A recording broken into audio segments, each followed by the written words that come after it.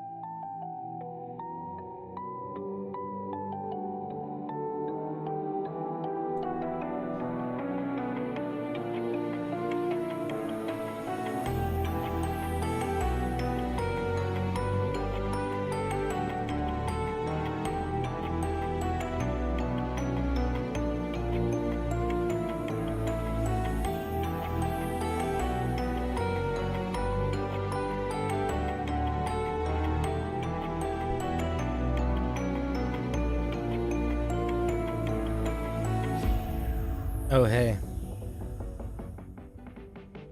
How's it going? Welcome to the show. How's everybody doing tonight? Welcome, welcome. It's good to see you all. Lovely to have you. Who do we have here tonight? Why is my mic all weird? Cinder, your mic's weird. It's fine. Good to see you. Hello, hello, hello. Hi, Ninja. Hi, Penguin. Lone Alaska. How's it going? Welcome, welcome, welcome. What's up, Gina? How are you doing, buddy? Hello. How's everybody feeling tonight? Everybody doing all right? Who's here? Who's made it to stream? Well, which of you is here? Shane's here. Bildo's here. The animator voice is here. Bill is here. Oh, hey, Bill. How's it going? Lovely to see you, Bill. What's up, Marauders? What's up, NZ? Bab, how's it going, Bab? Lovely to have you. Spag, how's it going? Welcome, welcome. What? What? How's it going, Gladahedral? Lined Office, how's it going? Yeah. What if we just did all of stream with this view? I think that'd be pretty sick, personally. You know? You're Odin-I? Hello, Odin-I. I'll call you Bill here. But I'll call you Odin-I there. What's up, Forrest? How's it going? How's it going? How's it going? Good to see you. I knew. Ba-da-da-dee. Bee-bee-bee-boo-babe. Alright, calm down. Lights. Calm down. Cool it.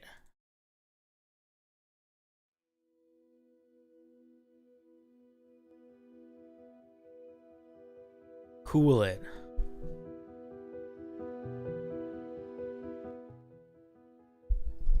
How's everybody doing tonight? How's everybody's weekend? 6 months, Milk Boy. Holy moly, I can't believe it. That's crazy. Thanks for being a part of the team. Means a lot to me. Cinder, I went to Micro Center today and was both overwhelmed and then very informed on new computers, so hopefully we can stream together again for reals. I would love to. That being said, I also am in need of new computers if we're going to be doing anything that requires like Baldur's Gate 3, for example. But if we're doing something that doesn't require the fanciest of fancy, we're just doing stream together, or some games that require less power, then I'm here. I gotta take these commands off. They're inaccurate. Poop. We don't need them.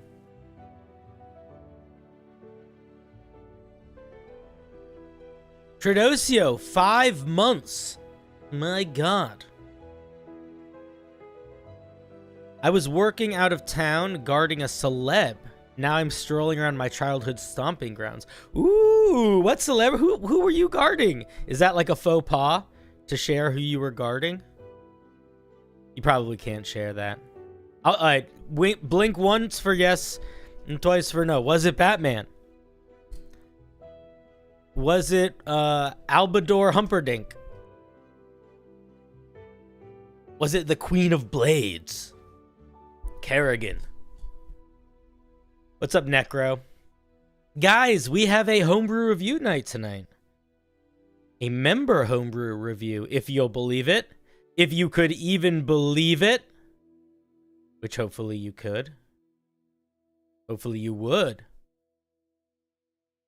Never change? I'll change a little.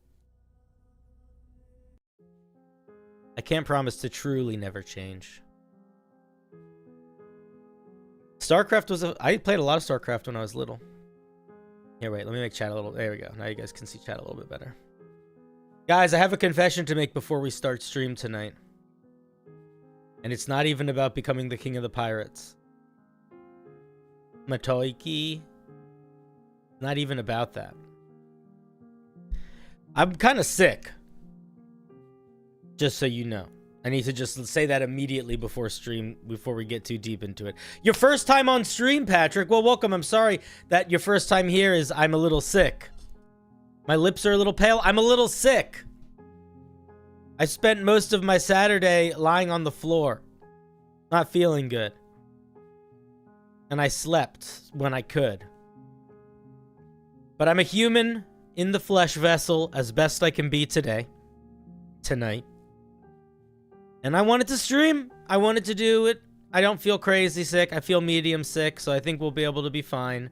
But you might notice I might either not go as late as I normally go, and I might sometimes sometimes when I'm reading your work, if I feel like there's too many words, I'll just start going ba ba ba ba ba until I get to the part that I think is relevant. And I might do that more tonight than I normally do. That might also be a thing. So, you know, just be ready. You just got off the flu? I don't think this is the flu, but it's something. Don't worry, I'm still here. Speaking of here, guys, I'm going to be at PAX Unplugged, if you didn't know, in Philadelphia, on December 1st through 3rd, or whatever the dates of PAX Unplugged are.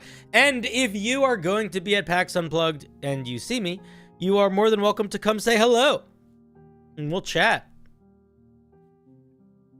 And if you really want, you can buy me a snack. But no pressure, also. But I don't know if anybody's going to be there that is a fan of mine. But if you are going to be there and you're a fan of mine, I want you... Ooh, it got real bright. I want you to know that it's totally fine if you want to come over to me and say hi. I will be excited by that. It will be a cool, fun thing. Oh, the UK. You guys are so far away from me. Yeah, I'm these days the schedule is Sunday nights are for YouTube and everything else is for Twitch. And on occasion we might do bigger events that we might do on YouTube because YouTube is a little bit better. All right, calm down. We don't need to get it romantic just yet. YouTube is good for big events and Twitch is a little bit better for the day-to-day, I find. I don't have a cardboard cutout of you yet, but I could get one here. Do you want to see here? Let me see if I can pull one up for a second. I have a picture of you that I think you might...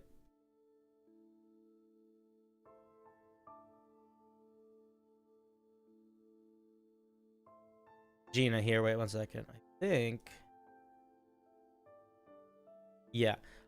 So Gina, if you want, I do have a picture of you that I could print out. I don't have a big piece of cardboard, but this is a pretty up-to-date one, right? This is a pretty up-to-date picture of you, I think. Let me know if it's not. If it is, if this could be the one we'll use. I'm not sure if it's up-to-date or not. Are you still rocking the... Where did I get that photo? Don't worry about it. Listen, you think you have a crazy network of friends? I have a crazy network of friends. Don't you worry about where I got that picture. Not even for a second. All right, so if you're new to the stream, hello, welcome. My name is CinderBlocksally. We will be reviewing Homebrew tonight. Specifically, Homebrew that you have created and have sent to me. If you are a member on YouTube, a subscriber on Twitch, or a patron on Patreon, then you get access to a very special submission form that is exclusively for this Sunday night stream where you can have your homebrew reviewed. So if you're any of those things, keep an eye out for it. in the prospective places so that you can always be sure to submit your stuff.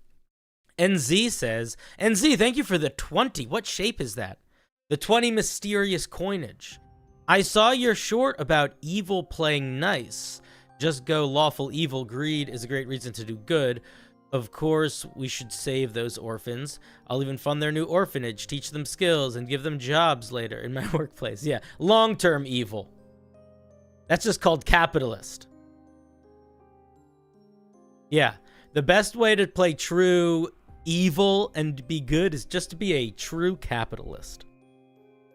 Long-term. But yeah, that's a good point. I think the biggest issue with evil characters is actually that exactly. People think about being short-term evil, or which essentially just amounts to like, I'm gonna kill stuff, like the short-term evil. You don't want to be short-term evil. You want to do that long-term evil. That long-term evil. That's the best evil. That's the evil for our people. You know? You know. Guys, a couple things before we start. Number 1. I said I was going to be at PAX, so we don't need to say that again. Number 2. I said we stream on Twitch a lot of the time. I said that. Number 3. I am doing a contest. We have a contest going right now. I should probably... Well, it's not really a contest because we haven't gotten that many submissions. It might just be a homebrew hangout. But on my subreddit, there is a thing one of my mods created, which is a little, what's the word? Like a contest of sorts. Where if you want to, this thing. If you want to, you can submit some Thanksgiving-style homebrew, and we'll look at it together. And I think we're going to end up doing it after Thanksgiving, but I don't know exactly when. But early, maybe we'll do this on Wednesday. Maybe we'll do this on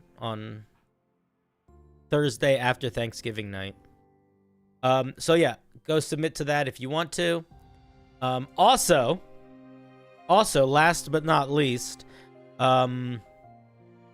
I'm going to start doing more, because we're on Twitch, I'm going to start doing more stuff that is a little bit more interactive with you guys, for you guys submitting ideas for things or activities or that sort of thing. So one of the things that I'm asking of you, if you're keen on it, is start sending your clips. I don't know how many of you guys are clipping aspects of bits from the show, but yeah, we're going to do a clip contest.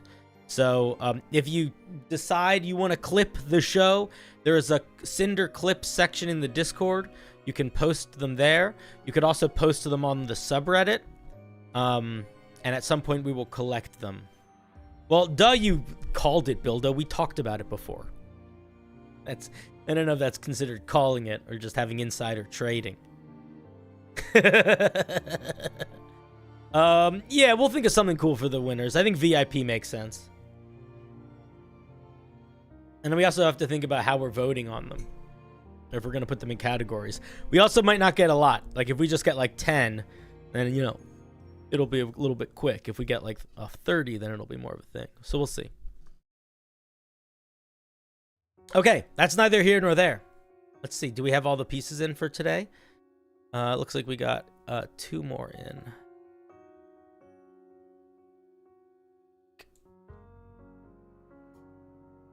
Okay, so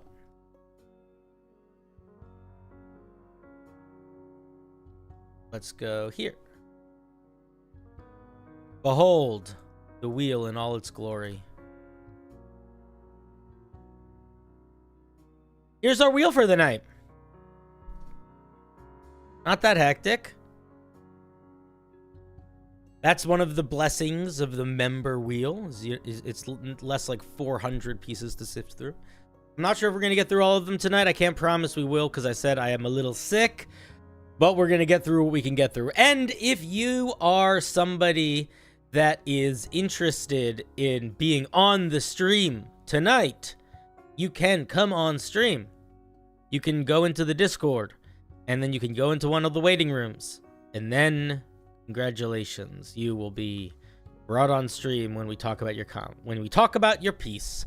Oh my god, I'm losing my brain. I haven't even started yet. Let's see if anybody's there yet. Oh, we got a bunch of people there already. Lovely. Alrighty. Let's give her a spin.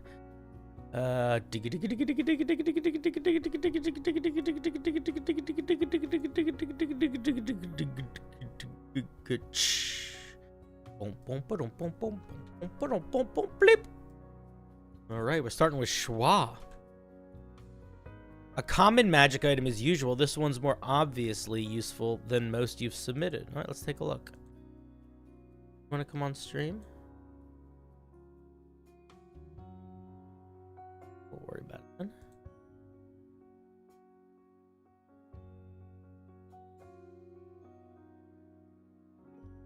How do you submit? Are you asking for serious or for late? Or for not serious? I'm hoping you're asking for not serious. If you're asking for serious, though, if you are a YouTube member, it's on the YouTube member tab. If you're a Twitch person, you can find it in the member section of the Discord. Or if you are a Patreon person, you can find it on Patreon. All the places. Or if you want to not be a person that pays money, you don't have to be. You can just click the link in the video description, I think, and that will take you to a place where you can submit a piece for tomorrow. All right, let's take a look at poison testing strips. This small capsule contains 2-inch paper test strips. You can use an action to dip a test strip into any food or liquid. If any poison is present, the strip turns a bright green. If no poison is present, the paper turns a pale orange. Each test strip can be used once, and the new capsule contains 20 strips.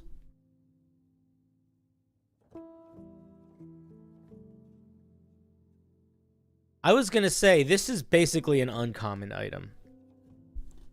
This is essentially the same as the spell Detect Poison.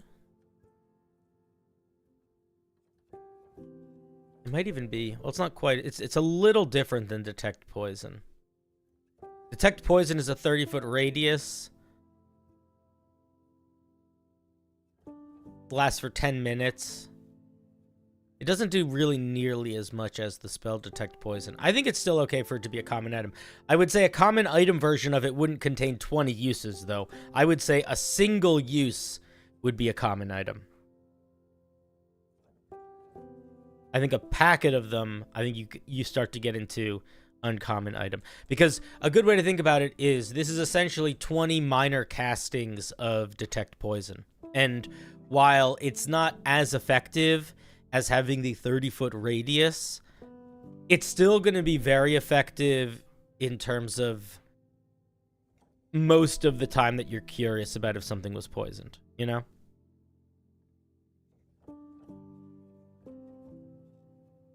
Find fish in your food? Detect Poison. That's really good. Listen, if you have a fish allergy, that's a great one to have. Tradosio, you think it should detect acid too? Yeah, I could see that. I do love the flavor of Paranoid PC using litmus paper to test everything. Yeah, I think it's a great idea. I mean, it also fits really nicely if you are a paranoid noble and you don't have any spellcasters at your, at your side. You don't want to be killing a bunch of people that are testing your food for you.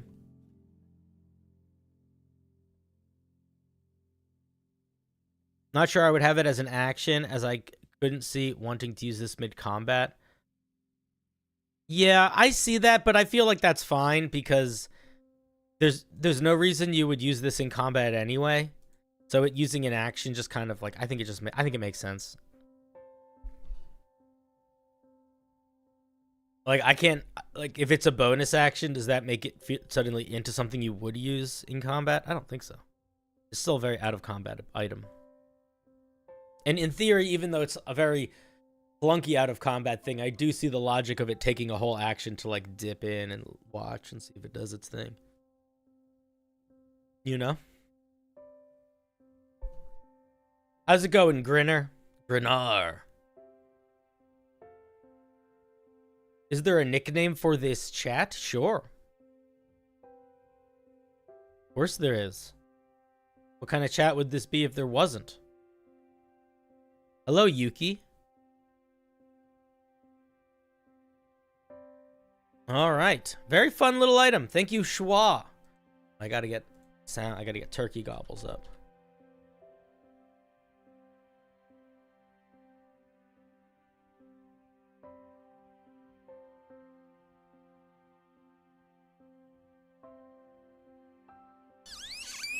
There you go. Let's give a big... No, that's not a good one. I want like a gobble. Here it is. All right, guys, let's give a round of applause to Schwa. Round of applause to Schwa.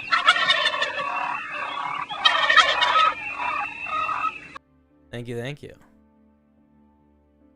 If you want to submit Homebrew for tonight, you have to be a member on YouTube, or a subscriber on Twitch, or a patron on Patreon. And then you submit it by going to the links that you would go to in any of those places. So member tab, patron, or the Twitch part of the Discord. If you want to submit Homebrew for any other day of the week, or tomorrow, there's a link in the description. I think the link in the description is for tomorrow. Let me double check. Yeah, it is. All right, thank you. Thank you, thank you.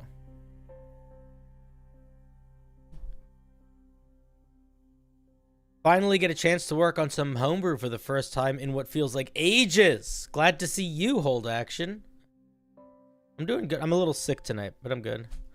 What if your Homebrew is really bad? Then I'll probably have more general feedback to give you and less specific feedback. Or the opposite. I'll probably have more specific feedback and less heady feedback.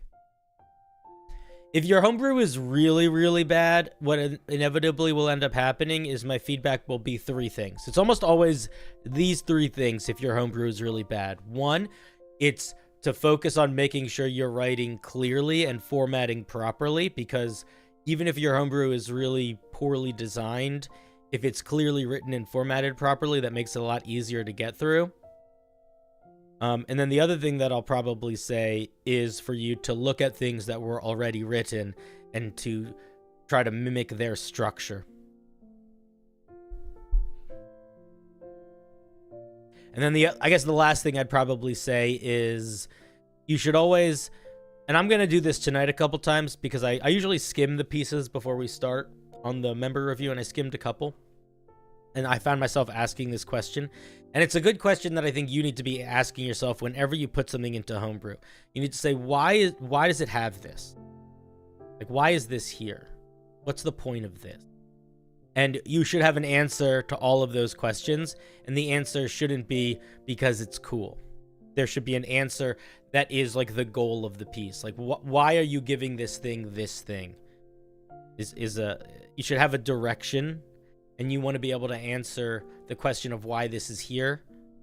The answer, you always want that answer to be able to be that direction.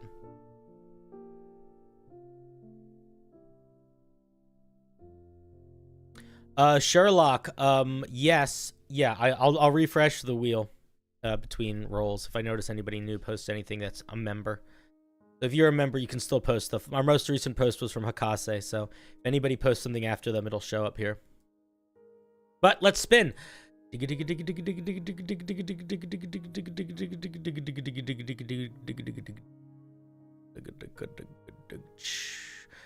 the Milky Boy. The Milky Boy. He's a milk boy. Guess the milk. Chocolate is the best milk. If you think any milk's better than chocolate milk, you don't know what you're talking about. If you think any milk's better than chocolate milk, you're crazy. Get out of my house. I know you don't know anything about Monster Hunter. That's not true. I know everything about Monster Hunter. I was one of the main game designers on it. But I can't help myself from making Homebrew of it. This time, it's the Dark Demise, the Black Dragon, Fatalis. Fatalis is meant to be the most powerful monster in Monster Hunter lore, destroying an entire kingdom in only 3 days. So is this going to be like a CR30 monster? Guess we'll see. Caramel milk? Caramel milk is okay, but it's not as good as chocolate milk. Shane, I'm going to time you out if you keep that kind of madness up. We are a respectful chat, my guy. We're a respectful chat. I can't have any of this horrible, cruel language in the chat, Shane. Talking about strawberry milk is better. Skim milk, you are not milk. You are water that has been dyed white and contains a little bit of lactose. I'm not even going to get upset with you. It's like if 3 adults are in an argument where they're so full of rage that like it's like they're really arguing, and then like a little kid pulls up and it's like, I'm in the argument too. It's like, no, you're not. Get over there. That's what skim milk is. I don't hate skim milk. I'll tell you what, I hate semicolons more than skim milk though, because skim milk is it does less damage, I think. Because skim milk just makes things a little bit more watery and a little bit more bland. Semicolons make art into hardship. And anything that takes art and turns it into pain that isn't intended is pretty bad. Skim milk is like it's just water, you know? You don't want to drown in it, but it's not bad. Semicolons legitimately do damage in the world. You know? It's like, how can you even compare them? All right, let's take a look at this thing. Milky, did you want to come on stream? Let me grab you. Hey, buddy. Whenever you can't hear me because you're muted. Oh. Hello. Hey, how's it going? I'm doing good. Welcome to the show. So, you made a monster from one of my popular game from one of the popular video games that I invented, Monster Hunter. Yep, that you invented. Mm-hmm. So, what's the point of this guy? What is he supposed to be like in the game? Lots of fire. Lots of fire. Okay. All right, so he's got a bunch of hit points, good armor, bunch of stats. Okay. Perception, he's sneaky for some reason. All right, he's immune to fire. No other immunities or even resistances. Okay. No, because with the mythic stuff, he technically has over 1,000 hit points. Mm-hmm. And I thought adding more resistances and immunities on top of that would be too much. Okay. He's got dark. What's his movement? It's pretty slow for an ancient dragon. I feel like he should be faster. This is just regular dragon speed. Well, I don't know. If he's not super fast, maybe not. But I feel like if he's going to be... This is like, you're entering dragon god territory. I'd let him be faster. Dark Demise. If the Fatalis is reduced to 0, it comes back with 415. It gets its Dark Flames back. It regains any legendary resistances. Okay, and it has a mythic action. Okay, and it has legendary resistances, 1 bite and 2 claws. Oof, that bite hits really hard. Claws not so much. Tail is kind of fine for a tail. Fire breath. Let's see. DC 28. 20 D6. What's the size? 90-foot line. Alright, that's pretty good for a CR 28 monster. I will say that line attacks grow to be worse exponentially. Yes. And this fire breath is not on a recharge. It can just do that every turn. Oh, I missed that. Oh, interesting. Okay. And it has another fire breath that is on a recharge, and that one's more powerful. 300-foot cone, 36d6. Okay, so I guess my main thing that I'm gonna say here, at least initially, let's keep reading it. But it still sort of is doing that thing where this is. I mean, and if this is what you want, that's fine. It's not really unique yet. It's just a dragon that breathes fire. And the other thing that I want to point out that I think somebody is saying in the chat, and I agree with, this is almost too much dice to the point where I feel like this would be annoying to roll. So I maybe can't should make think of some any. D12s and have the amount of dice. Yeah, or something like that. I just can't think of anything in like. What is Meteor? Meteor maybe comes. There's a 9th level spell that comes close to Meteor doing Swarm this. deals. I believe it's 15d10 15d6 fire plus 15d6 bludgeoning, or is it 60? I don't know. It 30. doesn't matter. My point is that it's a lot. It's a lot to the point where it might be annoying, and then also, it's still just doing two. I wish one of these did something that wasn't just damage, like some conditional effect, some environment changing. Like, I think if you're dealing with creatures that are this big and this like world shaking, you gotta give them a little bit more oomph than just damage, at least in one of their main features. So what I would suggest what I would suggest you do is you change one of these so that it has some sort of semi-permanent effect. Like, what if when it did this line fire breath, it created a permanent wall of fire along that breath, or something like that, you know, something to just make it stand out a little bit more than just I breathe fire in one shape versus another shape.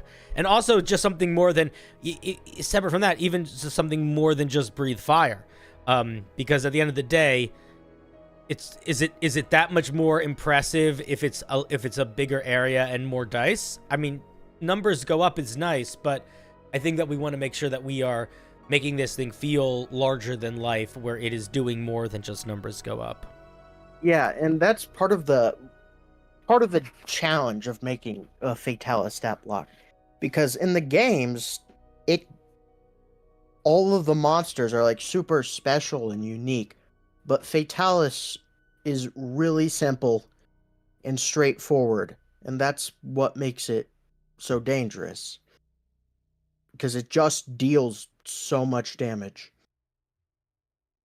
All right. I mean, if that's the goal, then I guess you've accomplished it, but I also think that it's still okay to have how much damage it represents be represented in more of like a narrative way. You know, D&D is not a video game, and you can have a lot more power in manipulating the world environment than you do in video games a lot of the time. So I would think I would allow yourself to push past the game. If all the game does is it deals damage, then it's like, okay, then you guess, you know, it's not hard to make that kind of monster, but I think it will lead to a more impactful situation if you allow yourself to have it do some stuff that's a little bit environmental.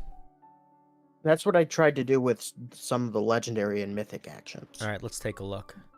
Got a tail attack. That's a tail attack. It's got piercing gaze. The Fatalis glares at one creature can see within 90 feet. They make a wisdom saving throw. Why is the wisdom saving throw here so much lower than the saving throw against the fire I think breath? that's because it uses I believe it's wisdom stat instead of its constitution. Okay. Or be frightened of it for a minute. If they fail by 5 or more, they're paralyzed. You repeat the saving throw. Okay, so we get a potential paralysis. And then let's see what our mythic actions are. It spits a cloud of 20 of gas in a 20-foot radius cloud, 90 feet. It lasts for a minute. Each creature that starts their turn in the glass has to make a con saving throw or become poisoned.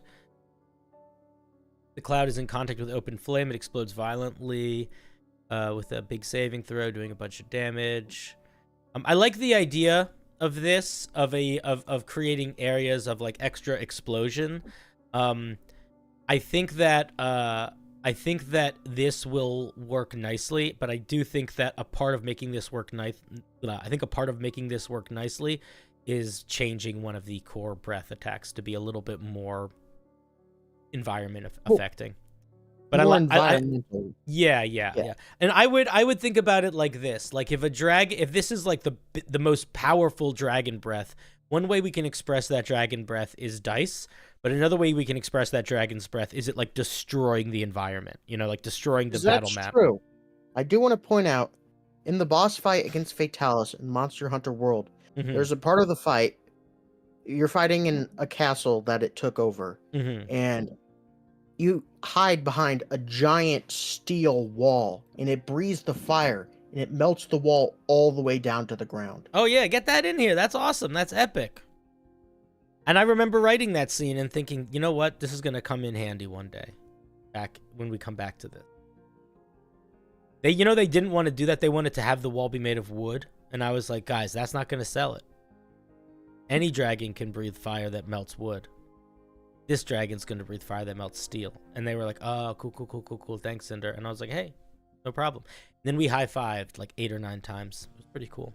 Let's take a look at snap and drag. It moves, and this costs 2. How many legendary actions, how many mythic actions does it have? 3 of them. So then what's the point of having some cost 2 and some cost 3 if you can only ever do 1?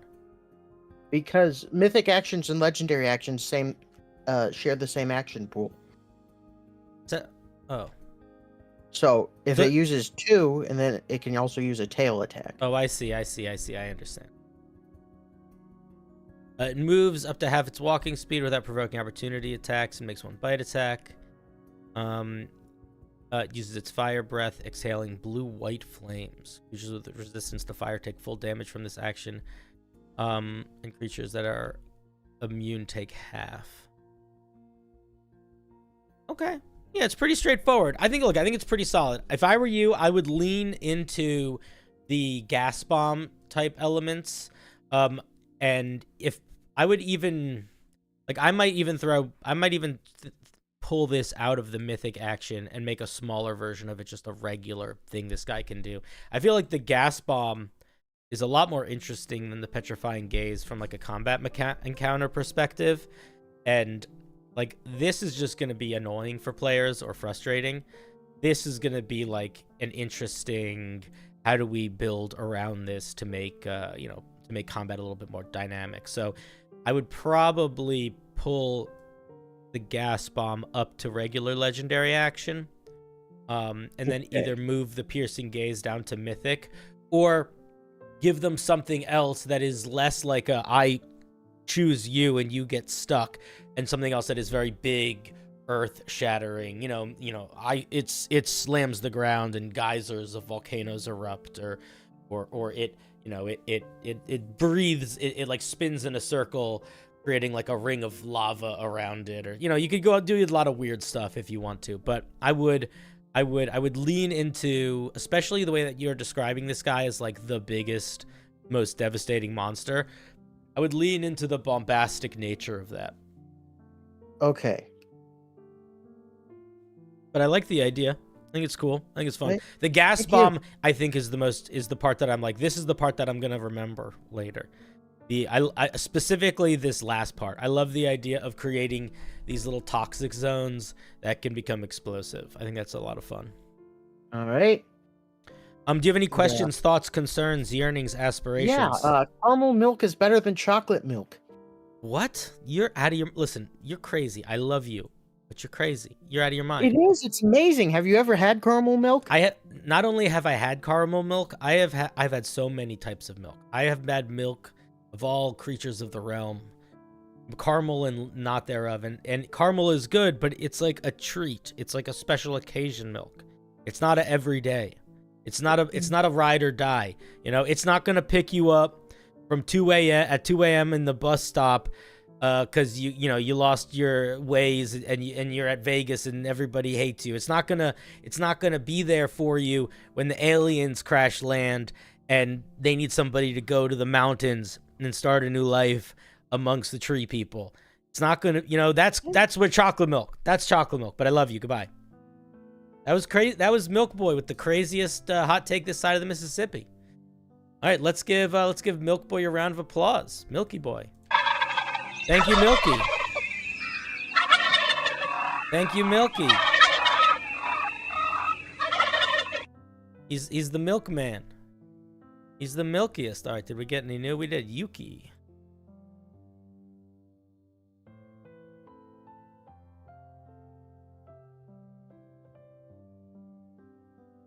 You miss chocolate milk? Dude, you don't need to miss chocolate milk. You can just get it, and then you won't miss it. Or you could make it. It's so good.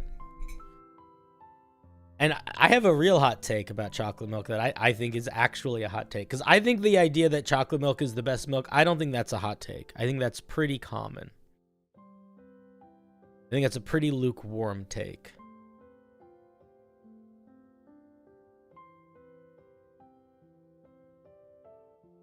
But I do have an actual milk hot take. And it's such a hot take that I'm almost hesitant to share it.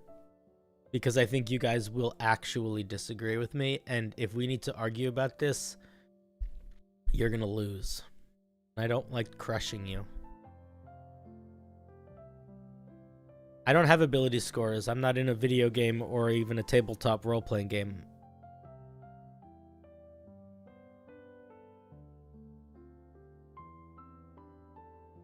Vanilla milk's pretty good too. Banana milk's all right. Banana milk's also big in the Middle East. No, my true hot take on milk. I don't want to share it. I don't want to share it. It's too revealing. Is that weird? No, I'll share it. I'll be vulnerable. My true hot take on milk is that Yoo-hoo is the best milk. And it's barely a dairy product. Yoo-hoo is amazing. That's the real hot take. The real hot take is Yoo-hoo is it's up there. It's top 3 chocolate milks. That's the hot take. Yoo-hoo. Yoo-hoo. It's not enough of a dairy product for it to be called one, but it's a dairy product in here. You know? Carbonated milk sounds weird. Yoo-hoo is milk. If Yoo-hoo's not milk, what next? What's next? You're gonna tell me that we, you know, that the Pink Panther is just a cartoon character from a song.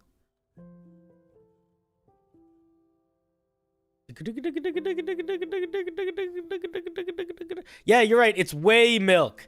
It's no milk. It's like, it's not even regular milk. It's like whey milk.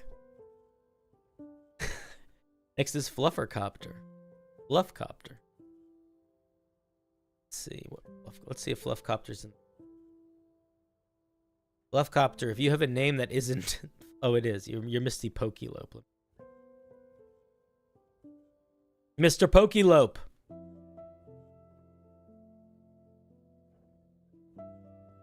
Mr. Pokelope, unmute if you want to come on stream.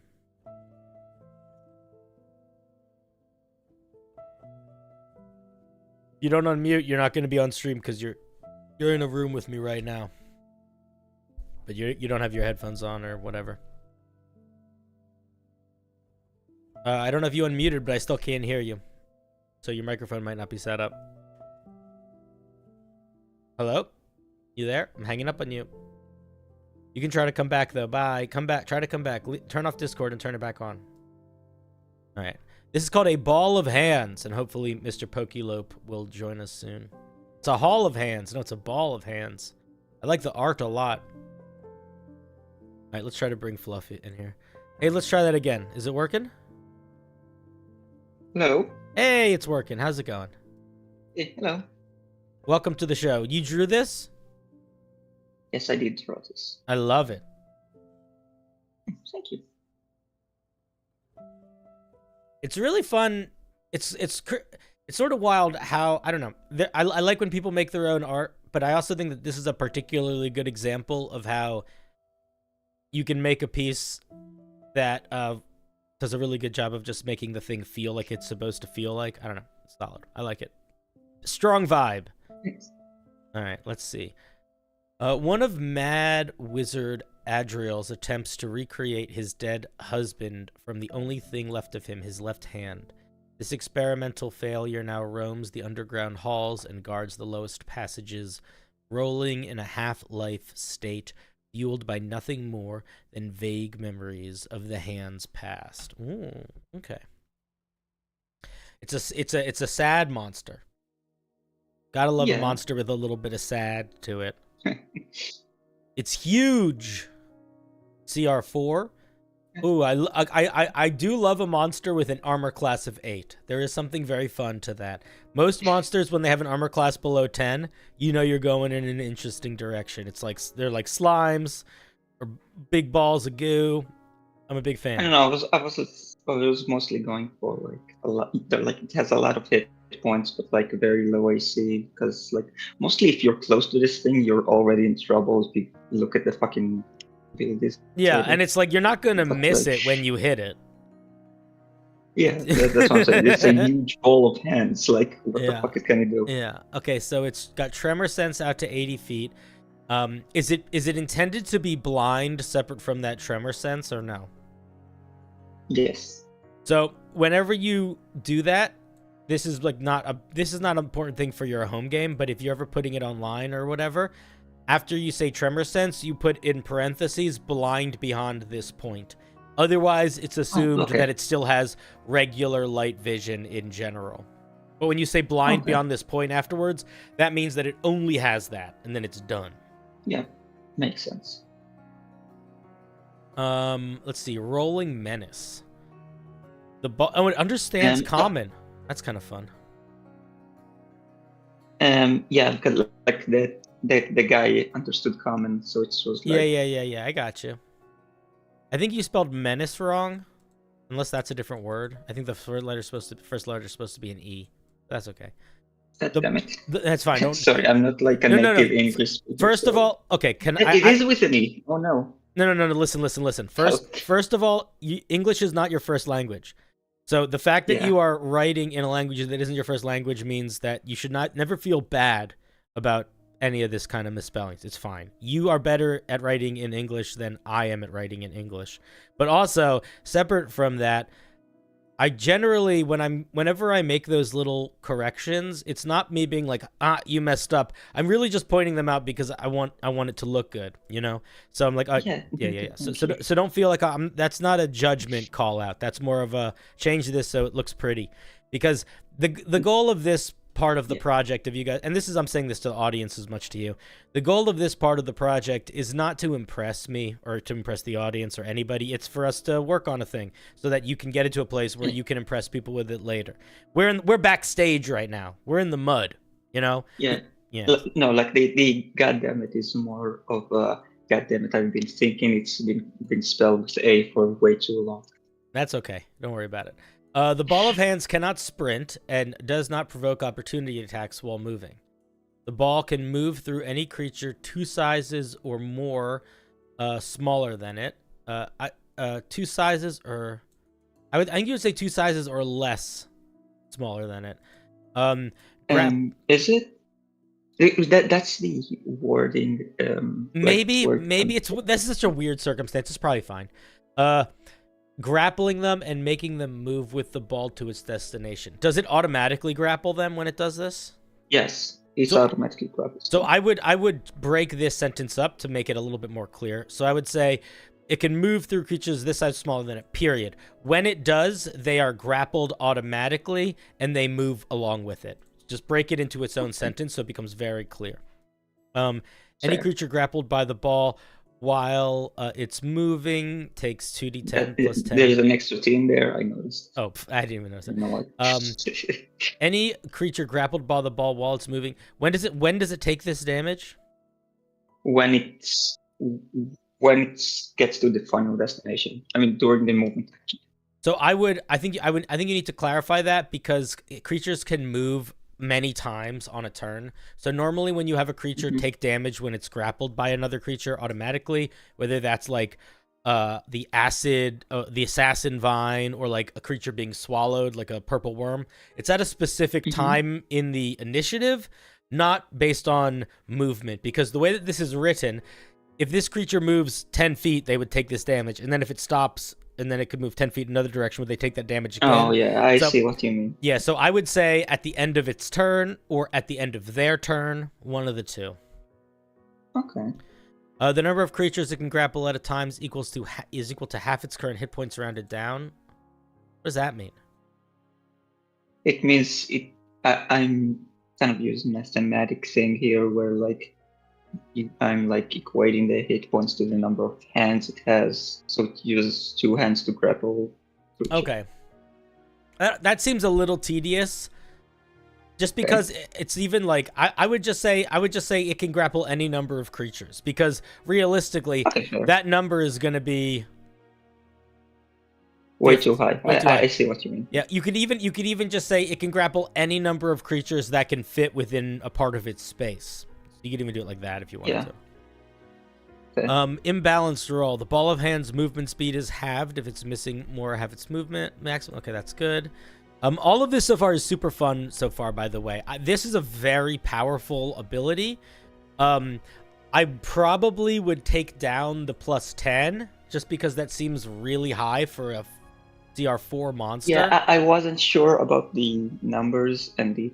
Originally, I made this thing to basically replace a rolling boulder that the players need to like run away from it during it in a hallway. It's like, what if I make it a creature instead? But like then like once it's a creature, then like you probably need to give it a CR, and CR is like very like weird. I have no idea what CR things needs to be. So how do you fucking beat this to begin with? And probably stay away from it using the sprint action a lot. Yeah, so also, probably the speed is a bit too high. I don't know if the speed's too high depending on what else we do, but I feel like you could definitely just take the +10 off and it's fine. You could just make it 2d10. Okay. And then yeah, I think that would make it a lot more balanced. The other thing that I want to say is I see that it's really weak. And while I understand the logic of that might be that each hand individually is weak, the strength score is not representing each hand. The strength score is representing the whole big monster. And if it's grappling creatures, its strength score is what dictates what they have to roll to get through that grapple. So it's a grapple, but it's a really easy grapple to break at. Right? I don't know. I think this would make a lot more sense if its strength was at least 16. And then you could also make its attack like have a little bit more reasonable of a hit to it. I get that your main goal is the rolling menace, but it still just feels really like if you wanted to lean into this direction where each little hand is different and the attack is a hand individually attacking, what I would do is instead of giving it a grab action at all, I would give it like 100. I would give it an ability called like 100 little punches. And I would make it attack like everything around it.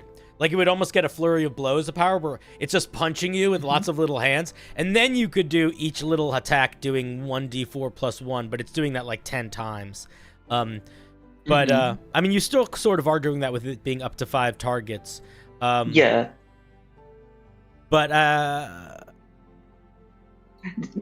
is mostly like a non-get solution to like what if like one of them like hides in like a corridor or like a small space that like the ball can't exactly fit through.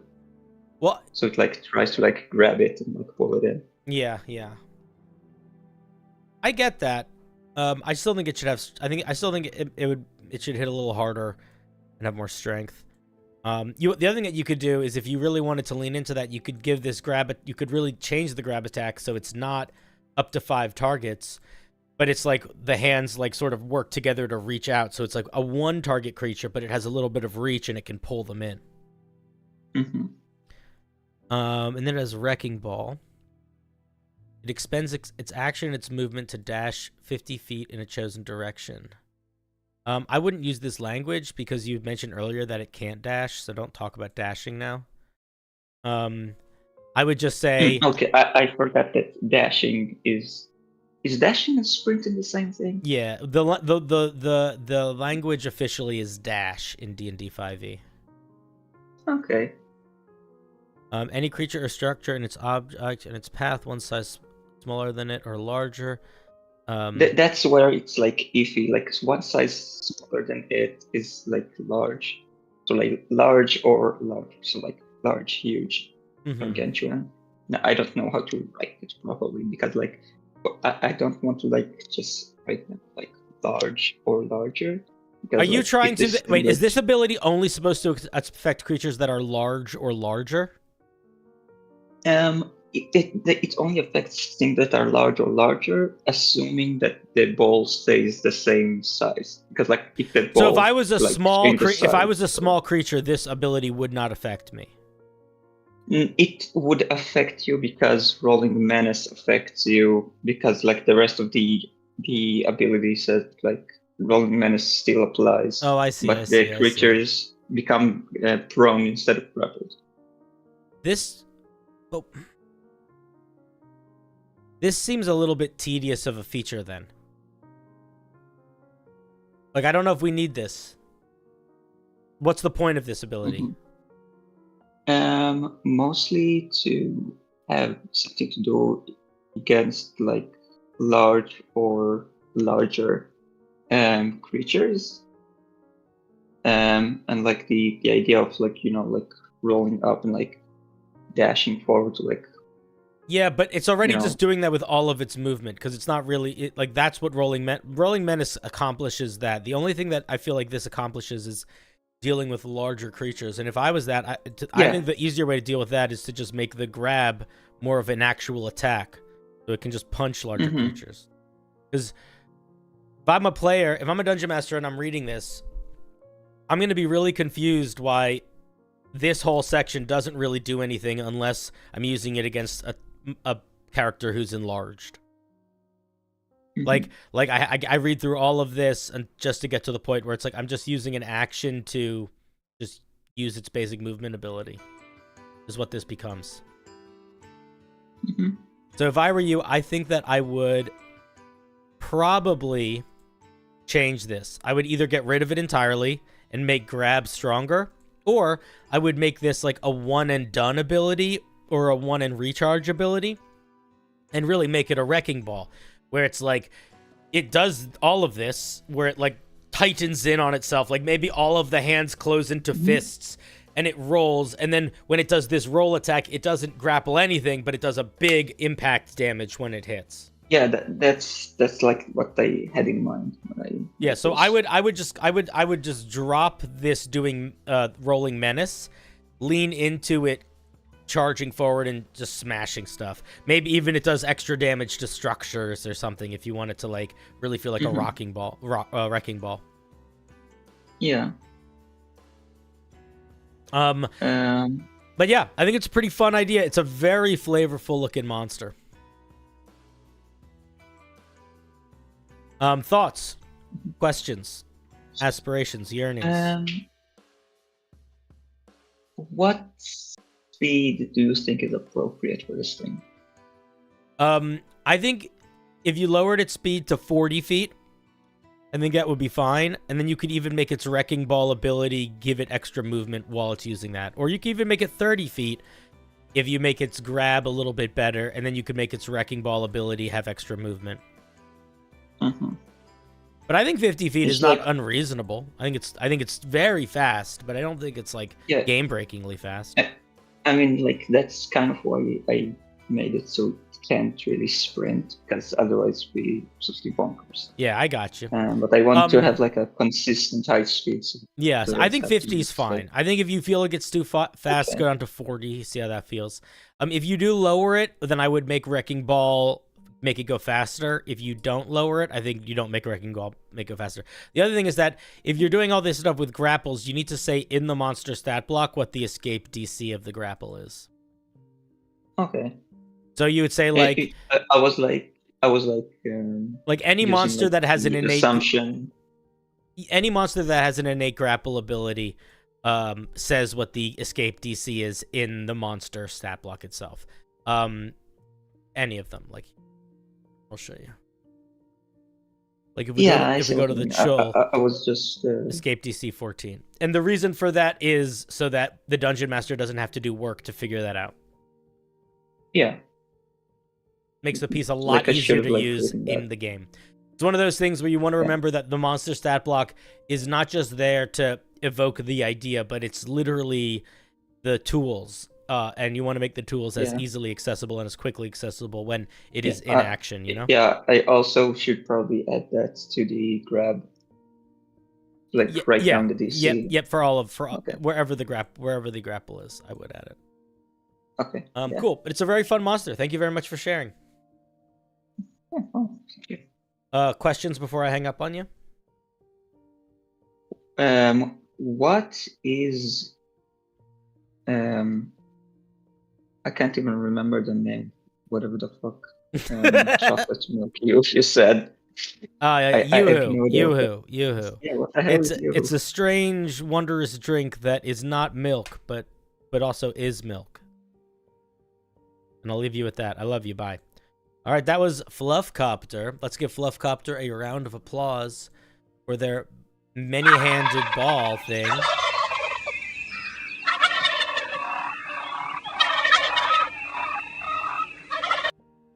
Glad says a lot of movement might be annoying if it doesn't provoke opportunity attacks. Yeah, that could be true. Could be true. It's a fun idea. I like it. Big creepy monster. Big creepy ball of hands. It reminds me of, there's like I don't remember what it was, but there was like a short film. It was like a sci-fi CGI movie about this monster that was like all the people's bodies put together.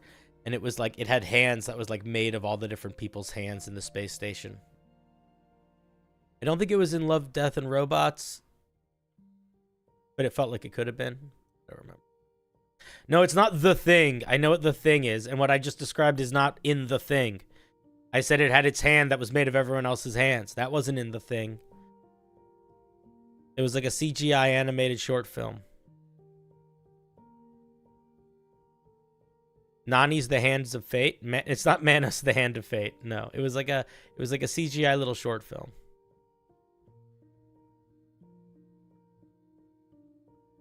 Duke. Welcome to the party, Duke.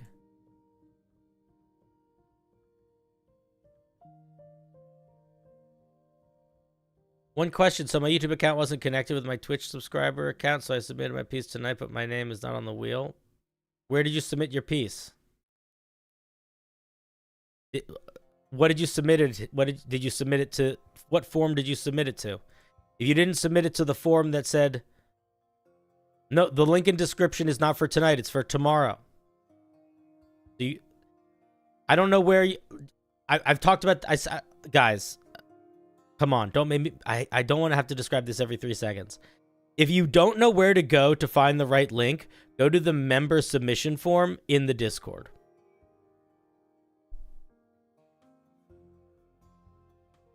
It's always going to be there. The member submission form in the Discord. Looking at it right now. If you didn't submit to there, your piece is not on the wheel. Not that hard to find. If you are a member on YouTube, it's also on the member community tab. If you are a patron, it's also on Patreon. So Yannick, I don't know where you submitted your piece to, but it was not that link.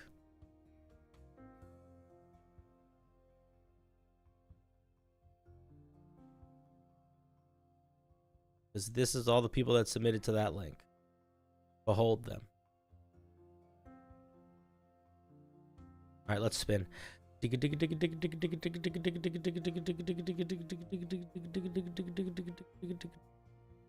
have to have your Twitch connect. You don't have to have your Twitch submitted to your YouTube. It's whatever you are in. It has to be submitted to Discord. I know I'm right. I've never been wrong. Which is also why the Marauders is still not a mod and probably will never be. Speaking of which, let's grab him. The Marauders, are you coming on stream tonight or no? Alright, I see you. Hey, buddy. Unmute when you have a second. Hello. How's it going? Here, let me mute the stream. Alright. Alright. Welcome. Hi. Hi, welcome. So we have this thing called the Sword of the Elder Gods. Now, I'm noticing something immediately, which I need to point out to you. I'm going to give you a piece of feedback that is the same feedback that I gave you on your last homebrew. Yeah. You got to write it like a magic item, my guy. Why is this still not written like a magic item? I thought I wrote it like that. I'll search up. Have you ever looked at magic items in the it? books before? In any of them? Not really. No. All right, so here's what I'm going to say. The next time you want to send me a piece of homebrew, I want you to look up some magic items first. And I'll actually do it right now just to show you what I'm talking about here. So there are plenty of magic items that are Flame Tongue, for example. There's plenty of magic items you can see without owning any of the books. Here's one of them. The Flame Tongue. Boom. Behold it. It's beautiful. Yeah. This is how magic items are always written. 1 second. I can actually... You have the title, okay? And then under the title, you have the type of thing it is, whether it's a weapon, a piece of armor, a wondrous object, and then you have the rarity. It's uncommon, very common, or an uncommon, rare, very rare, legendary, etc. Then you say whether it requires attunement or not. This format is key. It is important. Crazy Moose gifting 20 subs. Holy shit. Jesus Christ, Crazy. Thank you very much. That is incredibly generous of you. Crazy Moose for a reason. He is out of control. You can't stop him. You can't stop, won't stop. You can't stop a raging bull. No, you can't stop a raging bull. You also can't stop I don't know, momentum. Okay, actually you can with gravity and friction. But that's important. So you want to have, so when we're looking at your magic item, you want to have the title, Sword of the Elder Gods, and then immediately under that, sort of like here, but again, you want to copy this structure. Big bold title, italics under it. Then you want to say what sort of item it is. So this is, you said it's a great sword, so you would say great sword, and then you would put comma, and then you would say legendary or whatever rarity you want it to be, and then in parentheses after that requires attunement. So that's number one. So next time you want to do that first. All right. The Sword of the Elder Gods is a great sword with a gold handle, lead with blue gems. Lead is not the right word here. Lead is like leading. I think you mean like inlaid or has like, you want to put a word that... like laid with blue gems. That's what I meant to spell. Okay. I guess I spelled it wrong. That's okay. Yeah, so just get that in there. It was made with the tears of the sun and the water of the earth. That's a little vague. I might I wouldn't use language like this unless it was like this description was written by somebody in game. It has great magical power. If one has the strength to wield it. Also, this is the wrong form of the word wield. You're looking for the one that's W. It's got an E and an I in there. This is wield like on a wheel. This item is intended for level 15 players and up. This thing I wouldn't put in the description. I would put this as like a little note somewhere. And a good way that you could tell people that it's intended for level 15 players and up is you just make it a legendary item or you make it an artifact. And that is enough of an indicator. Okay, so then we get into what it does. Any class or PC that has martial proficiencies get an extra attack with this weapon. So I would, again, similarly to magic items in the game, you don't want to write it out like this. What you want to do is you would want to write this like a paragraph, and you would say, when you are attuned to this item, you gain the following features. And then you could just list them like bullet points or in different paragraph sections if you need to. Whenever you take the attack action on your turn, you can make one additional attack, period. Whenever you deal damage with this weapon, it deals an extra 1d10 poison damage, period. The weapon normally does 1d10. The damage die of the weapon is usually determined by the weapon type. In this case, if the weapon is a greatsword, 2d6 is better than 1d10, so this would be like... Why not just 1d12? Well, then why not just make it a great axe? Well, I mean, if it's 2d6s, why not just make 1d12? So you have less. But what's the point? Why do you care that it does 1d12 as opposed to 2d6? I don't know. I guess I was thinking it could be like just less die. I don't know. So that's what I mean. At the beginning of the stream, I said whenever you're putting something into your magic item, into your monster, into your subclass, you should be asking yourself the question, why am I doing this? What is the point? What is this supposed to feel like? And I would argue that if you want it to be 1d12, just make it an axe. If you don't, but like there is very little difference between 1d12 and 2d6, other than the average is a little bit higher in one than the other. But like this is kind of a redundant feature, so I'd probably just get rid of it. If you have a high history number, I don't know what it's called, you get 1d6 in necrotic damage. What do you mean by this? What is this supposed to be? Oh, here, wait once, let me pull it out of my pockets. I have like I carry everything in my pockets. It's like, weird. It's like I have little bags of holding inside my pocket. I meant like Do you mean like on proficiency in the history skill? yeah, that's what I meant. I guess. Yeah. Well, because what number? Like, how do you determine what number? I don't know. I guess I wrote that wrong because I have my character sheet right here and it's like skills and then it lists out all the skills and the numbers and all that stuff. Mm-hmm. Like so my character has like a +2 in history and that's tied to intelligence. Yes, but I still don't understand what that has to do with this feature. Is you like Oh, what do you want this feature to do? so basically it's just so if you have a high history that means that you like Yeah, know more but what if I'm a dungeon master and I look at this item, what am I supposed to take away from this? How do I know what a high history number is? Like, is a high history number +2? Is it +6? You know, you see what I mean? Like you're not explaining what the magic item does here. You're giving the dungeon master a question. So if you wanted to do this, I would probably say something like, if your character is proficient in the history skill, their attacks deal an additional 1d6 necrotic damage. Or you could make it a specific number. If you have a +5 or more to your history checks, you can add this. But yeah. more to the point, I'm trying to figure out what is this item? What is your goal of this item? Because right now, all this item does is you get an extra attack, you deal 1d10 more poison damage, and maybe also an additional 1d6 necrotic damage. So, like, what is the goal here? Is the goal just more damage? No, it's just like the mask of the Elder Gods. It's supposed to be like in the same world, so it's supposed to go hand in hand with the mask.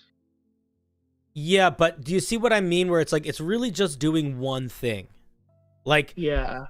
extra attack, more damage, D10 poison damage, more damage, D6 necrotic damage, more damage. And then the other thing that I want to point out here is it sort of has this compounding interest issue where the extra attack is insanely strong. Getting to add 1d10 and 1d6 on top of your every attack isn't crazy strong, but it's still pretty strong. But because of the way this thing is written, not only are we getting extra attack, we're getting all of these on every attack, including that extra attack. So it's doing this weird thing where it's like you're just building too much in one direction. If I were you, I probably would get rid of some aspects of this extra attacking or extra damage and make it all one thing. Like for example, I think it would be enough if it just did an extra attack. I also think it would be enough if you just tied these two together and it was like, whenever you hit with this weapon, it deals 1d6 necrotic and 1d6 poison damage. Just like allow it to basically be a flame tongue, but instead of doing fire, doing like other types of damage. Yeah. You want to make your piece feel distinct, not just in numbers go up. And right now this is suffering majorly from numbers go up. You also don't want to put the item cost in it. I mean, you can, but gold value is different depending on the game you're playing in. So like it being worth 10,000 gold doesn't really mean anything depending on, because 10,000 gold means more or less depending on what game you're playing in. And then it also increases your movement speed by 20 feet. Sorry? I was just saying that I kind of based that off of the this game that I'm playing. The rules, like our dungeon master put in a thing where like each tier of magic item or whatever has like a specific cost or more. So like common has 100 or 50 to 100, like, and it goes up until like legendaries have 500 or excuse me, like a crazy high number. This needs a crazier high number, because the way that this item is written right now, it essentially is a magic sword that while you wield it, you have the spell haste permanently cast on you, because the spell haste gives you an extra attack, gives you extra movement, and then this one also does extra damage. So if I were you, I would probably This is legendary at a minimum, first of all. It's Yeah. closer to artifact than it is legendary.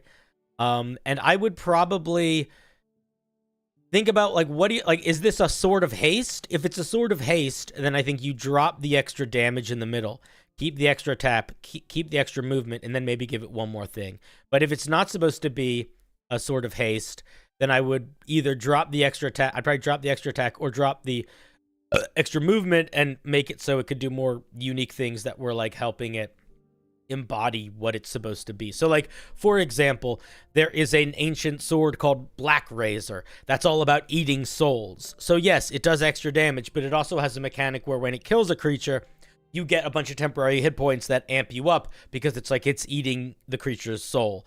You want to think about, like, what does this weapon do? And then, like what's the point of it? Like, you talk about in the flavor text, it's made from the tears of the sun and the water of the earth. I don't see anything in here that speaks to the sun or earth or water. Yeah. So, like, you want your magic items to almost tell a story. They don't need to tell a complicated story, but they should tell at least a little bit of a story. Maybe I should change out the necrotic for fire and lower the hit die. And lower the dice. I mean, then you could. You're sort of just making an alternative version of a flame blade then, which is probably fine. But flame tongue, which we looked at before, that's what that does. Flame tongue is a sword that deals an extra 2d6 fire damage. That's what it is. Yeah. So I think the question to ask yourself is, like, what is this? Who wielded it? What did it do for them? Why was it created? Like what story does it tell? What's the point of it? What is it doing that is interesting and unique that isn't just numbers go up? And then I would also try to rewrite it more in line with the way magic items are written. And it sounds like you haven't yet, but I would just take some time and I would start reading some magic items that were already written, because you're gonna keep bumping into these very simple mistakes if you don't familiarize yourself with the way to do it. Yeah. And you want to just be able to move past those, and you're not going to if you don't look at magic items. So go look at magic items that are already written. You don't need to copy them. In fact, I encourage you not to copy them, but you need to at least be aware of their structure and their wording, and using that as a reference, you will be starting from a much stronger place when you are designing your items. And that's true for anything, whether you're making a magic item, a spell, a subclass, whatever.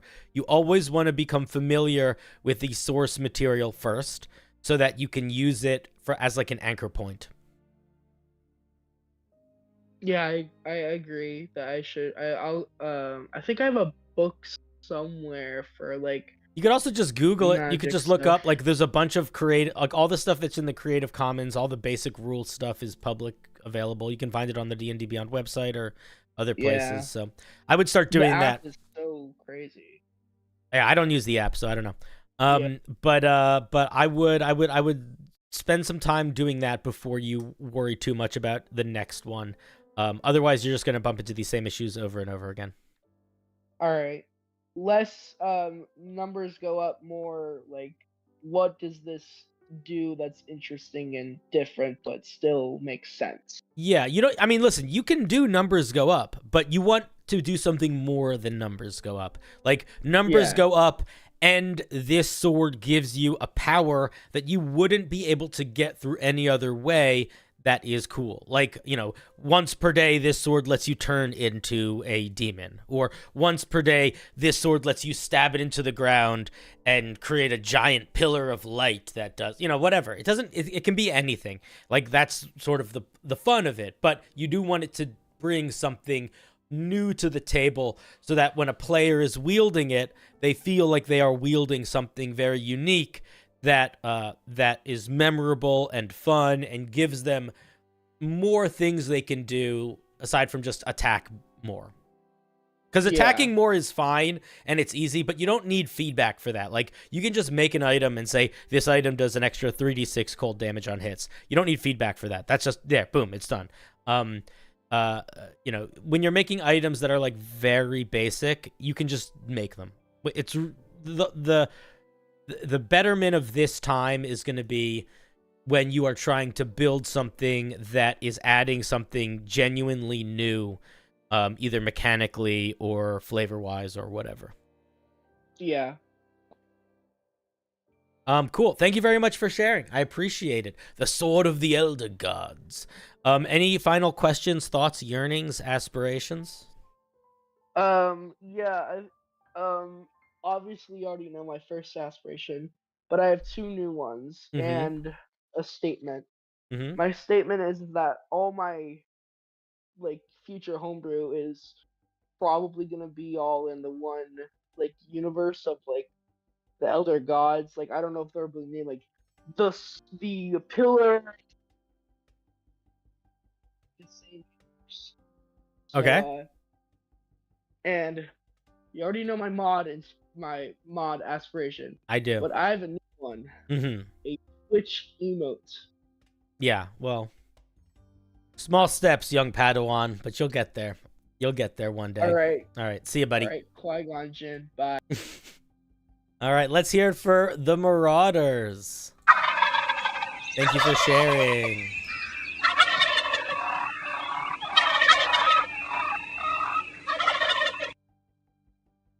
Thank you for sharing. Thank you for sharing. Is there a place where Cinder has all a collection of his homebrew? Yeah, it is all on my Patreon right now, and some of it's public. But I'm not actively making it, so I don't really sell it as like a sales part of my Patreon because I don't add to it that much. But it is there. Refresh the wheel. We getting more? Looks like we got a couple more. Oh, yeah, because you fucking are on it now.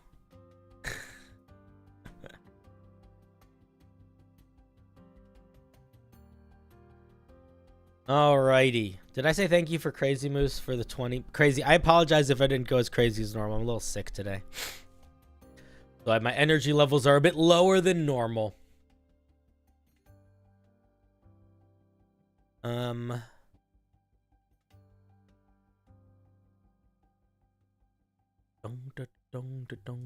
Let's spin that wheel.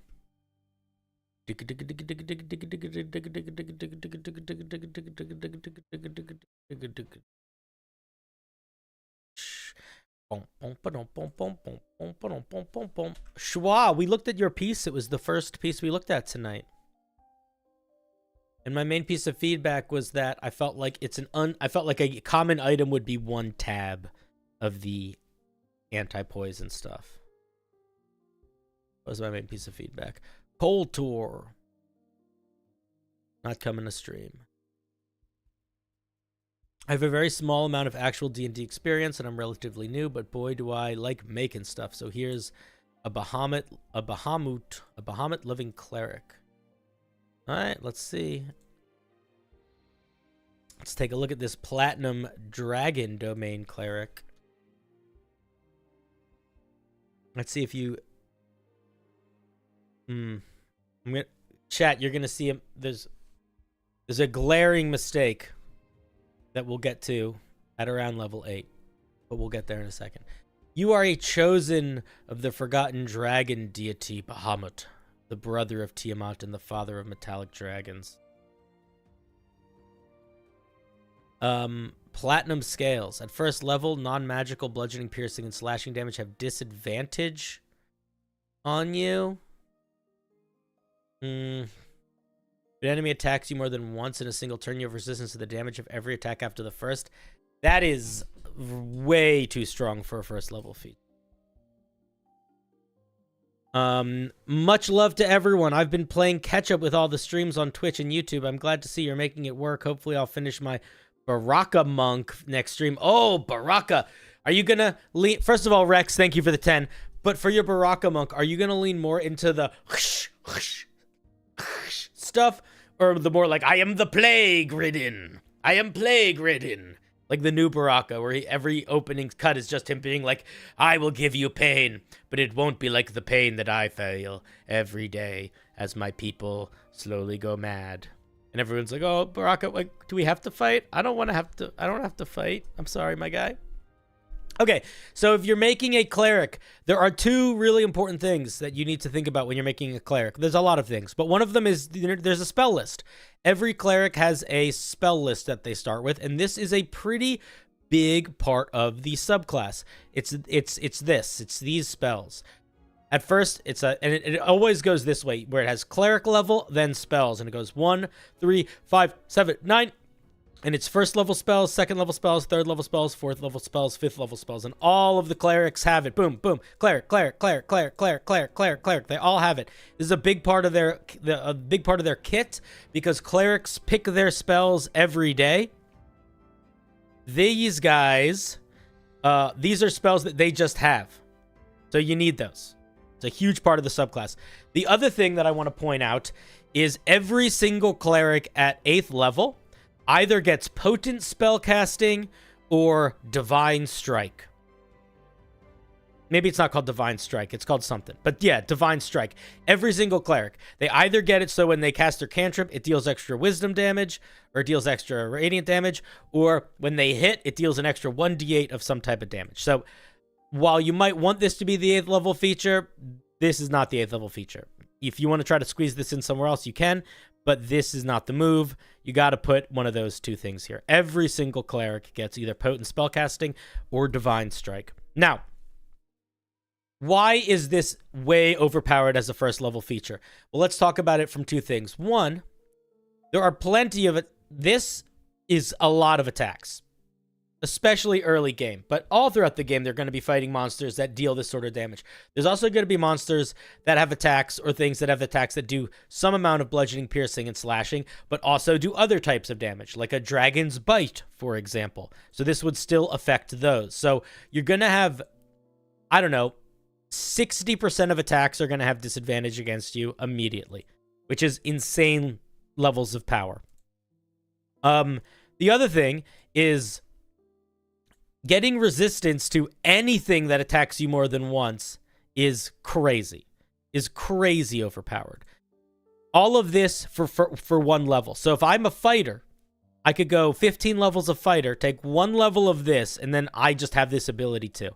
So I think that I appreciate the idea of you getting some sort of buff from having scales, but if you want to do something like this is got to be the kind of thing where it's like you activate your channel divinity to turn this on, and then this is on for 1 minute.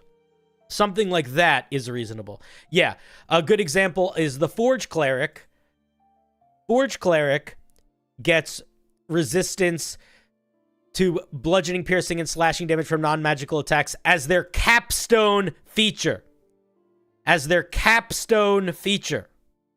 They have to be level 17 before they have that on all the time. And even then, it's only when they're wearing heavy armor. Rex, thank you for the 5 gifted. Thank you. That is very generous of you. You're buying me dinner and paying my bills. I appreciate that. So, you can't give a first level ability that is better than another cleric's 17th level ability. So I would just completely drop this or figure out a way to turn it into the channel divinity. Let's look at the second channel divinity. You can use channel divinity to sprout magical shining dragon wings. As an action, you clutch your holy symbol, summoning forth draconic wings, giving you the ability to fly with a 60-foot move speed for 10 minutes. As a reaction, don't say may, say can. You can use the wings to block an attack or your ally within 60 feet. The wings can absorb up to 25 points of damage before being destroyed.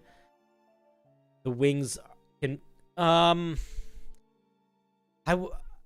would say just drop this feature and then make this the channel divinity. I think a channel divinity 60-foot move speed is very strong. I think this extra part is making it overkill.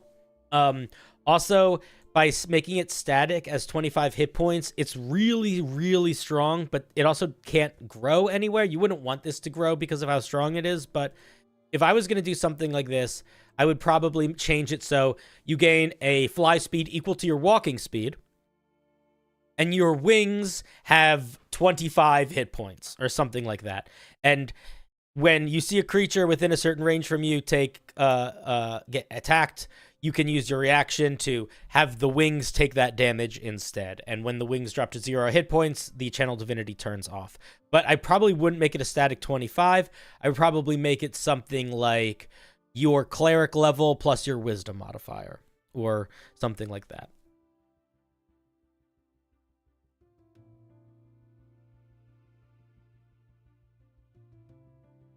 Yeah, it's just the strength level is too high. But I think the idea of you getting some wings is kind of fine. So far it's like not that different feeling from the Dragon Sorcerer, if I'm being honest, is this guy. The Dragon Sorcerer doesn't get that crazy resistance thing, but they get, this is the alternative to the crazy resistance thing. And then at 14th level, they get wings. At 6th level, once per short rest, as a bonus action, don't say may say can, you can exhale a potent healing breath in a 30-foot cone that heals any allies 3d8 plus your spellcasting modifier. This is kind of fun. Though you need to rewrite this so that it's more in line with the way D&D is written. This is the way that I would do it. You would say, beginning at 6th level, you gain the breath of the Mount Celestia, period. As a bonus action, you can exhale a potent healing breath in a 30-foot cone. Creatures of your choice in the cone heal for 3d8 plus your spellcasting modifier, period. Once you use this feature, you cannot use it again until you finish a short rest. That's how you would write that. But I think it's a cool feature. I like it. I like a breath heal. I think sounds cool. I think it's very flavorful for a cleric dragon. I think that's nice. I like it.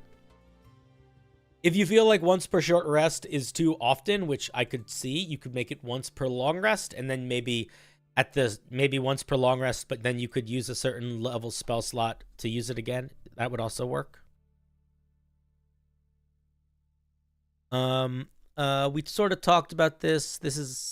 I think we're just going to drop this feature because, again, you need to figure out, what does it do?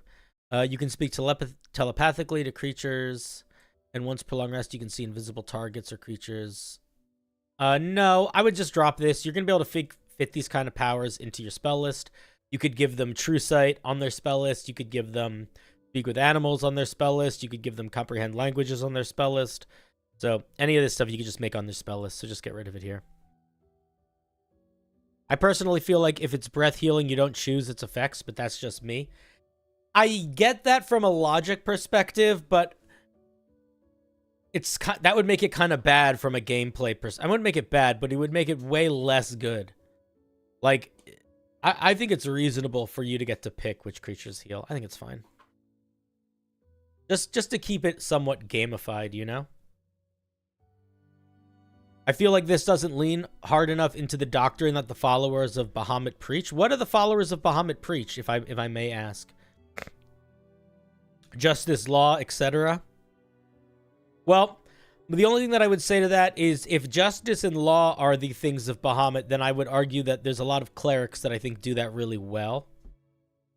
I think the goal of this one is to lean into the dragon aspect, but I see what you're saying. Let's see what Shout of Oblivion does. Starting at 17th level, once per long rest as a full round action. Full round action doesn't mean anything in D&D 5e, so that's just an action. Don't say may say can. You can release a violent shout in a 30-foot cone. Any creatures within range must make an DC 18 con saving throw. This saving throw should just be your spell save DC. Casting Disintegrate on them. What does that mean? What? Disintegrate is a single target spell. So does that mean, are you rolling spell attacks for all of these, or does it just automatically hit? And then they also take this extra force damage?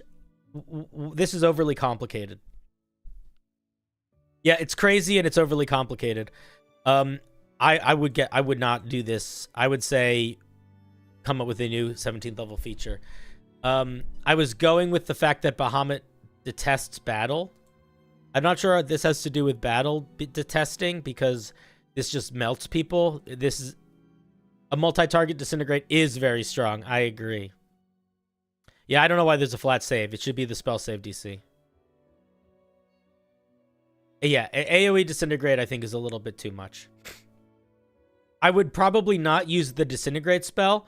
I would probably make it so you could do an AoE con save that does force damage and a lot of force damage and mimics disintegrate and how it functions, but I wouldn't make it just casting disintegrate on any creature within the area.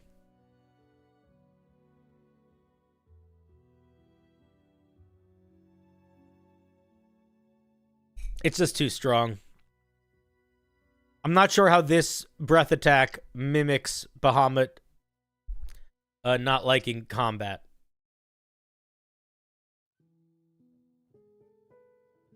If it's to stop battle, I mean, yeah, you could do a fear, but then I wouldn't make a fear affect your 17th level feature. That would be lame. You'd want that way earlier. Yeah, I mean, it's a kind of cool idea. I think that you got a lot of places.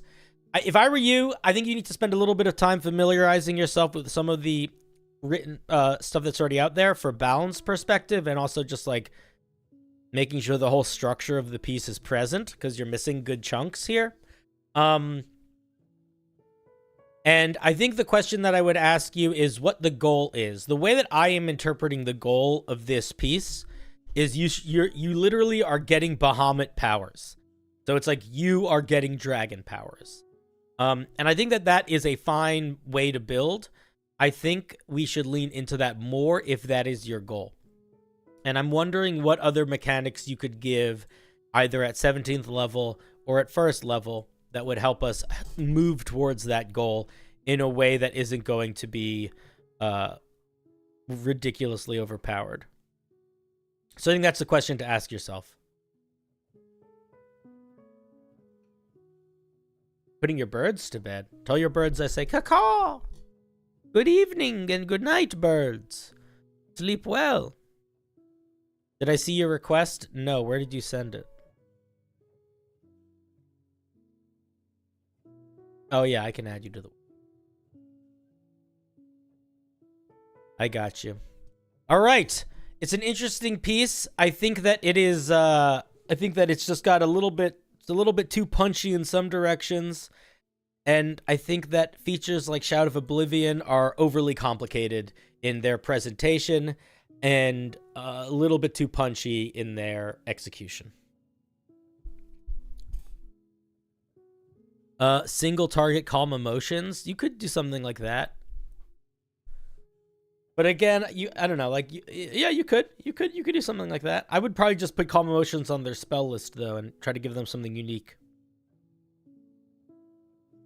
I have seen XP to Level 3's reviewing of Bad Homebrew series.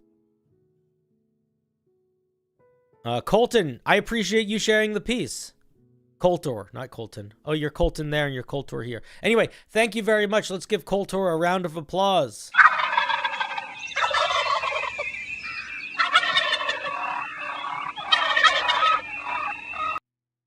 Yeah, I've seen XP to Level 3's Bad Homebrew review. I'm going to be honest, I don't love them. I think he's an amazing creator, but I feel like looking at really bad homebrew and making fun of it is kind of in bad taste. And if you're going to give, and I feel like it's kind of in bad taste to make fun of someone's bad homebrew.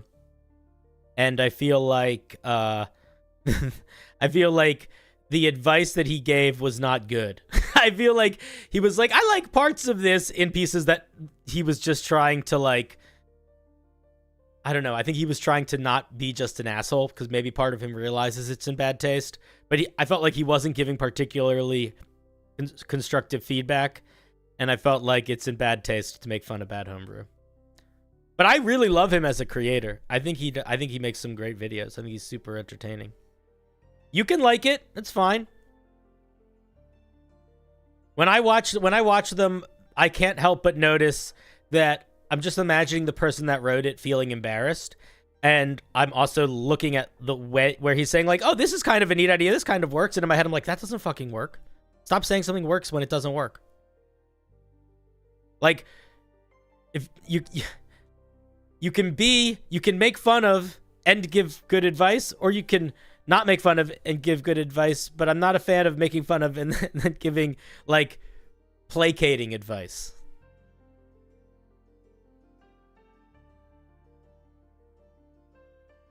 It just feels like an easy shot to make. Yeah.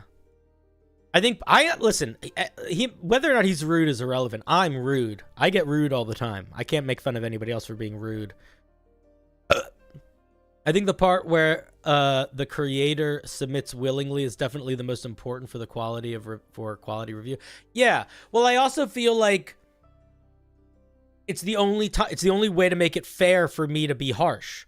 Like, if I, several times in the Discord or on stream, people have suggested that I just randomly pick pieces from the Discord to review on stream. Like, surprise, we're looking at this piece. And that doesn't feel fair, because somebody might not feel like their piece is ready, and they might not want the scrutiny of the public eye, as opposed to, as soon as somebody submits something for me to review, they are willingly saying, this piece is as ready as I'm going to make it, and I am ready for Cinder, and I want Cinder to tell me exactly what he thinks about it in this place. So you're basically giving me permission to be very critical. And I wouldn't want to review something if somebody wasn't actively deciding to be a part of that. You're saying I have a big heart. It's not because I have a big heart. It's because I want to have permission to be aggressive. And if I don't have permission, then I don't want to be. Sometimes I will review pieces that I find on Unearthed Arcana, but that's also like a public forum, so I think that that is reasonable.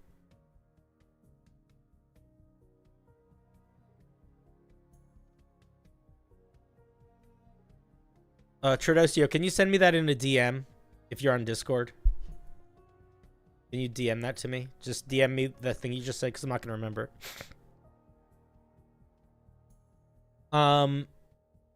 Isn't D&D Homebrew also on a public forum? I don't think people think about it in that way as much. I don't think people think about it being in the public in the same way that they think about it with Reddit. Culturally, I would say no, it's not. Even if literally the answer is yes, it is. All right, I gotta add Trodosio to the...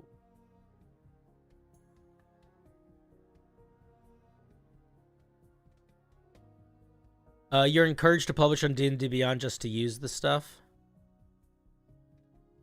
D&D Beyond Homebrew is essentially unsearchable, so I say it's not super public.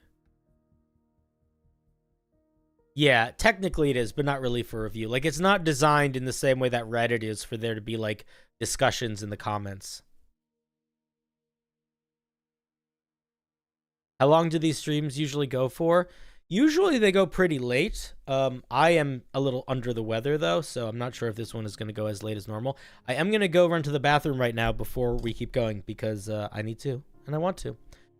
So we're going to do that, but I will be right back. I will be right back. BRB. Be back in a minute. Here, I'll leave you guys with some, make the music louder. I'll be right back.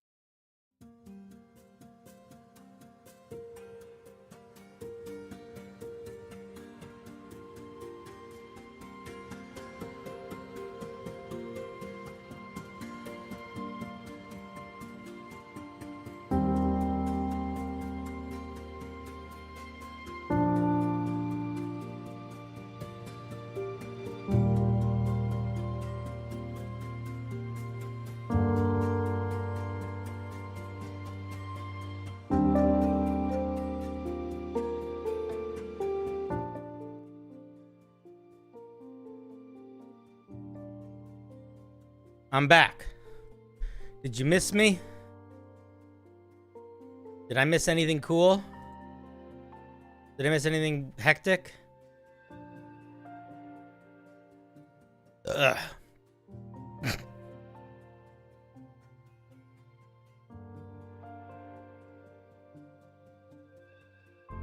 Yo, Tom, that's not terribly inaccurate.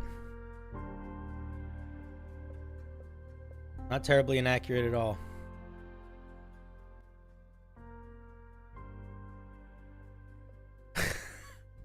I know. Listen, I might be your dad, but I'm definitely your uncle.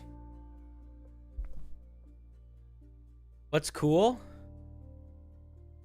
Freedom, hope, ice cream, bananas if you leave them in the freezer for a while. One of the best ways to make a smoothie is to take bananas and to peel them, and then to cut them up, and then you put them in the freezer. And then when you make a smoothie, you take out those frozen bananas that are already peeled, and you put them in the blender, and then you put in peanut butter, and then you put in either milk or almond milk or soy milk, some sort of milk, and then you mix them all together. You don't even need to put anything else. You could just do those 3 things, and it's amazing. You don't need to put any ice. The frozen bananas act as the ice. Just turns it into a milkshake. It's so good. Stupidly good. I don't know how to feel about a bad homebrew review series. At some point, I feel like when a brewer has 1,000 dislikes, it's still up. The problem personally doesn't feel bad anymore. Yeah, I don't know, man. I hear ya. I'm just not interested in it. Like, I feel like it's not worth doing. I don't know. Like, what would I say? You know? Oh, here, let's yell about how this piece is bad. Oh my god, they said ice damage instead of cold damage. Oh, they said you get +10 to your armor and all the powers. Wow. I don't know. I don't have anything. I don't think I have anything constructive or particularly funny to add to that conversation that would leave the world better off than it was before. You know?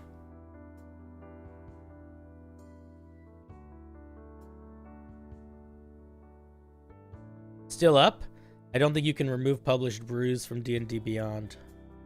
Oh, you can't? That's crazy. Surely you could. The bad homebrew is more stuff like a ring that turns everyone into animal waifus. Yeah. But that could even that, it's like, if you design it really well, that could be good homebrew. Because, you know, what it does, like the flavor is very, you know, up to you, right? You might think that's really an interesting idea. If it's designed well, then it's good. Well, I'm sure it wasn't designed well, but like, what I'm saying is, like, what's the point? What would I be adding to that conversation? I would just be making, I don't know. I would just be, it's just nothing. It's like, I would much rather spend that same amount of time looking at homebrew that one of you made, or that anybody made, that they're trying to grow as a writer, and that it feels, you know, that we're just talking about it. Like, it just seems like such a better way to spend my time.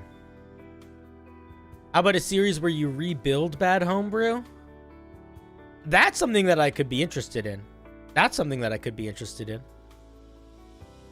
Hey, Walker, what's up? Side question, how could I use Mordekainen's mansion to bring 6 demon lords to one place? Or where can I find good information for Abyss encounters interactions?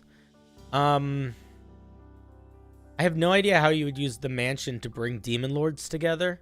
Unless you invited them all into the mansion and they were all found the door and they all walked in the door, because then you could do that. Where to find good... one of the best books on demons and the Abyss is Mordekainen's Tome of Foes. It has a whole section on the Blood War and on the Abyss and on the 9 Hells. It's pretty interesting. The Abyss is one of those places where it's sort of technically infinite. So there are certain, like, demi-planes in it that are more well-known and well-written than others. But you could kind of put anything in there if you want to. Like Demogorgon's plane is a little bit more well-defined. There's a couple that are a little bit more well-defined.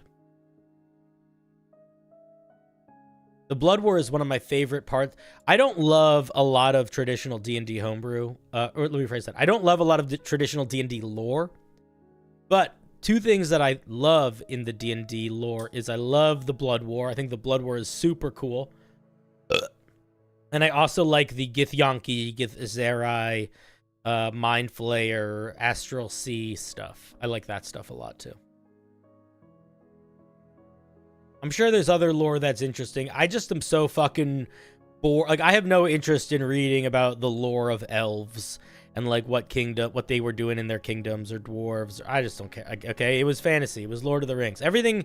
I like the stuff that it's like, well, this is different. You know, now we're in space, or this is different.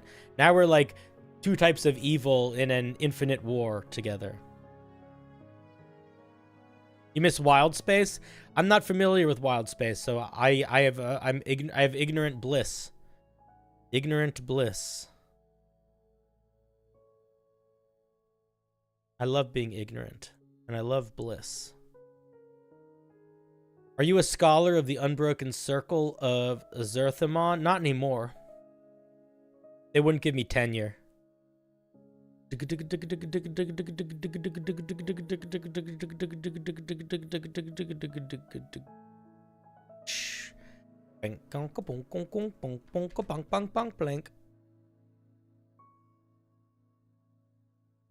about Inner Space?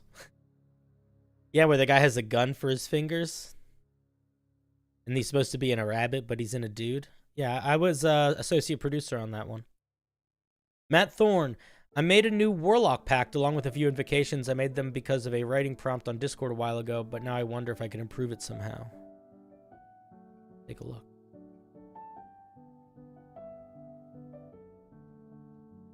I think I saw you in the Discord. Hey, Matt. Come on over whenever you're ready. Cinder, do you think you can make content by treating official material like Homebrew and reviewing it? Sure. We could do that. I'd be happy to do that at some point. Would that be fun? Would people enjoy that? I don't know if that would actually be fun or not. If people think that would be fun, I'd be down to do that. I DM'd a one-shot for my brother. It took place at a gnome depot. He worked at the one shop, but ended in the wooden mech. Manager secretly had a player build by cutting specific tips. That's crazy. All right, Matt, I pulled you into the chat. I don't know where you are. You're not unmuting, so we're gonna start reading your piece. Hopefully, you come on over. God damn it! Oh, there you are. How's it going? I was bound to forget sometimes. How's it going, buddy? That's going fine. So we're not looking at a subclass. We're looking at evocations.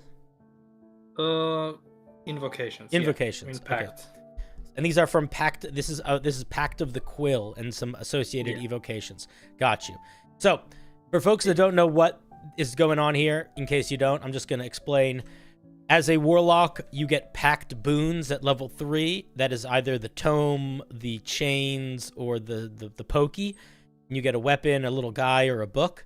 And there's the other one now, the talisman. And I've seen a couple homebrew pact objects before, and I think that is a really wonderful way to incorporate homebrew into your warlock. So I'm excited. We don't see a lot of these, and I have to be honest. Now that I'm realizing it is a pact object, my curiosity just got piqued. Okay, let's see.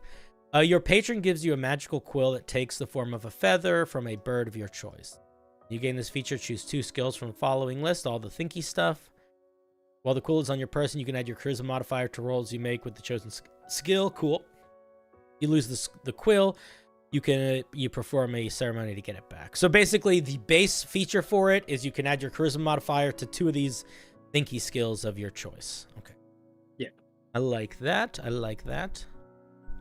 That feels reasonably on par in terms of power to the other ones. It certainly feels. I think it certainly feels as good as the talisman.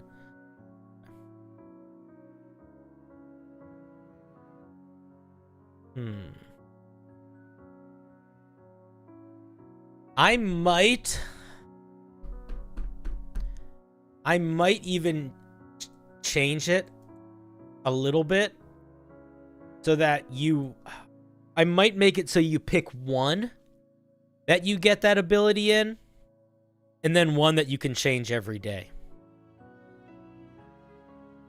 That sounds reasonable. I might make it so like, or maybe that you can do the replacing ritual to switch renew them. it. Yeah, I don't think that. I think maybe mixed feelings, but I think that probably would be fine, because especially because it would also make that's what I think. Okay, because I agree with Data. It does feel a little underpowered. I think if you could switch them, that would help. That's what we get at 5th level. Eldritch Wordsmith. You can cast illusory script at will without expending a spell slot. Additionally, your quill counts as calligrapher's tool supplies or a forgery kit. You get proficiency in the chosen tool. Cool. Illusory script at will. I am 99% sure this is fine, although I will point something out. In theory, I'm pretty sure you could use illusory script to build a computer. I'm just throwing that out there. It would be illusory script is just invisible writing. Oh, what is the spell that is? It doesn't trigger off Magic Mouth. Magic Mouth is what I was thinking of. Okay, cool. No, I like it then. This is just fine. This is solid. It's like encrypted messages and stuff. Yeah. I was thinking of Magic Mouth. I think this one might be a bit too weak. Yeah, so we get illusory script. Illusory script is like a first level spell. It doesn't really do much. It's even, I think, a ritual. Yeah. So this is definitely the one I'm most sort of concerned about power-wise. What if you could... What if it was... I mean, what if it was... I'm trying to think of what it would mean to be an Eldritch Wordsmith. What if there was an element of, like... You can cast... You could, like, write down... I'll tell you where my head goes. My head goes in the direction of, like, you could write down a sentence and then put it on a piece of paper and give it to a creature, and them reading that creature would, like, cast the spell suggestion on them with the sentence being the sentence suggested. Or like, you could write a message and you could have one of the words in that message affected by the command spell. So when a creature reads it and they get to that word, it triggers the command spell on them. Something like that, maybe? Maybe? It's a very different direction than this, but I feel like that would be cool if you could, like, totally write... limited, actually, by the fact that how Warlock spell slots work, because, of course, I can't give them, like, command for free forever or anything. Because command is a really strong spell. Yeah. So it'll be maybe once a day for free, or you can just pre-cast it into a piece of paper. But then the upcasting sort of gets wasted, probably, which feels bad. Yeah. Think about it though. Think about it. I like the basics. Command would already be pretty great. So yeah, I like the basics of the illusory script. I'm just trying to think of how else we could infuse the words with magic. I pretty much just thought what would be a fitting spell for a quill. Yeah, but let's but it's not just a quill. It's a quill wielded by somebody who has the power of otherworldly beings. Mm-hmm. All right, so yeah, maybe some mind control-y stuff. Let's look at Binding Contract. You learn the spell Gaius and can cast it without using a Warlock spell slot. Is that a 9th level spell or an 8th level spell? I think it's a 5th level spell. Oh, I thought it was higher than that. Okay, you're right, it is 5th level. When you do, you can't do so again until you finish a long rest. You are magically made aware. When a creature targeted by it disobeys your instructions, this does not work if the target is under the effects of non-detection. I think it's mostly fine. I'll tell you you know what my biggest issue with it is? I have never had a player cast this spell in a way that it did what they wanted them to do. My issue is mostly with this spell. I have had many players take this spell and try to use it as essentially a mind control spell, and it just doesn't work that way. It's like most creatures, you know, unless you're casting it on like a regular dude, most really powerful creatures will just take the 5d10 psychic damage and then go about their day, you know?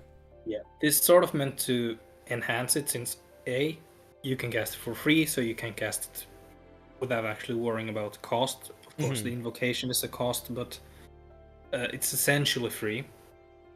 But also the fact that you know when they disobey the command means that, I mean, yeah, that's interesting. I like that spell part. gains a new use. It's no longer like, Gears was never meant to be like mind control, but now it's more like peer pressure. Decidedly has a new purpose. It's like threatening of, like, peer keeping pressure. tabs on something. Yeah, I like that. Somebody in the chat suggested if a creature spends a minute or more reading it, they are affected by the spell. You could do something like that too. But yeah, I think it's pretty solid. It's pretty straightforward. It feels a little bit distanced from the quill, which is why I want to maybe encourage you to tie it to them reading something, but you don't have to do that. Bibliophile. At 15th level, you can use any scrolls regardless of what spell list they belong to. I like this a lot. I think it makes sense. I think that you could also maybe use this before. I feel like this would also, maybe I'm not thinking enough, but I feel like this doesn't need to wait till 15th level. Possibly. But I like it. I feel like it fits. Mostly thinking of the thief rogue when they get that sort of feature. Yeah, that makes sense. Yeah, I like it. I like this one. I like this one a lot.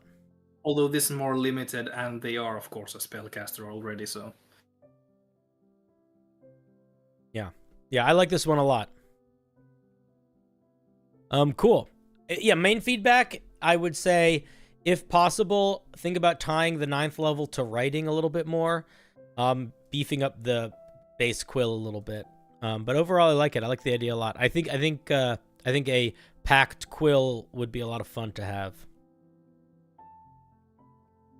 I would also say that if you wanted to put this on top of a warlock that you were allowing to be an intelligence caster as opposed to a charisma caster, the way I would change this first level feature was I would just give them essentially expertise in the chosen skills as opposed to using their charisma, because in that case you wouldn't have a very high charisma. Makes sense, yeah.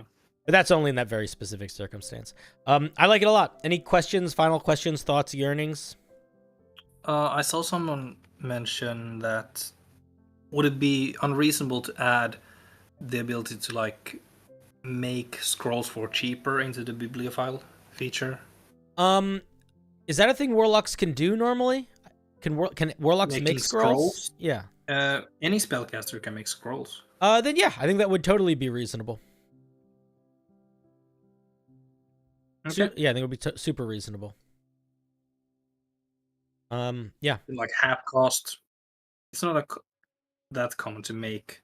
No, it's not. So. Yeah, I think you could make it cheaper or faster or both. I think that would be totally fine. Okay. All right. Yeah. Cool, man. Thank you for it. Very fun. Very cool. Pact of the Quill. Yes. The pen is mightier than the sword. Sometimes. All right. Bye. Sometimes.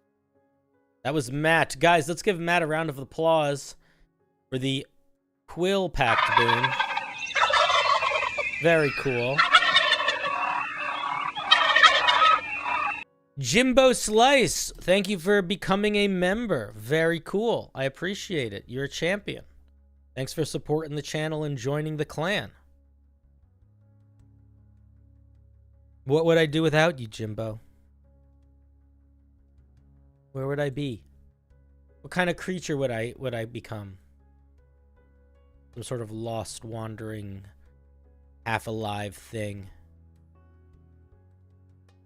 You know? Let's see, did anybody else submit anything? Nope. Okey-doke. This might be the whole crew for the eve. Gobble Gobble is right, Austin. Yeah, it is a pretty neat packed boon. I like packed boons. Packed boons are cool. One of the coolest packed boons I ever saw. I don't know if it was balanced or not because I saw it before I really knew anything about D&D Homebrew, but I just had discovered the Unearthed Arcana Reddit. subreddit, and it was like a Batman mantle cloak thing. I thought it was really neat. I don't remember what it did, but I remember being like, whoa, this would be cool. It was probably too powerful.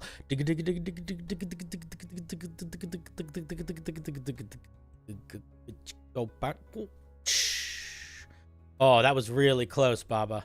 Not Kip is up next. Not Kip is up next. That one was on the wire.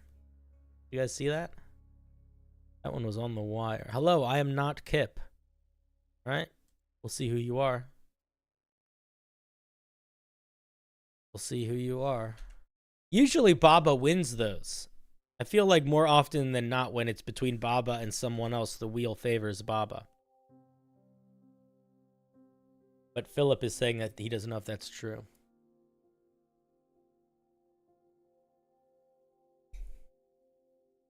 Who was this? This was Kip. Kip, if you wanted to come on stream, go into the Discord waiting room. If not, don't. Guys, this piece of homebrew is very clearly using the template that you can find in my Discord. I'm going to tell you, I've said this a million times and I'll say it again. Do you want to make this piece look infinitely nicer? You can do one thing and it will look so much nicer. Change it to 2 columns. Here, let me just show you. Show you exactly what I mean. So this is how it's written, right? It looks pretty solid, right? Pretty easy to read. If I go to format, if I go to, where is it? Where is the columns section? I'm usually faster at it. Chat, where's the columns section?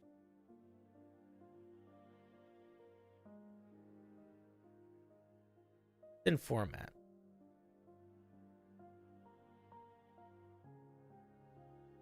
No, it's not. Where is it?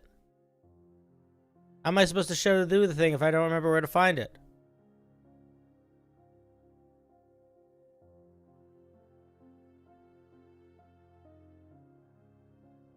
No. There's like a tool. There's like a section. I don't remember where to find it, but there's a section where you can say, do you need to have stuff highlighted? No, you don't. I don't think it's under file page setup. No. Look at this. This is madness. No. Normally I can find it so fast. My brain is turning to mush in front of your eyes. It's in format. Well, now you're all going to remember doing this. Because I'm doing it right now. I don't see it. Doesn't matter. Ignore me. I don't know what I'm talking about. Oh, maybe because it's set to page lists? Maybe. That might be why.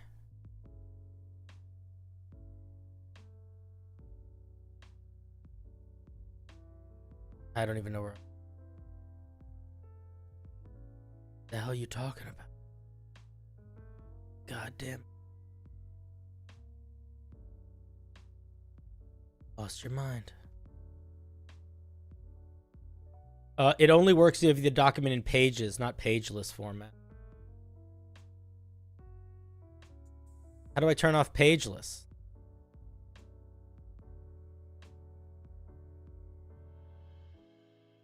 New document. Columns. 2. That's how you do it. Here.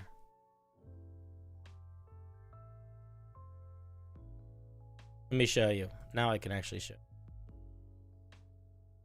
Boom. Here's the whole thing, right? Boom. Look how much nicer that looks immediately. That's what I was trying to show you. So yeah, make it 2 columns. It'll look nicer. Okay.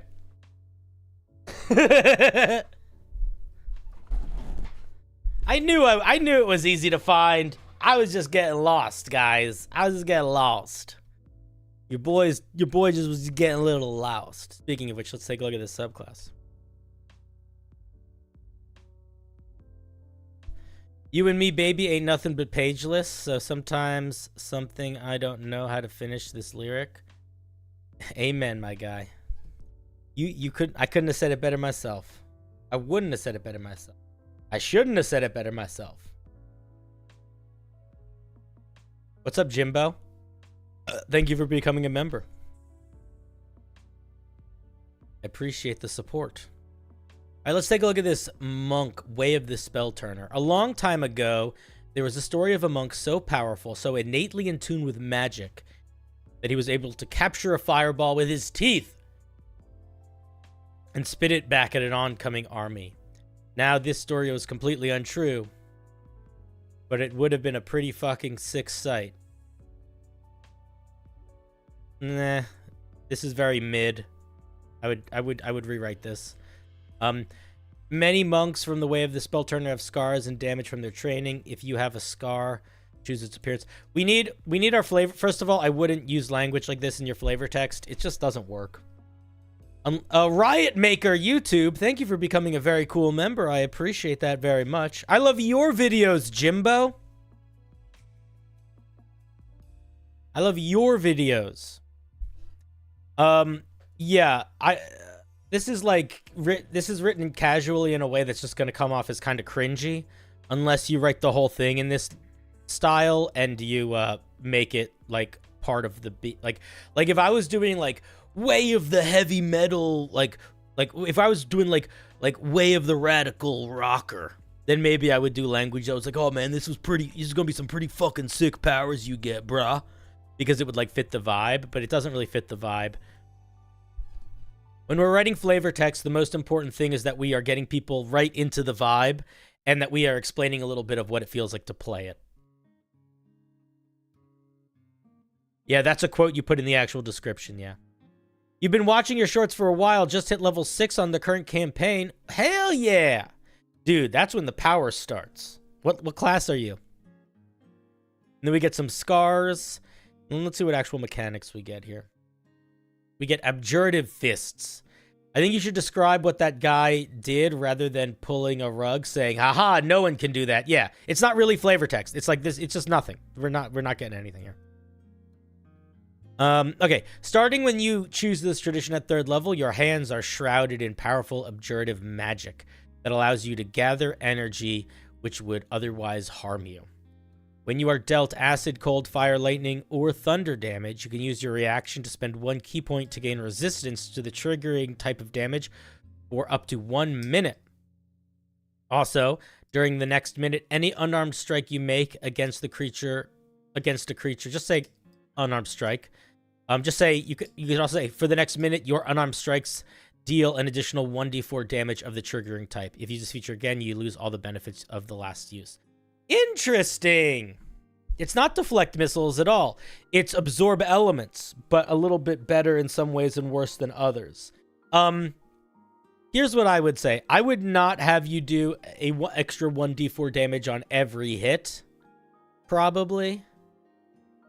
I probably would have you do a little bit more damage once per round. But I could see why you would want to do it this way, but I would probably make it so you do... I would probably make it more like a once per round thing than a once per hit thing.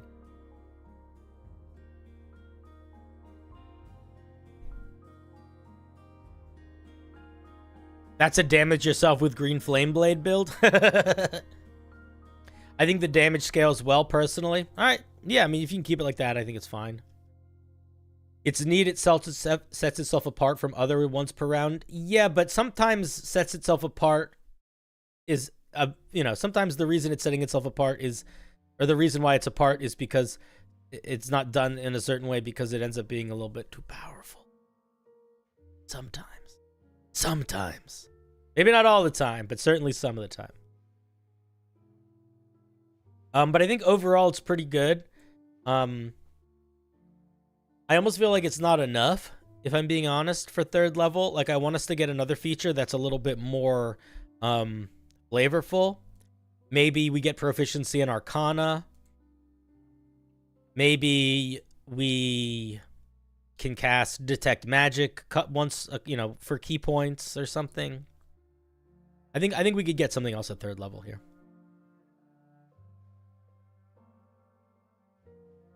What's the best way to format these? Because I would love to send in a form. I just don't know how to format it. I'm not good with these kinds of things. Somewhere in my Discord, I have no idea where, there is a template that is what these people used to make it look like this. I'm sure somebody can help you find it in the Discord.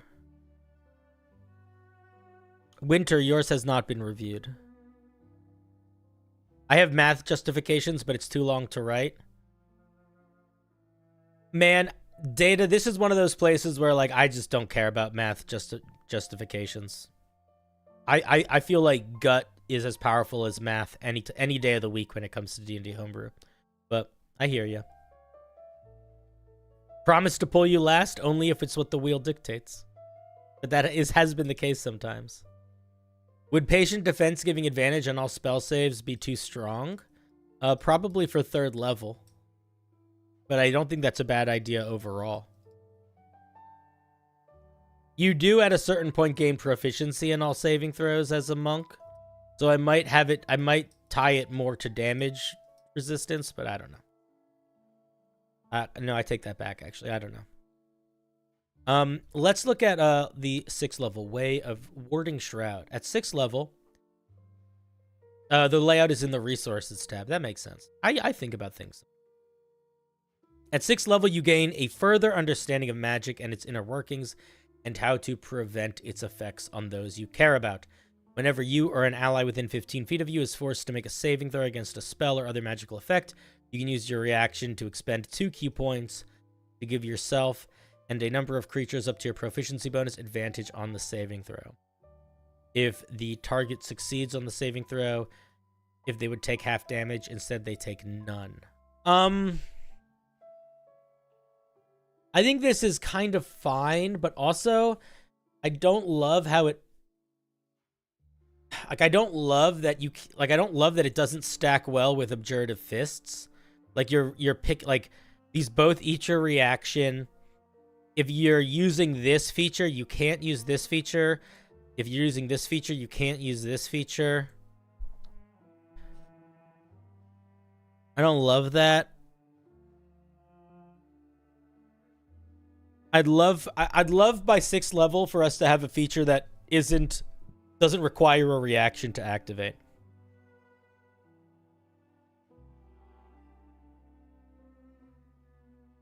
I don't think it should be, because at this point we don't have anything that we can just do on our own. We are entirely a reaction-based class, which means we could more than likely go a session or more without using any subclass features, which I don't love. And that could be true up until potentially level 11, because so far all we're getting is reaction-based stuff. This monk can't do anything against bandits other than be a monk. Maybe you could put up shields around your allies instead of an attack. Yeah, I mean, I like that. Like, what if you get an alternative use of Flurry of Blows, where you can replace any of the punches from Flurry of Blows with, like, imbuing protective wards on your allies, giving them bonuses until, the end of your next turn or whatever. So you could be like, I punch this guy, and then I put a ward on my ally. I think that would be cool. Why can't we use pressure points to turn off magic, similar to how Open Hand Monk pressure points to kill people? I'm kind of amazed. You might have read ahead, but I was legitimately, Data, I just assumed that was in here. But I guess it's not. But I haven't read ahead. But I assumed that would just be in here. Let's look at Master of Spell Snaring. Beginning at 11th level, you've learned how to capture spells' energy before it can affect you. When you are targeted by a spell or caught in the spell's area of effect, so long as you have an open hand or an arm-like appendage that can make an unarmed strike, you can use your... Again, we're doing reactions? Jesus, fuck! You can use your reaction to expend key points equal to half the spell's level rounded down to cause the spell's effect to fail. So it's just like counterspell?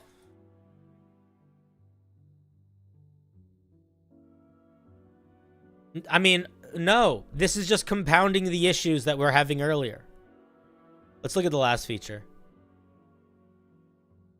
At level 17, after negating the effect of a spell or as part of the same reaction... Wow, everything is a reaction. Jesus Louises.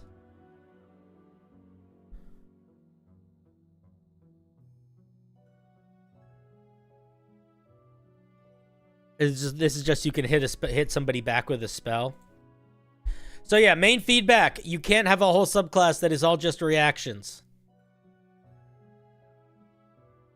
Figure out how to mix some of this into separate parts of the action economy, or this don't work. This don't work in that way. I wouldn't make this subclass give you a second reaction. That would be creating a new thing. That would just be like, let's not solve the problem. Let's just create a release valve. I would rather solve the problem. You don't need to give them extra reactions. You could just change some of these so they sit in the action economy a little differently. No, don't give this more reactions. I disagree with that. Off topic. Answer at your leisure. Have you noticed any issues in using creatures that occupy larger spaces than traditional creature spaces? No.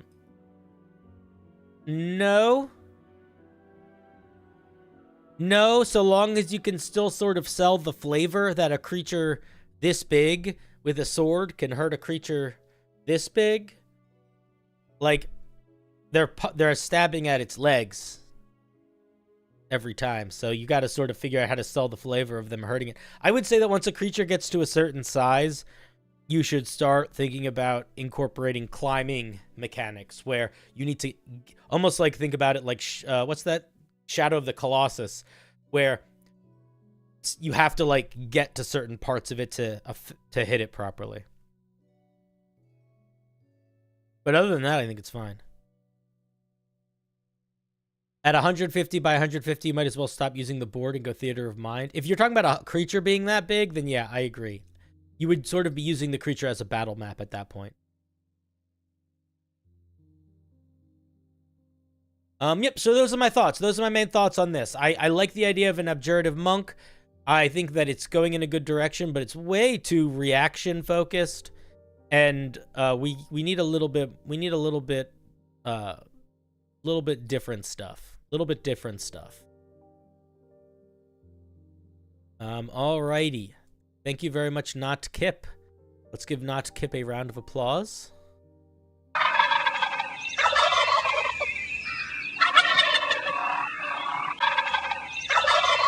Thank you, Not Kip.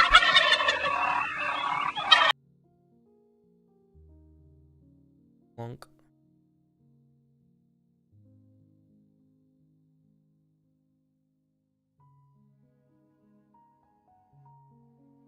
I want to make your mom my mom too. Anti-spell monk has been looked for a while. Not the first I've seen. Not sure why.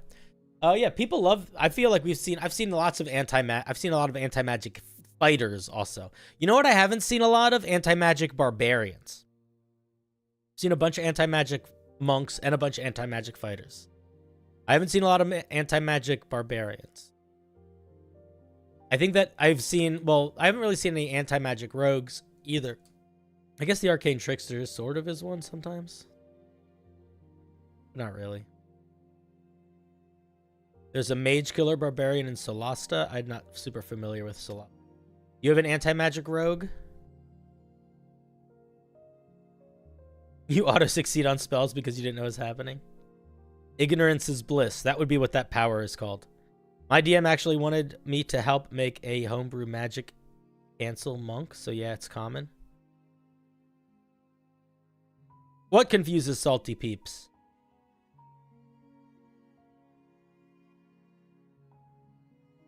Any class can be anti-magic if you try it hard enough. Your rogue is in the cosmic. In the cosmic. How's that coming, by the way? I hope it's going well.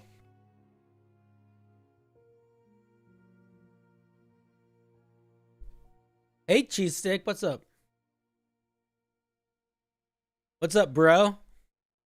What's up, Monk with unarmed strike? 80%. Nice. 80%'s not bad. You're already at B- territory. All right, let's give her a spin.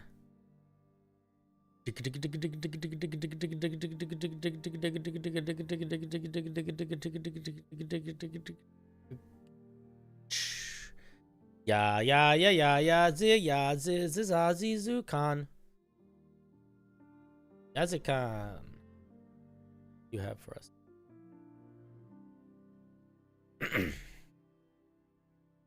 This makes you want to watch Wheel of Fortune? Good. That is my secret goal.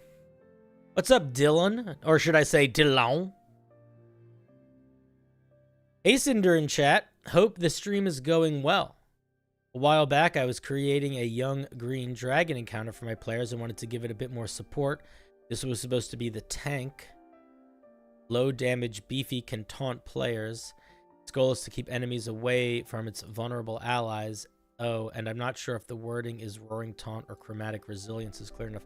Yazakan, did I review this piece already? Somebody else, if it's not you, somebody else sent me a ally to a green dragon monster. Dude, I reviewed this already. I literally reviewed this already. Yazikan, you cannot resend pieces. I appreciate, but you did forget. And so we must move on to the next person. Please don't resubmit Homebrew. Yeah, the Bulwark was cool. I remember it being cool, but we still don't re-review pieces. Which is why we have switched the way that we do our homebrew reviews, where we have a wheel every day so that you know exactly if you submitted a piece, and you can always go back and check, did my piece get looked at on that stream? So we don't have this weekly wheel where you have to sift through 3 different stream VODs to find if your piece was done. You can just know, I submitted a piece on Tuesday. I'll check the Tuesday VOD to see if I got reviewed. But anyway, thank you for still, regardless, round of applause for Yazakan for being part of the team.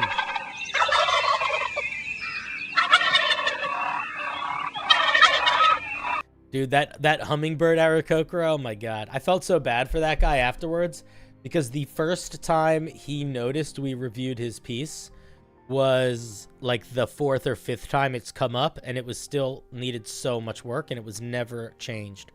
So it was like a piece that like needed a lot of work immediately, and it just kept sending in it exactly the same, and I just started screaming because it was like, this just doesn't work.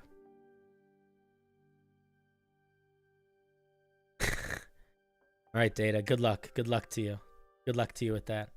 I'm not going to tell you no, because listen, no great leader builds an empire without a few cracks.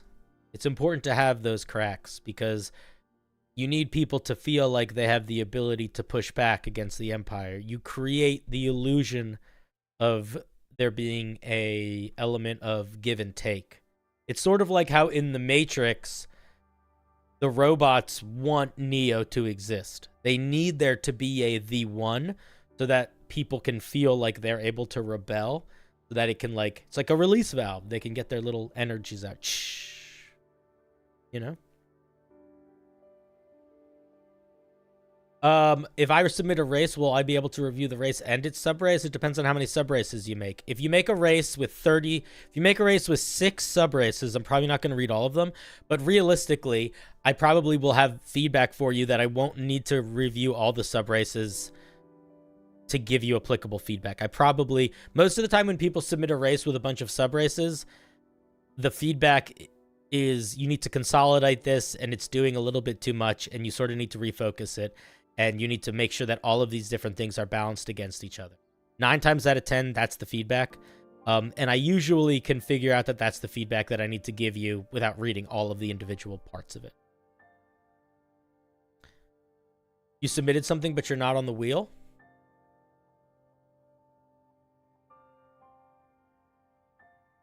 When did you submit something?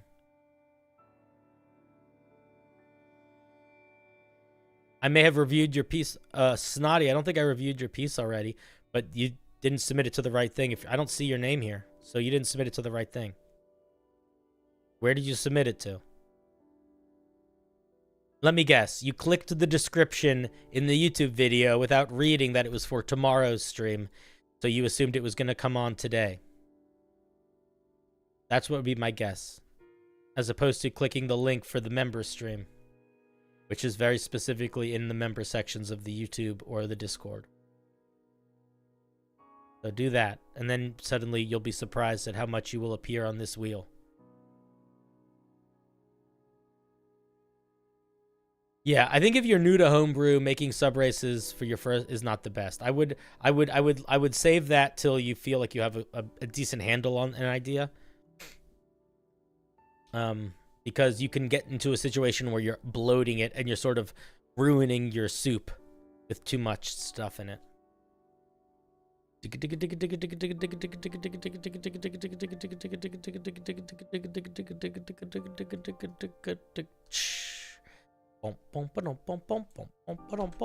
Yeah, there's a member section of the Discord. If your Discord is linked to whatever the thing is that you're a member of, you get access to it.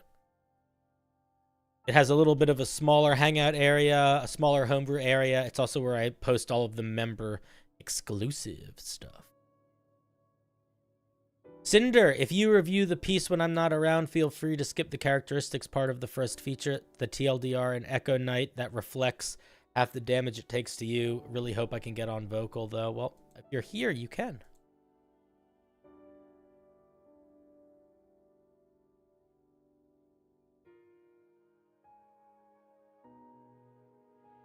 All right, let me grab you. Hello there. Welcome.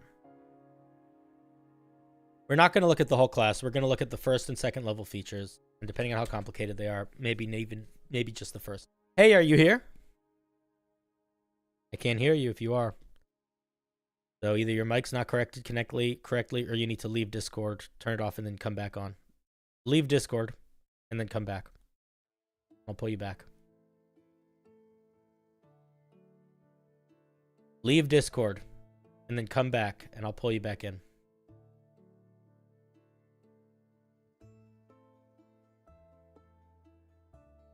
All right, let's see. Unbounds forcibly separate their mind from their body to turn into the most perfect weapon. As experts of hiding in plain sight, their ghostly spirit is all they need to bring down their enemies. Click here for the divine philosophy. All right, let's try again. Hey, let's see if it works now. Talk.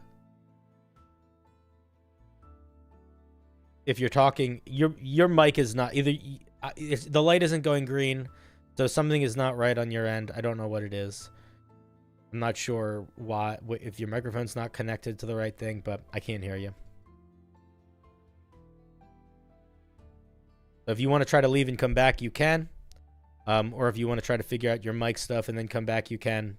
But I can't hear you. You're not making any noise. Light isn't going green. You do not have your audio stuff properly connected. Nope. Muting and unmuting isn't going to change anything. I'm telling you, either your mic is not connected, or you need to check your sound settings in Discord or something. I don't know what's up. I'm going to hang up on you. I'm going to disconnect from you. You can try to figure that out and come back when you think you have.